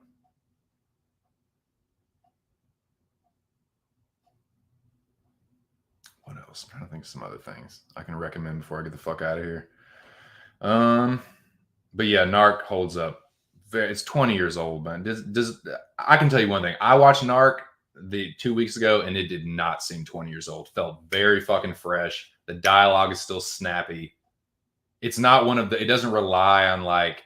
It's still just a very relevant, like gritty, undercover crime drama. Undercover cop crime. It's probably the best undercover cop movie, other than Departed. Departed was really good too. But yeah.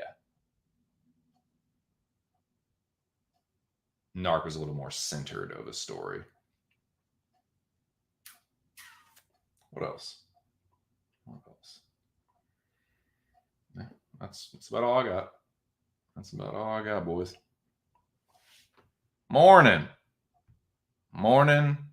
Nick Alexander. My favorite Western Aussie, man. How you doing, Bo? How in the hell are you doing? What's the butt crack of dawn where you are, man? And a good morning to you. Well, I'm out of fucking tree. I need to go reload. But what's up, Nick? Yeah, I was actually about to wrap this thing on up. But I guess since Nick isn't, you know what, man? Nick usually does not get a chance to come up in here for a long period of time. So I'm gonna keep it going for just a little bit. I'm gonna chop it up with my boy Nick for just a few minutes, man. But I do need to pack another bubbler bowl. Well, I don't need to, I just kind of want to. And then yeah, we'll chop it up for a few minutes, see what Nick has to say, smoke one with the homie, and then I'll fucking bounce. So I will be right back. Hey Nick, man, you want to hear this is a song that I'm working on, dude. So yeah, I'll leave y'all with a little loop. I'll leave y'all with a motherfucking loop. Like I said, I want to turn the hi-hat down on it. I want the background synth, I want to turn the volume up on that. So I got to go back. But I have trouble with the command center with the entire song. Like I want to go into the track and mess with the track, but it's like when I go try and do it, I just gotta explore GarageBand a little bit. Oh, I like that. Jackie boy with the wordplay. Very clever, Jack. Very clever.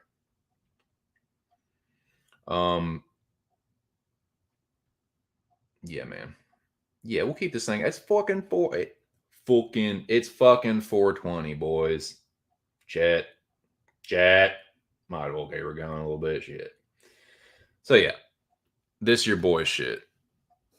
It's a work in progress. Don't judge me. Just lie to me and tell me it's the best thing you've ever heard. All right. Thank you. I'll be right back. I'm just getting some nugget.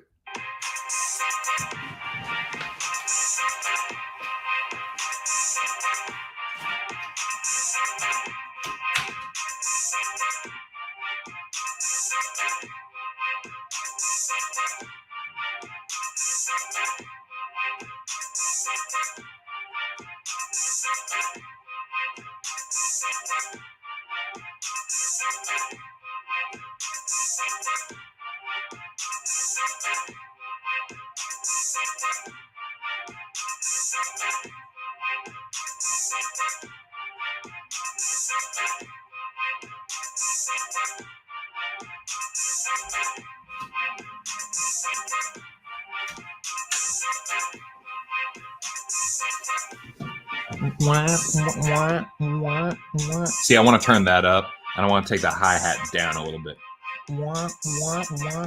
See, that thing, that that was a sound. That was like a sound on one of the synths that I like stretched out. I could like drag it out and like distort it a little bit. So that's what the sound is on that. But I want to turn that up. I want to emphasize that a little more, turn the hi-hat down. And then I want to switch I want a different part to the song too, with like the same beat, but just a little variance of it. Or like maybe, I don't know, add another note or a rest in there. But yeah. And I want to use this. Like in the future as either, yeah, like intro music, or I thought about like at one point getting to make videos, but nah, dude, I don't know how to do that editing shit. And I don't feel like fucking learning. See, I want to turn that up somehow. Figure out how to turn that up.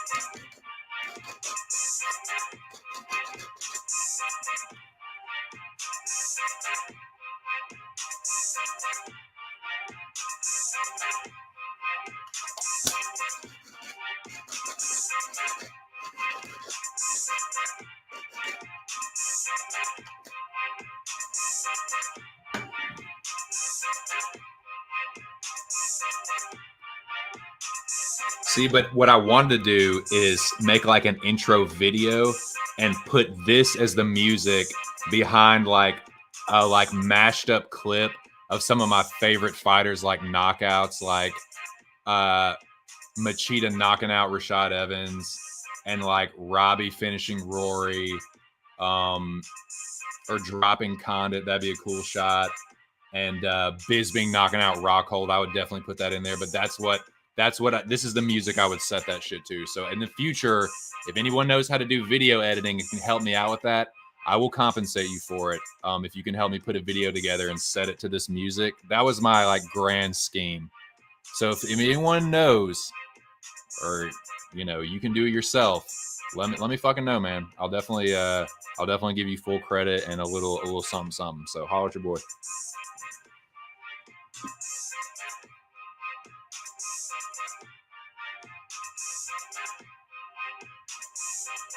Because I do, man. I want to fucking add to the production quality of this channel.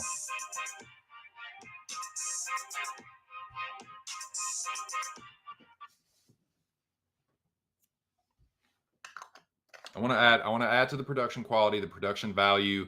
I want to have a legit intro video to play to set to that music.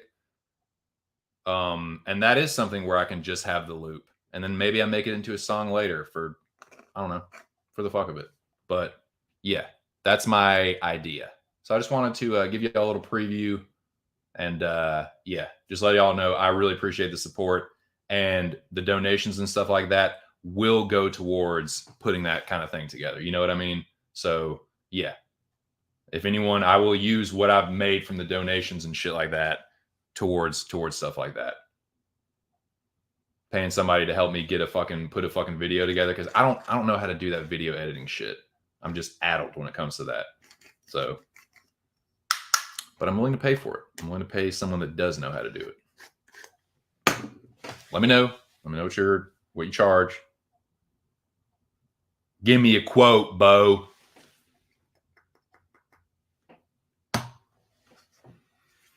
So what's up, Nick? Gonna extend the stream a little more. Chop it up with my boy Nick Alexander, the Australian homie. Hey, dude, a dude from Australia is taking his time to come up in here. This man trying to communicate with your boy from halfway across the world. I gotta hang around for that kind of love, dude. I gotta hang around for that kind of support. So what's up, Nick, dude? You want to hit this old bubbler here? You old bud, you.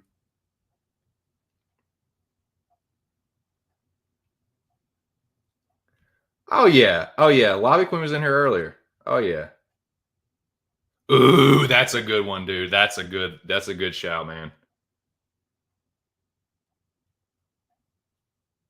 Yeah, for sure, dude. For sure. Yeah, everyone check out Jack's new shit, man. Yeah, dude. So that's my evil little scheme is to use that fucking track, set it to like a little mashup of my favorite fighters getting knockouts. And yeah, dude, or like Jan fucking dropping Aljo or something. That'd be cool. Something like that, man. Michelle doing something. Michelle backflipping onto Nico Price's face or something. Legally backflipping onto his face. But what's up, Nick? What you want to talk about, Bobo? What's on your mind? What's on your mind, Bo? Tell you what's on my mind is this fucking sunset shortcake doing a number, boys. And I like that. But yeah, Nick, we talked about a lot of shit, dude. I cut some promos. Your boy cut a couple promos. Cut one on himself. Cut a nice one on himself. Cut one on Rossclot. Cut one on... Well, maybe that was the only two, really. Gave out my message to Spicy. And I think that was all the promos I cut. For the most part, yeah. But yeah, man, shout out to Mr. Arkansas. The most entertaining YouTube channel, far and away. Like, dude, I'm like a close second. Not really. No. It's ARK and everyone else. Let me repeat that. It's ARK and then everyone else.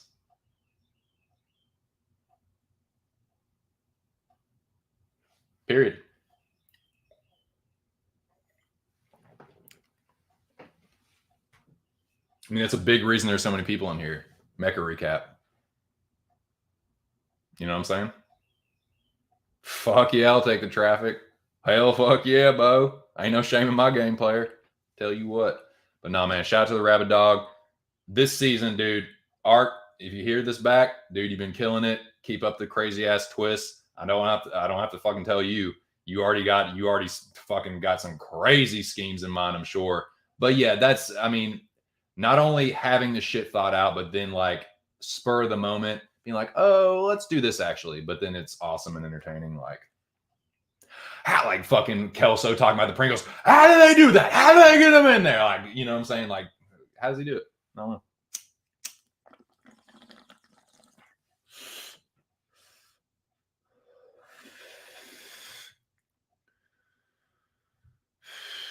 Yeah. Appreciate it, dude. I'll try and read this in my best philosophical, introspective, insightful voice. The mystery of human existence lies not in just staying alive, but in finding something to live for. I like that.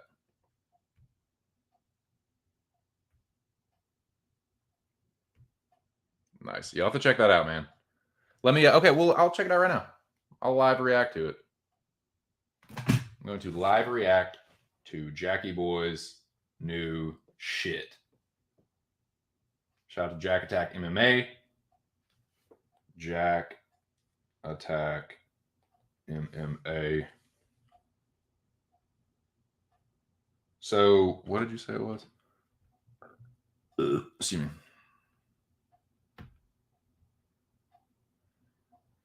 My YouTube and Twitter banner.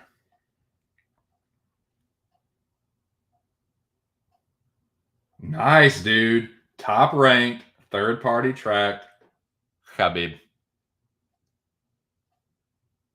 This is number one bet MMA. Khabib's pointing up. This is number one bet MMA tip guy.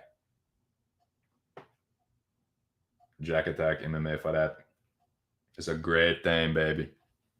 That's a great thing for that, baby. Oh my God, I'm in love with that.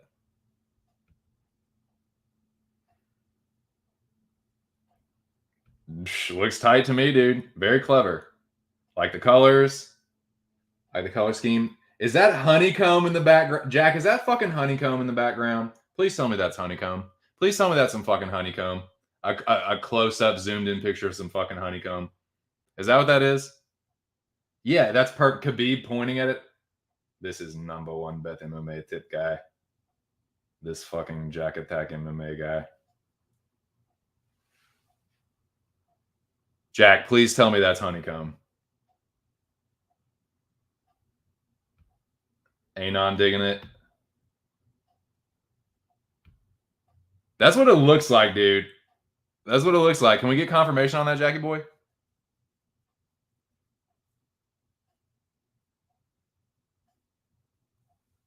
Or like, yeah, it looks like, and then is that a fucking, like a honeybee's like leg or something, or antennae?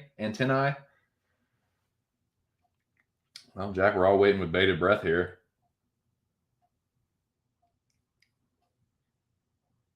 Well, I guess while I'm waiting, I can just fucking be stroking this little mini cringer here. One good toke deserves another. But yeah, that's awesome, Jack. Good shit. So,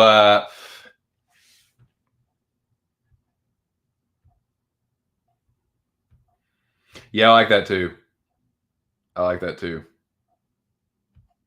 What is that? Is that a B? Nice. Nice, yeah. Right, dude? Nice, dude. Dude, A. Perfect, right? Double meaning. Double threat guy. What? Double entendres. Entendres? Fucking league. I need to watch the league. That's what I'm going to do, man. When the NFL season, before the NFL season cranks back up to kind of get me in the mood, as Robert Plant would say. I'm in the mood for a melody. I'm in the mood for a melody. I'm in the mood. I'm in the mood for melody. I'm in the mood for melody. I'm in the mood. I'm in the mood for melody. I'm in the mood for melody. I'm in the mood. You like that? You like those stylings, those vocal stylings? You like my my flat ass, out of key, non fucking tone deaf ass motherfucker voice?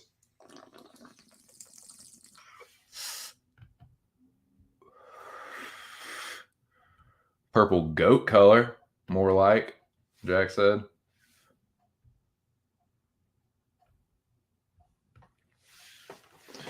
Well, Nick Alexander, you talk to me. You tell me what's on your mind, Bobo. That's why we still here. Oh, you mentioned about Glover. Yeah. Damn, like I want to go back and watch that though. I want to go back and watch it and just appreciate it for what it was, and not be like, "Oh, Glover, you fucked up here, you fucked up there, you fucked up here." You realize like it is what it is. Like the guy's 42 years old. I'm really just so proud of the guy for being able to legitimately come back and win the belt at his age. I never thought he would be in title contention again, let alone be the champion. So if that's the last fight he ever has, or if that's his peak, like, dude, you became champion. No one can take that away from you. Nobody. Anyone that has become UFC champion, it cannot be taken away. Regardless if you think that they didn't defend if they didn't defend their title, or you think when they defended their title it was a weak title defense, it doesn't matter. If they won the championship, they were the champion. In my mind. So, yeah, no one can take that away from Glover. I do want to go back and watch that fight and just appreciate it for what it was, and not be fucking a salty ass bitch about it. I'm sure I'll be a little frustrated still, like watching, like, oh, dude, you were so close. But like, no, man, like I'm not going to be a hater like that. Congratulations to Jiri. He's the UFC champion. I got to give Jiri a lot of credit for Jiri doesn't have the best chin, but he has endless fucking heart, dude. Jiri really does have a lot of fucking heart and determination. And he was just not going to be beaten, man. It was his fucking time. Jiri's the champion. I don't take anything away from him. I'm not going to say that was a rigged fight. There was too much craziness. There was too much chaos for that to have been scripted. It was too convincing. It was too real. That was real. Am I disappointed that Glover wasn't able to last another 30 seconds being a black belt? Do I wish he would have gone out on his shield after all that? Do I think that he was being a little too cheeky and maybe even a little bit arrogant with his jiu-jitsu instead of just getting the job done when he had about 6 or 7 opportunities to? Yeah, I do. But I still give Glover all the respect in the world. I give Jiri all the respect in the world. I want to say thank you to both of them for putting on that fucking crazy ass fight. And I'm going to watch it again, man, with some more, with some fresher eyes, some more appreciative eyes. Whether it's my personal #1 favorite fight of all time, I can easily say it's top 20 in UFC history. Easily. Maybe even top 10 if I thought real hard about it. Might even be number 10 or something. But yeah, it was a really, really fucking good one for a title fight to go all the way almost to the end. Yeah, and still get a finish. That's pretty fucking cool. So yeah, I'm not going to be a salty ass hater about that one. Like that was good shit, man. That was what being a fan was all about, for sure. I can take my own, involvement out of that and just be like, you know what, as a fan that loves the sport, loves watching it. Yeah, that was good shit, man. Good stuff. Good stuff.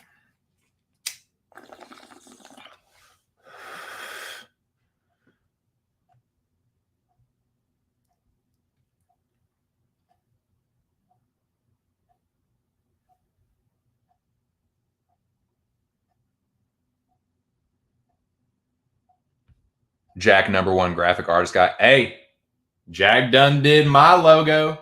Check out your boy's logo on Twitter. All credit to Jack Attack MMA. He created that for me in like 2 seconds. Was just like, in his brain was like, oh, this would be cool. Boop, boop, boop, boop, boop. Hey, TC, I made you a logo. Oh, thanks, dude. Yeah. Hitting the sack. I'm going to catch up on the worst. Tough. God. Nice. Nice, nice. I like those dulcet tones. Tight. Win or lose, anyone in an incredible, crazy warrior battle like that is a champion. Indeed. Indeed. For a title fight, well, they got after it. Those boys got after it. Anon says, I don't know if this is clickbait, but I'm seeing Anthony Lionheart say that both fighters in the main event were awful. You know what? I'm getting sick of his fucking shit talk, to be perfectly honest with you. I respect Anthony Smith as a fighter. Anthony Smith would beat the living shit out of me and knock me out cold very quickly. It's not that. I'm not like trying to flex like that against Anthony Smith. But the dude fucking pisses me off, man. I think he has some absolute horrible shit ass takes. And I think that I don't think it's clickbait, but this is exactly why they don't need to have active fighters on their broadcast team with a large voice, because he's not saying this shit in good faith. I don't think that's clickbait, but that is a bad faith argument. Of course he's going to say that, because he is going to be, if he wins, if he beats Ankalaev, not going to happen, by the way. He's getting fucking smoked by, oh yeah, let's talk about that. Matter of fact, yeah, before we get out of here, I'm going to get fired about that shit. Because not, dude, this is awesome though. I love that we're talking about light heavyweight like this again. It's my all-time favorite division. This is the division that got me into being a UFC fan. It's the one that got me into training Shotokan Karate Do. It's the one that started my whole martial arts journey. As a fan, as a martial artist myself, dude, like the light heavyweight started it all. So am I happy that it's relevant again? Hell fuck yeah, Bo. You fucking kidding me, dude? So let's talk about it. Let's talk about this fucking light heavyweight title picture. And yeah, thank you, Anon, because Anthony Smith doesn't believe that. He does not fuck in his heart of hearts. Anthony Smith, you ain't gonna listen to this, but if you do, I'm challenging you. Look in your heart of hearts. Do you really fucking believe that? I'll tell you what, Glover. How did Glover look against your fucking ass, motherfucker? Knocked your fucking teeth out. Knocked your fucking fake ass teeth out. Fucked you right up. Made you look stupid. Face planted your fucking ass. After all the shit you talk, all that tough guy shit you talk, and you are tough. I'm not saying you're not tough. I know you whoop my ass. Is that really what we're talking about? You versus me? Nah, we're talking about you versus Glover, and we're definitely talking about you versus my dude. You ain't gonna do jack shit to my dude Ankalaev. My dude Ankalaev, Anthony Smith, is about to fuck your fucking ass up something bad, dude. About to whoop you silly motherfucker. You think 42-year-old Glover gave you a hard time? Ankalaev is going to beat you senseless. You're going to get ragdolled. You're going to get cracked in the face. Your fucking chinny ass is probably going to get dropped. Magomed is going to smoke your fucking ass. Believe that shit. So yeah, he's talking trash. I don't hate that, but that's why he doesn't need to be on the fucking broadcast team, because that shit comes off cringy as fuck. It's not being said in good faith. It's being said because you are in the same fucking division and you're probably going to have to fight one of them again. So let's say Smith loses, which I think he's going to. We might be looking at a Glover Anthony Smith rematch. If Glover doesn't get the immediate rematch, that's the other thing. I think Dana Blue said that Ankalaev and Smith winner is getting next crack, but things could change after that last fight. Things can always change. So let's talk about that for a second. Like, would Glover getting a rematch, like, well, how do you feel about that? How do y'all feel about a Glover rematch?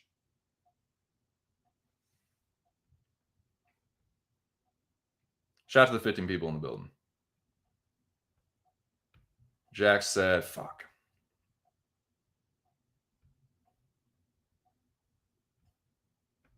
Jack said, I spoke to my in real life friend earlier and he said the main event was shit.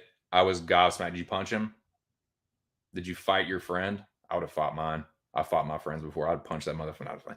But I probably would have. But I might have.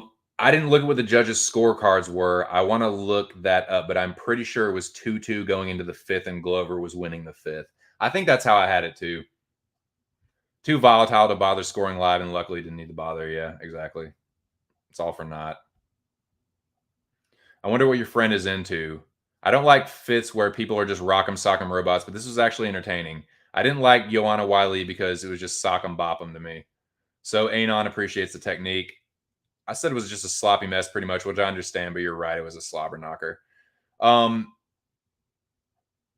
Yeah, it wasn't like, no, as far as technical fights go, hell fucking no. Like Santos Manawa is just as entertaining, lower level, a little bit lower level, but like that one is action packed for as long as it lasted.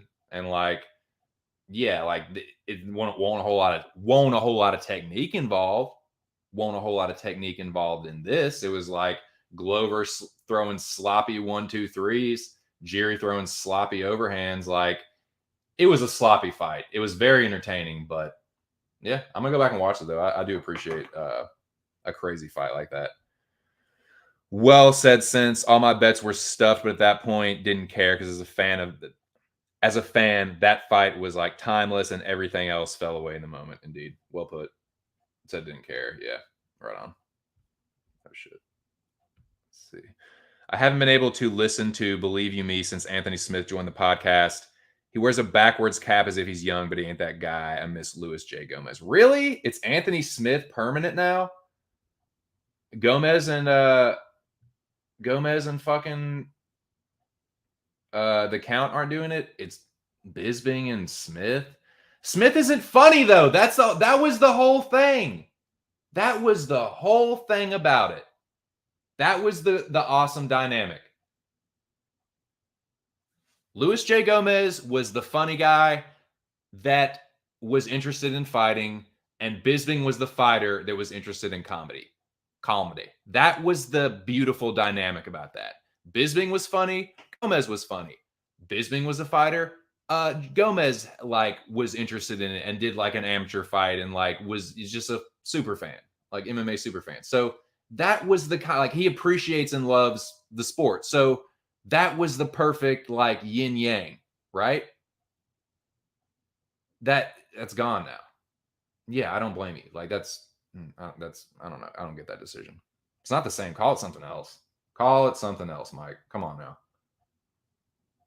That ain't believing. That's fucking the Count and the Lionheart or something. Smith is cringy, dude. He's so cringy on the mic. Like I said, he'd fuck me up and knock me out, but it's not going to stop me from talking shit about him if I fucking feel it's justified. Like, dude, that was awful. Yeah. I'll tell you what wasn't awful when Glover fucked you up royally, beat your fucking ass senseless, knocked your fucking teeth out. That wasn't awful. Awful for you. Awful for your fucking ass. Won't awful for me.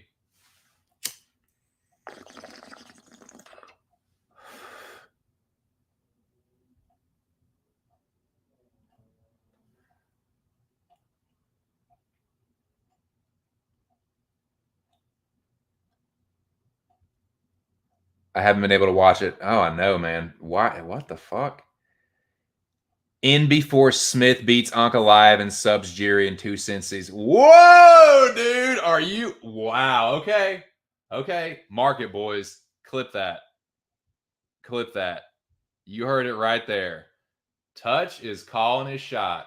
He's saying that Anthony Smith is going to beat Ankalaev and sub Jiri. I can see him subbing Jiri. Smith versus Jiri. Yeah, I could see Smith getting a takedown and choking Jiri because Smith does have good Brazilian jiu-jitsu, but he ain't beating Ankalaev, dude. He's getting smoked by Magomed. That is real samurai. I'll show you how a real samurai look, brother. But no, I like it. I like the call.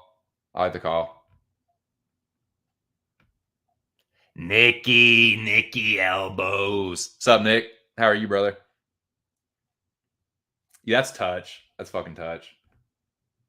Nicky. What up? What's up, dude? How are you, man? How you doing, Nick? Nikki in the building. Everyone saying what's up. Dapping up to Boston Nick. Yo, bud, you.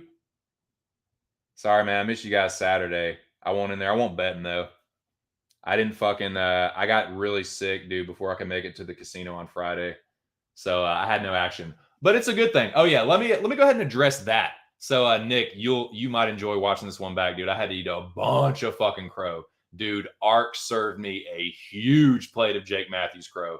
But what was I saying? Fuck, what was I talking? What was I gonna say? God damn it.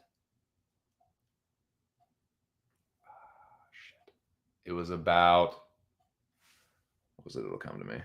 Someone mentioned something about it before. God damn, I just gone. I can't remember what I was thinking of, but it's gone. But yeah, yeah, man, good to see Nikki in the building. Shout out to the boys at PSR. Oh yeah. I was talking about how I did. The betting. Yeah.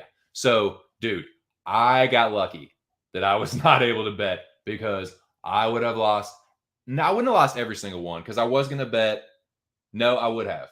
The only one I would have hit was Della inside the distance. I was going to bet Della inside the distance, but I was going to bet like Allen inside the distance, dude. Glover inside the distance. Duh. Yeah, so good thing I was not able to wager anything. So I can just sit on the winnings I got last week and not lose anything and just concentrate on this week. But yeah, what's up, Nick? How are you, dude? Yeah, that's what's up, man. Yeah. I'm just waiting, homie. I'm waiting till Maryland opens up and I can do it legally. I'm gonna hit FanDuel up. I already got planned out. FanDuel, PayPal, like boom, boom, boom, boom. But it's supposed to go through like this month. I think it was supposed. It's already gone through. They've already approved it. Now they're literally just like implementing it. They're literally like starting it up and putting it into action and like getting it cranked up and going. And it's supposed to be sometime this June, like this month. But as soon as that happens, yeah, I'm really looking forward to being able to live bet. But yeah, I can only casino bet now. So I do my best with it. Go on Friday. I don't want to go on Saturday and like at like be there at like midnight on Saturday. Like, nah, that ain't a place for a married man. You know what I'm saying? Appreciate it, Brian. But yeah, Nikki says I hit most of my gyms live betting. Indeed. Yep. Nikki Elbows in the building, man. Shout out to Boston Nick. Good to see the homie in the building, dude. Yeah, that's pimp. Fresh fight announcement. Battle versus Sato. Dude, Brian Battle versus Takashi Sato, boys. That's tight. Yeah, dude. Thank you, man. Thank you. Yeah, dude. Nikki Elbows in the building. Dropping elbows on fools. Getting the band back together, boys. Yeah, man. Smoking the last of this fucking sunset shortcake. Chopping it up with the homies. Oh, Jackie Boy mentioned something about the main event. I guess I can dish on the main event for a couple minutes, and I'll get the fuck out of here. Qatar and Josh Emmett. Calvin Cater and Josh Emmett. That's a good-ass fight, dude. It's a really good-ass fight. Good for the main event of a fight night. It's gonna be a banger. No matter what happens. If it's a 3-round war, if it's Emmett being the first person to knock out Calvin Cater, if it's Calvin Cater knocking out Josh Emmett, whatever the outcome is, it's either going to be a 3-round war where both of them get hurt or someone is getting sparked the fuck out brutally. Neither one will surprise me. It won't shock me one bit if Josh Emmett fakes a jab, comes over the top of Cater's jab, and slumps him with an overhand. And he's the first person to knock out Calvin Cater. Won't shock me a bit. Josh Emmett is the most heavy-handed fighter at featherweight. Period. Point blank. Most one-punch power. Josh Emmett.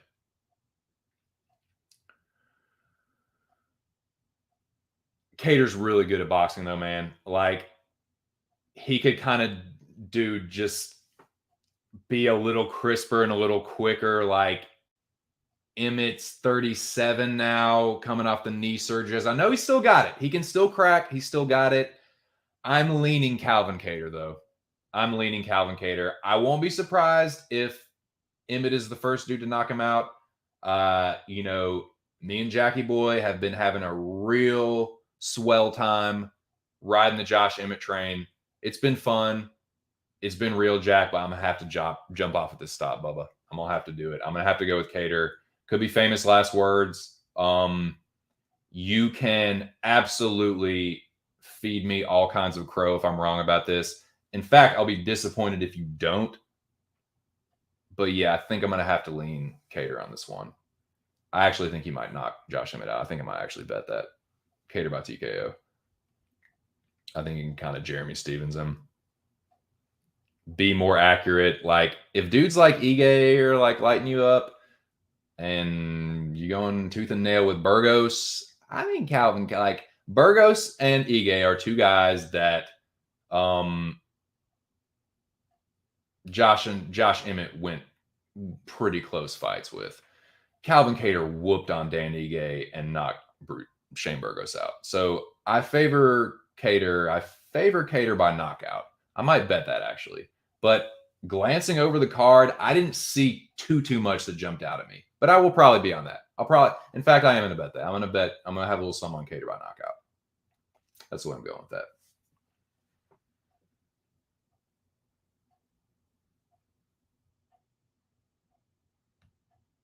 Nice, dude. Oh, yeah, Sacramento, dude. That's right. I love that Emmett comes out to Sky's the Limit by Revolution. Shout out to Revolution, man. They're fucking dope. Are they from Sacktown? Are they from Sacramento? I know they're from California. But Emmett walks out to Sky's the Limit. That is definitely one of my favorite Revolution songs. I did hear Revolution play that live when I saw him at Voodoo. Revolution is awesome live. I love Josh Emmett, man. I hate that I have to pick against him, but I have to be honest with myself about who I think is going to win the fight. And if I can win some money on it, dude, I'm going to fucking do it, dude. So I'm sorry. I'm just going to bet Calvin Cater by knockout. It's just what I think. And when I've been going with my instincts, more often than not, I've been right with this betting thing. So that's what I'm going to do. That's what I'm going to do.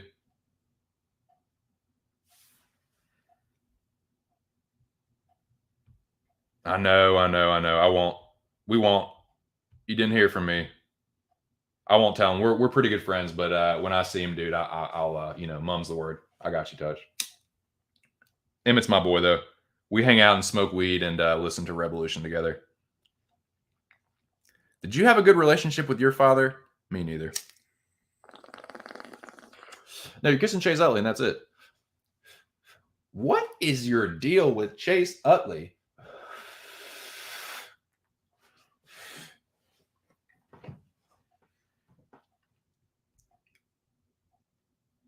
Emmett locked because God, don't tell me that, Jack. Jesus Christ Almighty. Jab, elbow, elbow. Emmett fought a 5-rounder before. I can't remember. I don't know, but I like did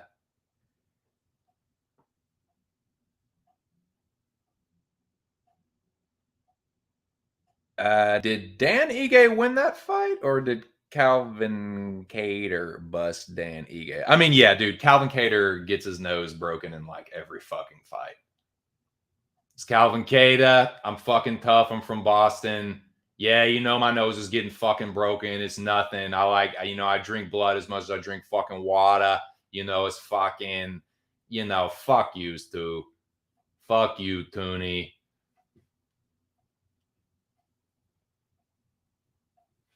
You fucking jobber. You fucking jobber, you. I'm working on my fucking Boston accent, man. I'm working on my stereotypical Southie accent. That should have been God. Jack, I got to give you credit, man. Jack can argue with you about a fight until the fucking sun comes up, until the cows come home. I got to give Jack credit for that, man. you are going to have a hard time. If Jack is on a certain thing, on a certain fighter, you are going to have just a goddamn difficult time pushing him off that square. I know from personal experience because Jack and I have argued about certain fights because I'm of a similar mindset. Like if I feel a certain way about a certain fighter, you're not changing my mind. I'm gonna see it all the way through till the end. And like Jack's the same way. So it's like, oh God. I know that when I see a fight that I'm really like confident about and Jack's on the other side, I just go, oh, Jesus Christ, here we fucking go again. Here we go again. It's gonna be another knockdown, drag out debate with Jack in the Argon Dome. I'm going to see Jack and the three bubbles every single time I type something.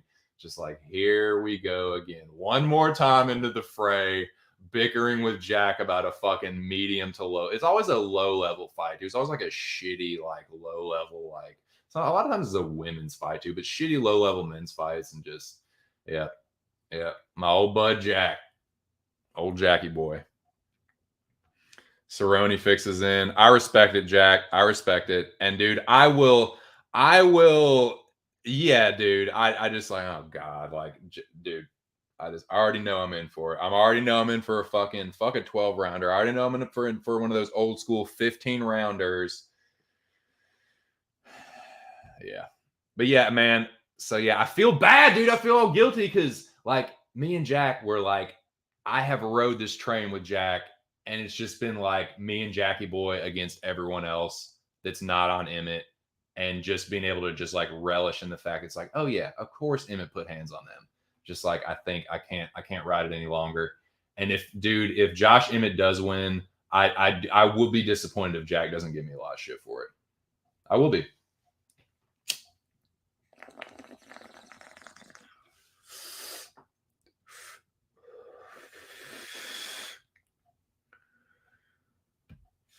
That wouldn't surprise me, dude. Emmett fucking cracks. And if Cater tries to be a tough guy with him, he might get knocked the fuck out. He might get slumped because dude blocks a lot of punches with his face. Calvin Cater's a good boxer, but like, and you can get away with doing that shit with like Burgos and Ige, but you fucking play that game with Emmett too many times, you're going to get your fucking clock clean. But I think he's going to fight smart. Cater has showed that he can fight smart when he needs to. This is a good fight, though. But yeah, I like Cater by knockout. That's gonna be my bet. Yeah, I like Cater by knockout. That's gonna be my first official bet on this card. Emmett beat Burgos pillar to post on one knee. Cater couldn't do that with two knees. He just caught him late. Volume of Cater is too much. I agree. Cater is the most boxed upable guy in the division. You can't be that way against Emmett. It is over. Could be. But like, look at the other like. Again, look at the similar matchups. Like yeah, he dropped Ige, he dropped Burgos and knocked him out. But like, I think Cater is more durable than both those two. Ige is pretty fucking durable, but they have a similar level of durability. Like Max fucking mollywopped Cater and he didn't go down. I don't think Emmett would have been able to survive that drubbing by Max. I don't know, man. And it just sucks because now I have to make these arguments against Emmett, and I really like Emmett, and there is a chance he could knock Cater out. I'm like 60-40 Cater in this one, but I think when Cater does win, it's going to be by knockout. I think he's going to knock him out. Yeah.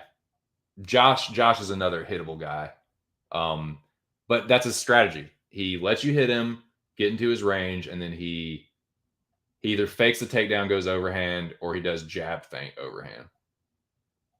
Getting you to bite on something and then cracking your ass with that fucking overhand right.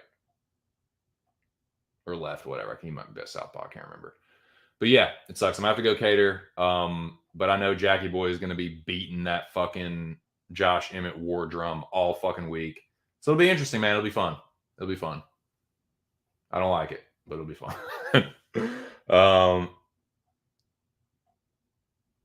Yeah, he is. No, he is. For sure. Yeah. Oh, yeah. I can see it. Going down to one knee. That's the way Josh fights, man. Cater's gonna have to fight smart. He's gonna have to fight smart. He is. Yeah, Cater's fucking tough, man. That's one reason why I favor him here. Like, at some point, yeah, the durability, be like, say the same thing with Ige, dude. Now, I know Mofsar isn't known for his knockouts, but that flying knee was pretty clean. And Ige was just like, that didn't feel good. Okay, let's keep fighting. It's like, whoa. How did you not even get like, how did you not go down to one knee or something? It was just like, boom. Ugh, that sucked. Okay, we're fighting again. Like, holy shit. Yeah, Dana Ige's tough as fuck. Calvin Kattar's tough too, though, man. Calvin Kattar's tough. Yeah. I'll put a little something on Kattar by TKO, though.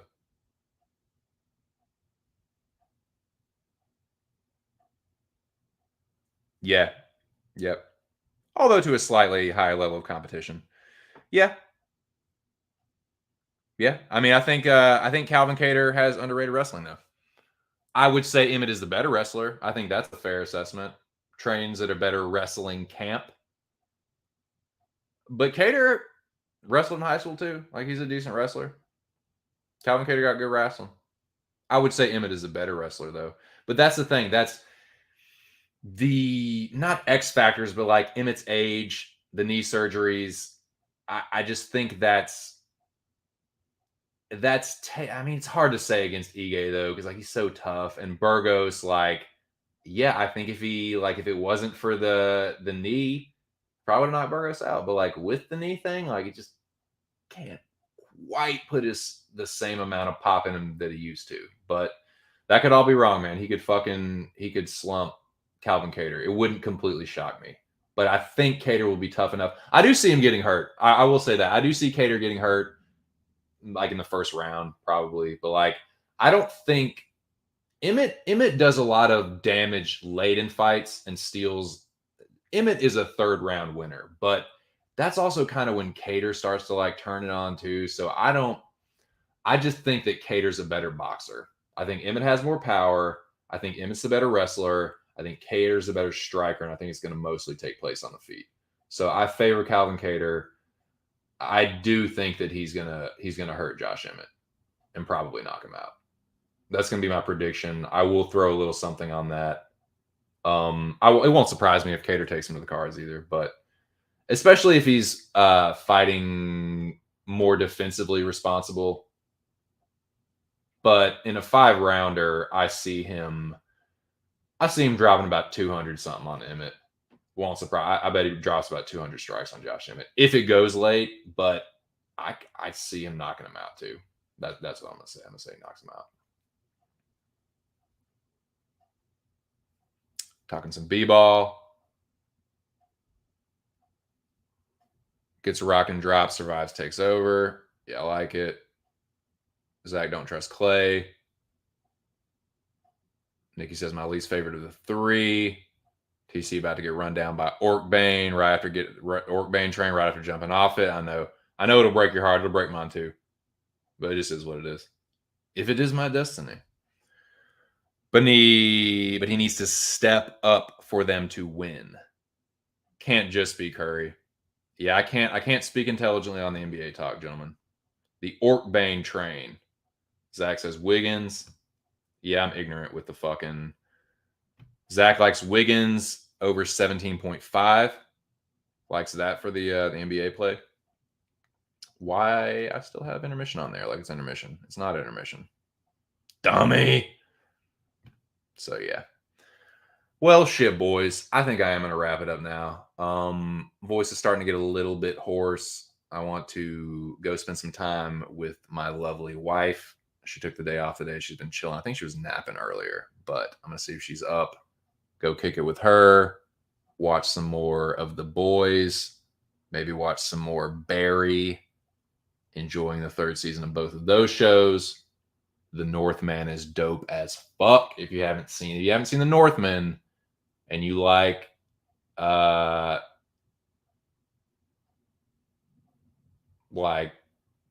Braveheart, Gladiator, historical action epic type movies, yeah, check it out. It's fucking good. I'm not saying it's as good as like Gladiator and all them, but it's up there, dude. It's up there for like rousing epic. Oh yeah. It's got some goosebump inducing moments. for sure. Rousing ass shit, man. Skarsgård is fucking perfect. It was a little weirder than I thought it was going to be, but it was good. Really fucking good. The Northman. But yeah, The Boys season 3 is good. Barry season 3 is awesome. Or has been so far. But yeah, I'm going to start wrapping it on up. I'm going to wrap her on up. I like that. Zach says, Nikki, Emmett is on a good juice, you reckon? I wouldn't be surprised.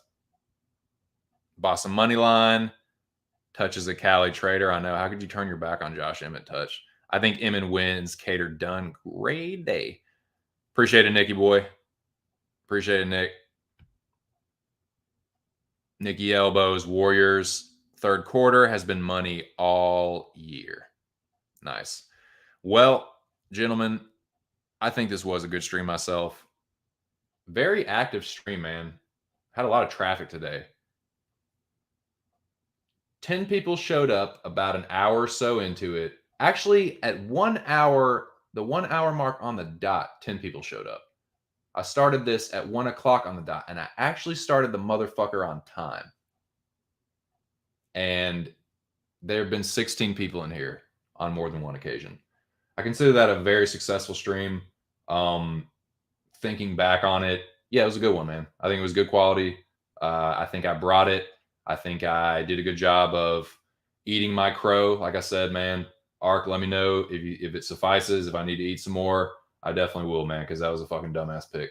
And I was really fucking arrogant and mouthy about it. And yeah, that's what I fucking get.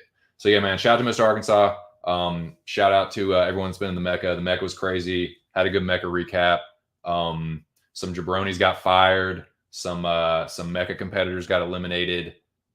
And a fourth one from this week is going to go down in week 2. So before the other in-play action happens, either ear or touch is going home from this past week. So there will be a total of, 4 eliminations from this week down to 20. There were 24 down to 20. So shit, boys. I'm really fucking pumped about being in the Mecca. I promise you I'm going to have a better showing this week than I did last week. I'm going to make sure that I do my diligence, do my fucking due diligence with watching tape, trusting my instincts, and fucking killing it. I am going to get a little action on this card, but that will be secondary. And that will be, again, if it comes to me, it comes to me. While I'm doing the tape study, if something jumps out that I start to feel really confident about, I will go with it. The 2 weekends that I've had the most success, that I've won, one time was over $300. The other time was over $200. I know it's not a lot of money, relatively speaking, for some of y'all, but it's a good win for me. Like, because I'm not the most I've played $65 on a weekend. But anyway, yeah, the 2 weekends I've done the best were weekends that I didn't overthink shit, trusted my instincts, and when I watched the tape, it just reinforced it. So that's what I'm going to do this week. Won't be playing with a whole lot, probably like $40-$50, 4 or 5 units for me, and see what happens, man. But again, I feel this was a great stream. Shout out to the Rabbit Dog. Shout out to everyone in the Mecca. Shout out to everyone that came through the stream today, man. Great to see Nikki Elbows. Check out Boston Nick and all the boys over at Pub Sports Radio. Zoe. Shout out to Jacksonville Zoe, man. He was in here earlier. I was like, I know there was someone from Pub in here earlier, but yeah, man. I'm gonna get in there this weekend though, man. They do a great fight companion, so I will be at the PSR Fight Companion this coming weekend. But yeah, man, good to see you, Nick. Hope you're doing good, dude. Shout out to everybody else, Nick Alexander, Jackie Boy, all the usual suspects, man. Alex.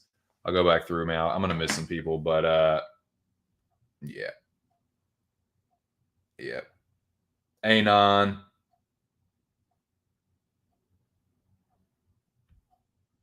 Neither team is playing. Talking about basketball. Beauty will save the world. I hope so, Jackie Boy. Says a surprise twist entrant. Nick says, nah, nothing against it. Just doing my own thing. Right on. Right on. Fair play, says Nick Alexander. The two Nicks. Shout out to the both the Nick homies. Shout out to the usual suspects, man. Zach, Anon. If you're one of the usual suspects, you know who the fuck you are, man. I don't have to fucking call your name out. What's understood needs no motherfucking explanation. But yeah, man, shout out to everyone that came through today. Touch, Rush, everyone that's been in the Mecca that came through.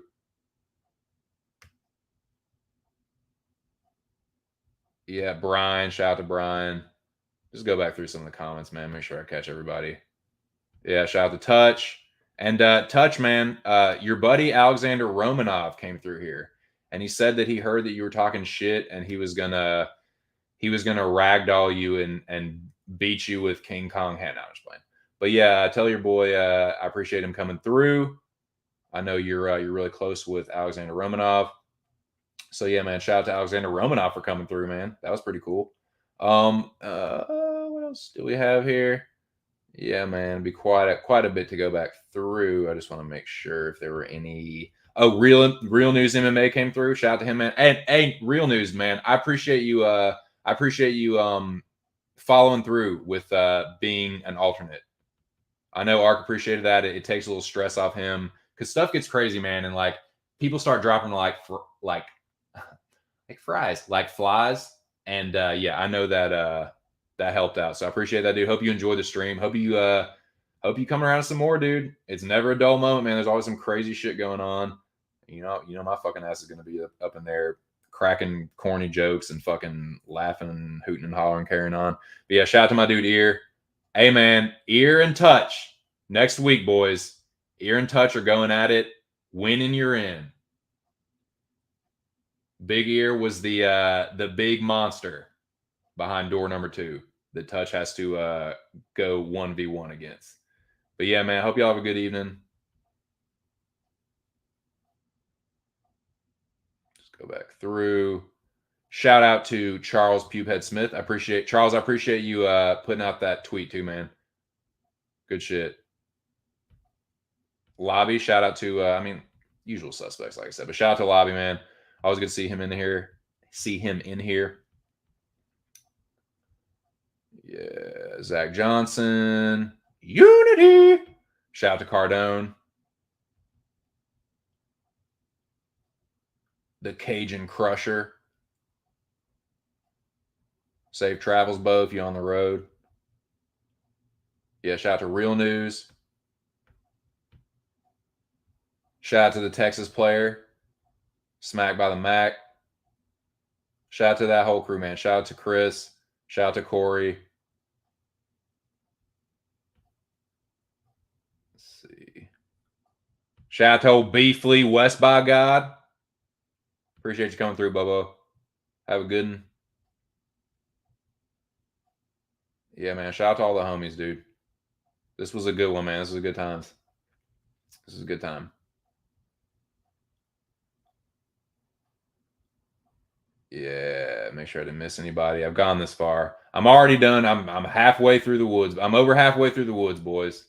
It's further to turn back than it is to just keep fucking going. And I'm glad I did. Shout out to fucking Tigger. Shout out to the Merlin homie. Yeah, man. That's fucking illegal. Yeah, man. Shout out to Tigger. Hey, Tigger, the first dude that drunk and said, Yeah, my retard intimidation. Oh, man. Yeah, it was a good time, dude. It was a good time. Oh, yeah. So this is where the stream restarted. I can't go back before that because the fucking computer died. So it took off all the fucking. It must have cleared out all the fucking what's the fuck? The banners before that. Or the comments before that, I mean. All right, boys, that's it for me. I'm getting the fuck out of here. Y'all have a good evening. I'll be back Friday for the weigh-ins. So I will get... I'm not going to play my music and just loop it because it's a loop and there's no end. I'll play the song so it's not too long of an outro. But yeah, man, I appreciate everyone coming through, giving me feedback. This, like, y'all showing up is what makes the stream. That's what makes the stream exciting, keeps me motivated. So thank you to everyone. Shout out to the Rabid Dog. Shout out to everyone in the Mecca. Shout out to all the boys at PSR. Shout out to everyone that will come through and see this in the future. Let me get this ready here. Library. Like I said, I'll be back Friday. Thanks again, boys. Shout out to Mr. Arkansas. Shout out to the Mecca competitors. Shout out to the boys at PSR for coming through today. Great to see Zoe and Nikki Boy in the building. Shout out to everyone across the world. Y'all are the shit. This has been just my 2 cents, and I hope to catch y'all on the next one. Peace!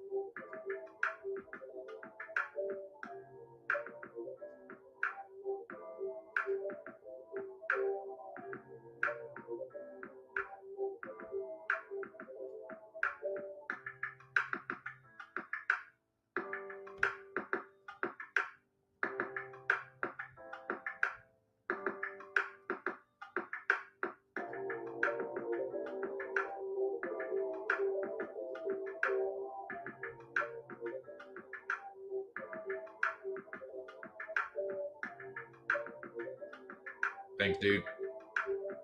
Thanks, dude. Peace, boys.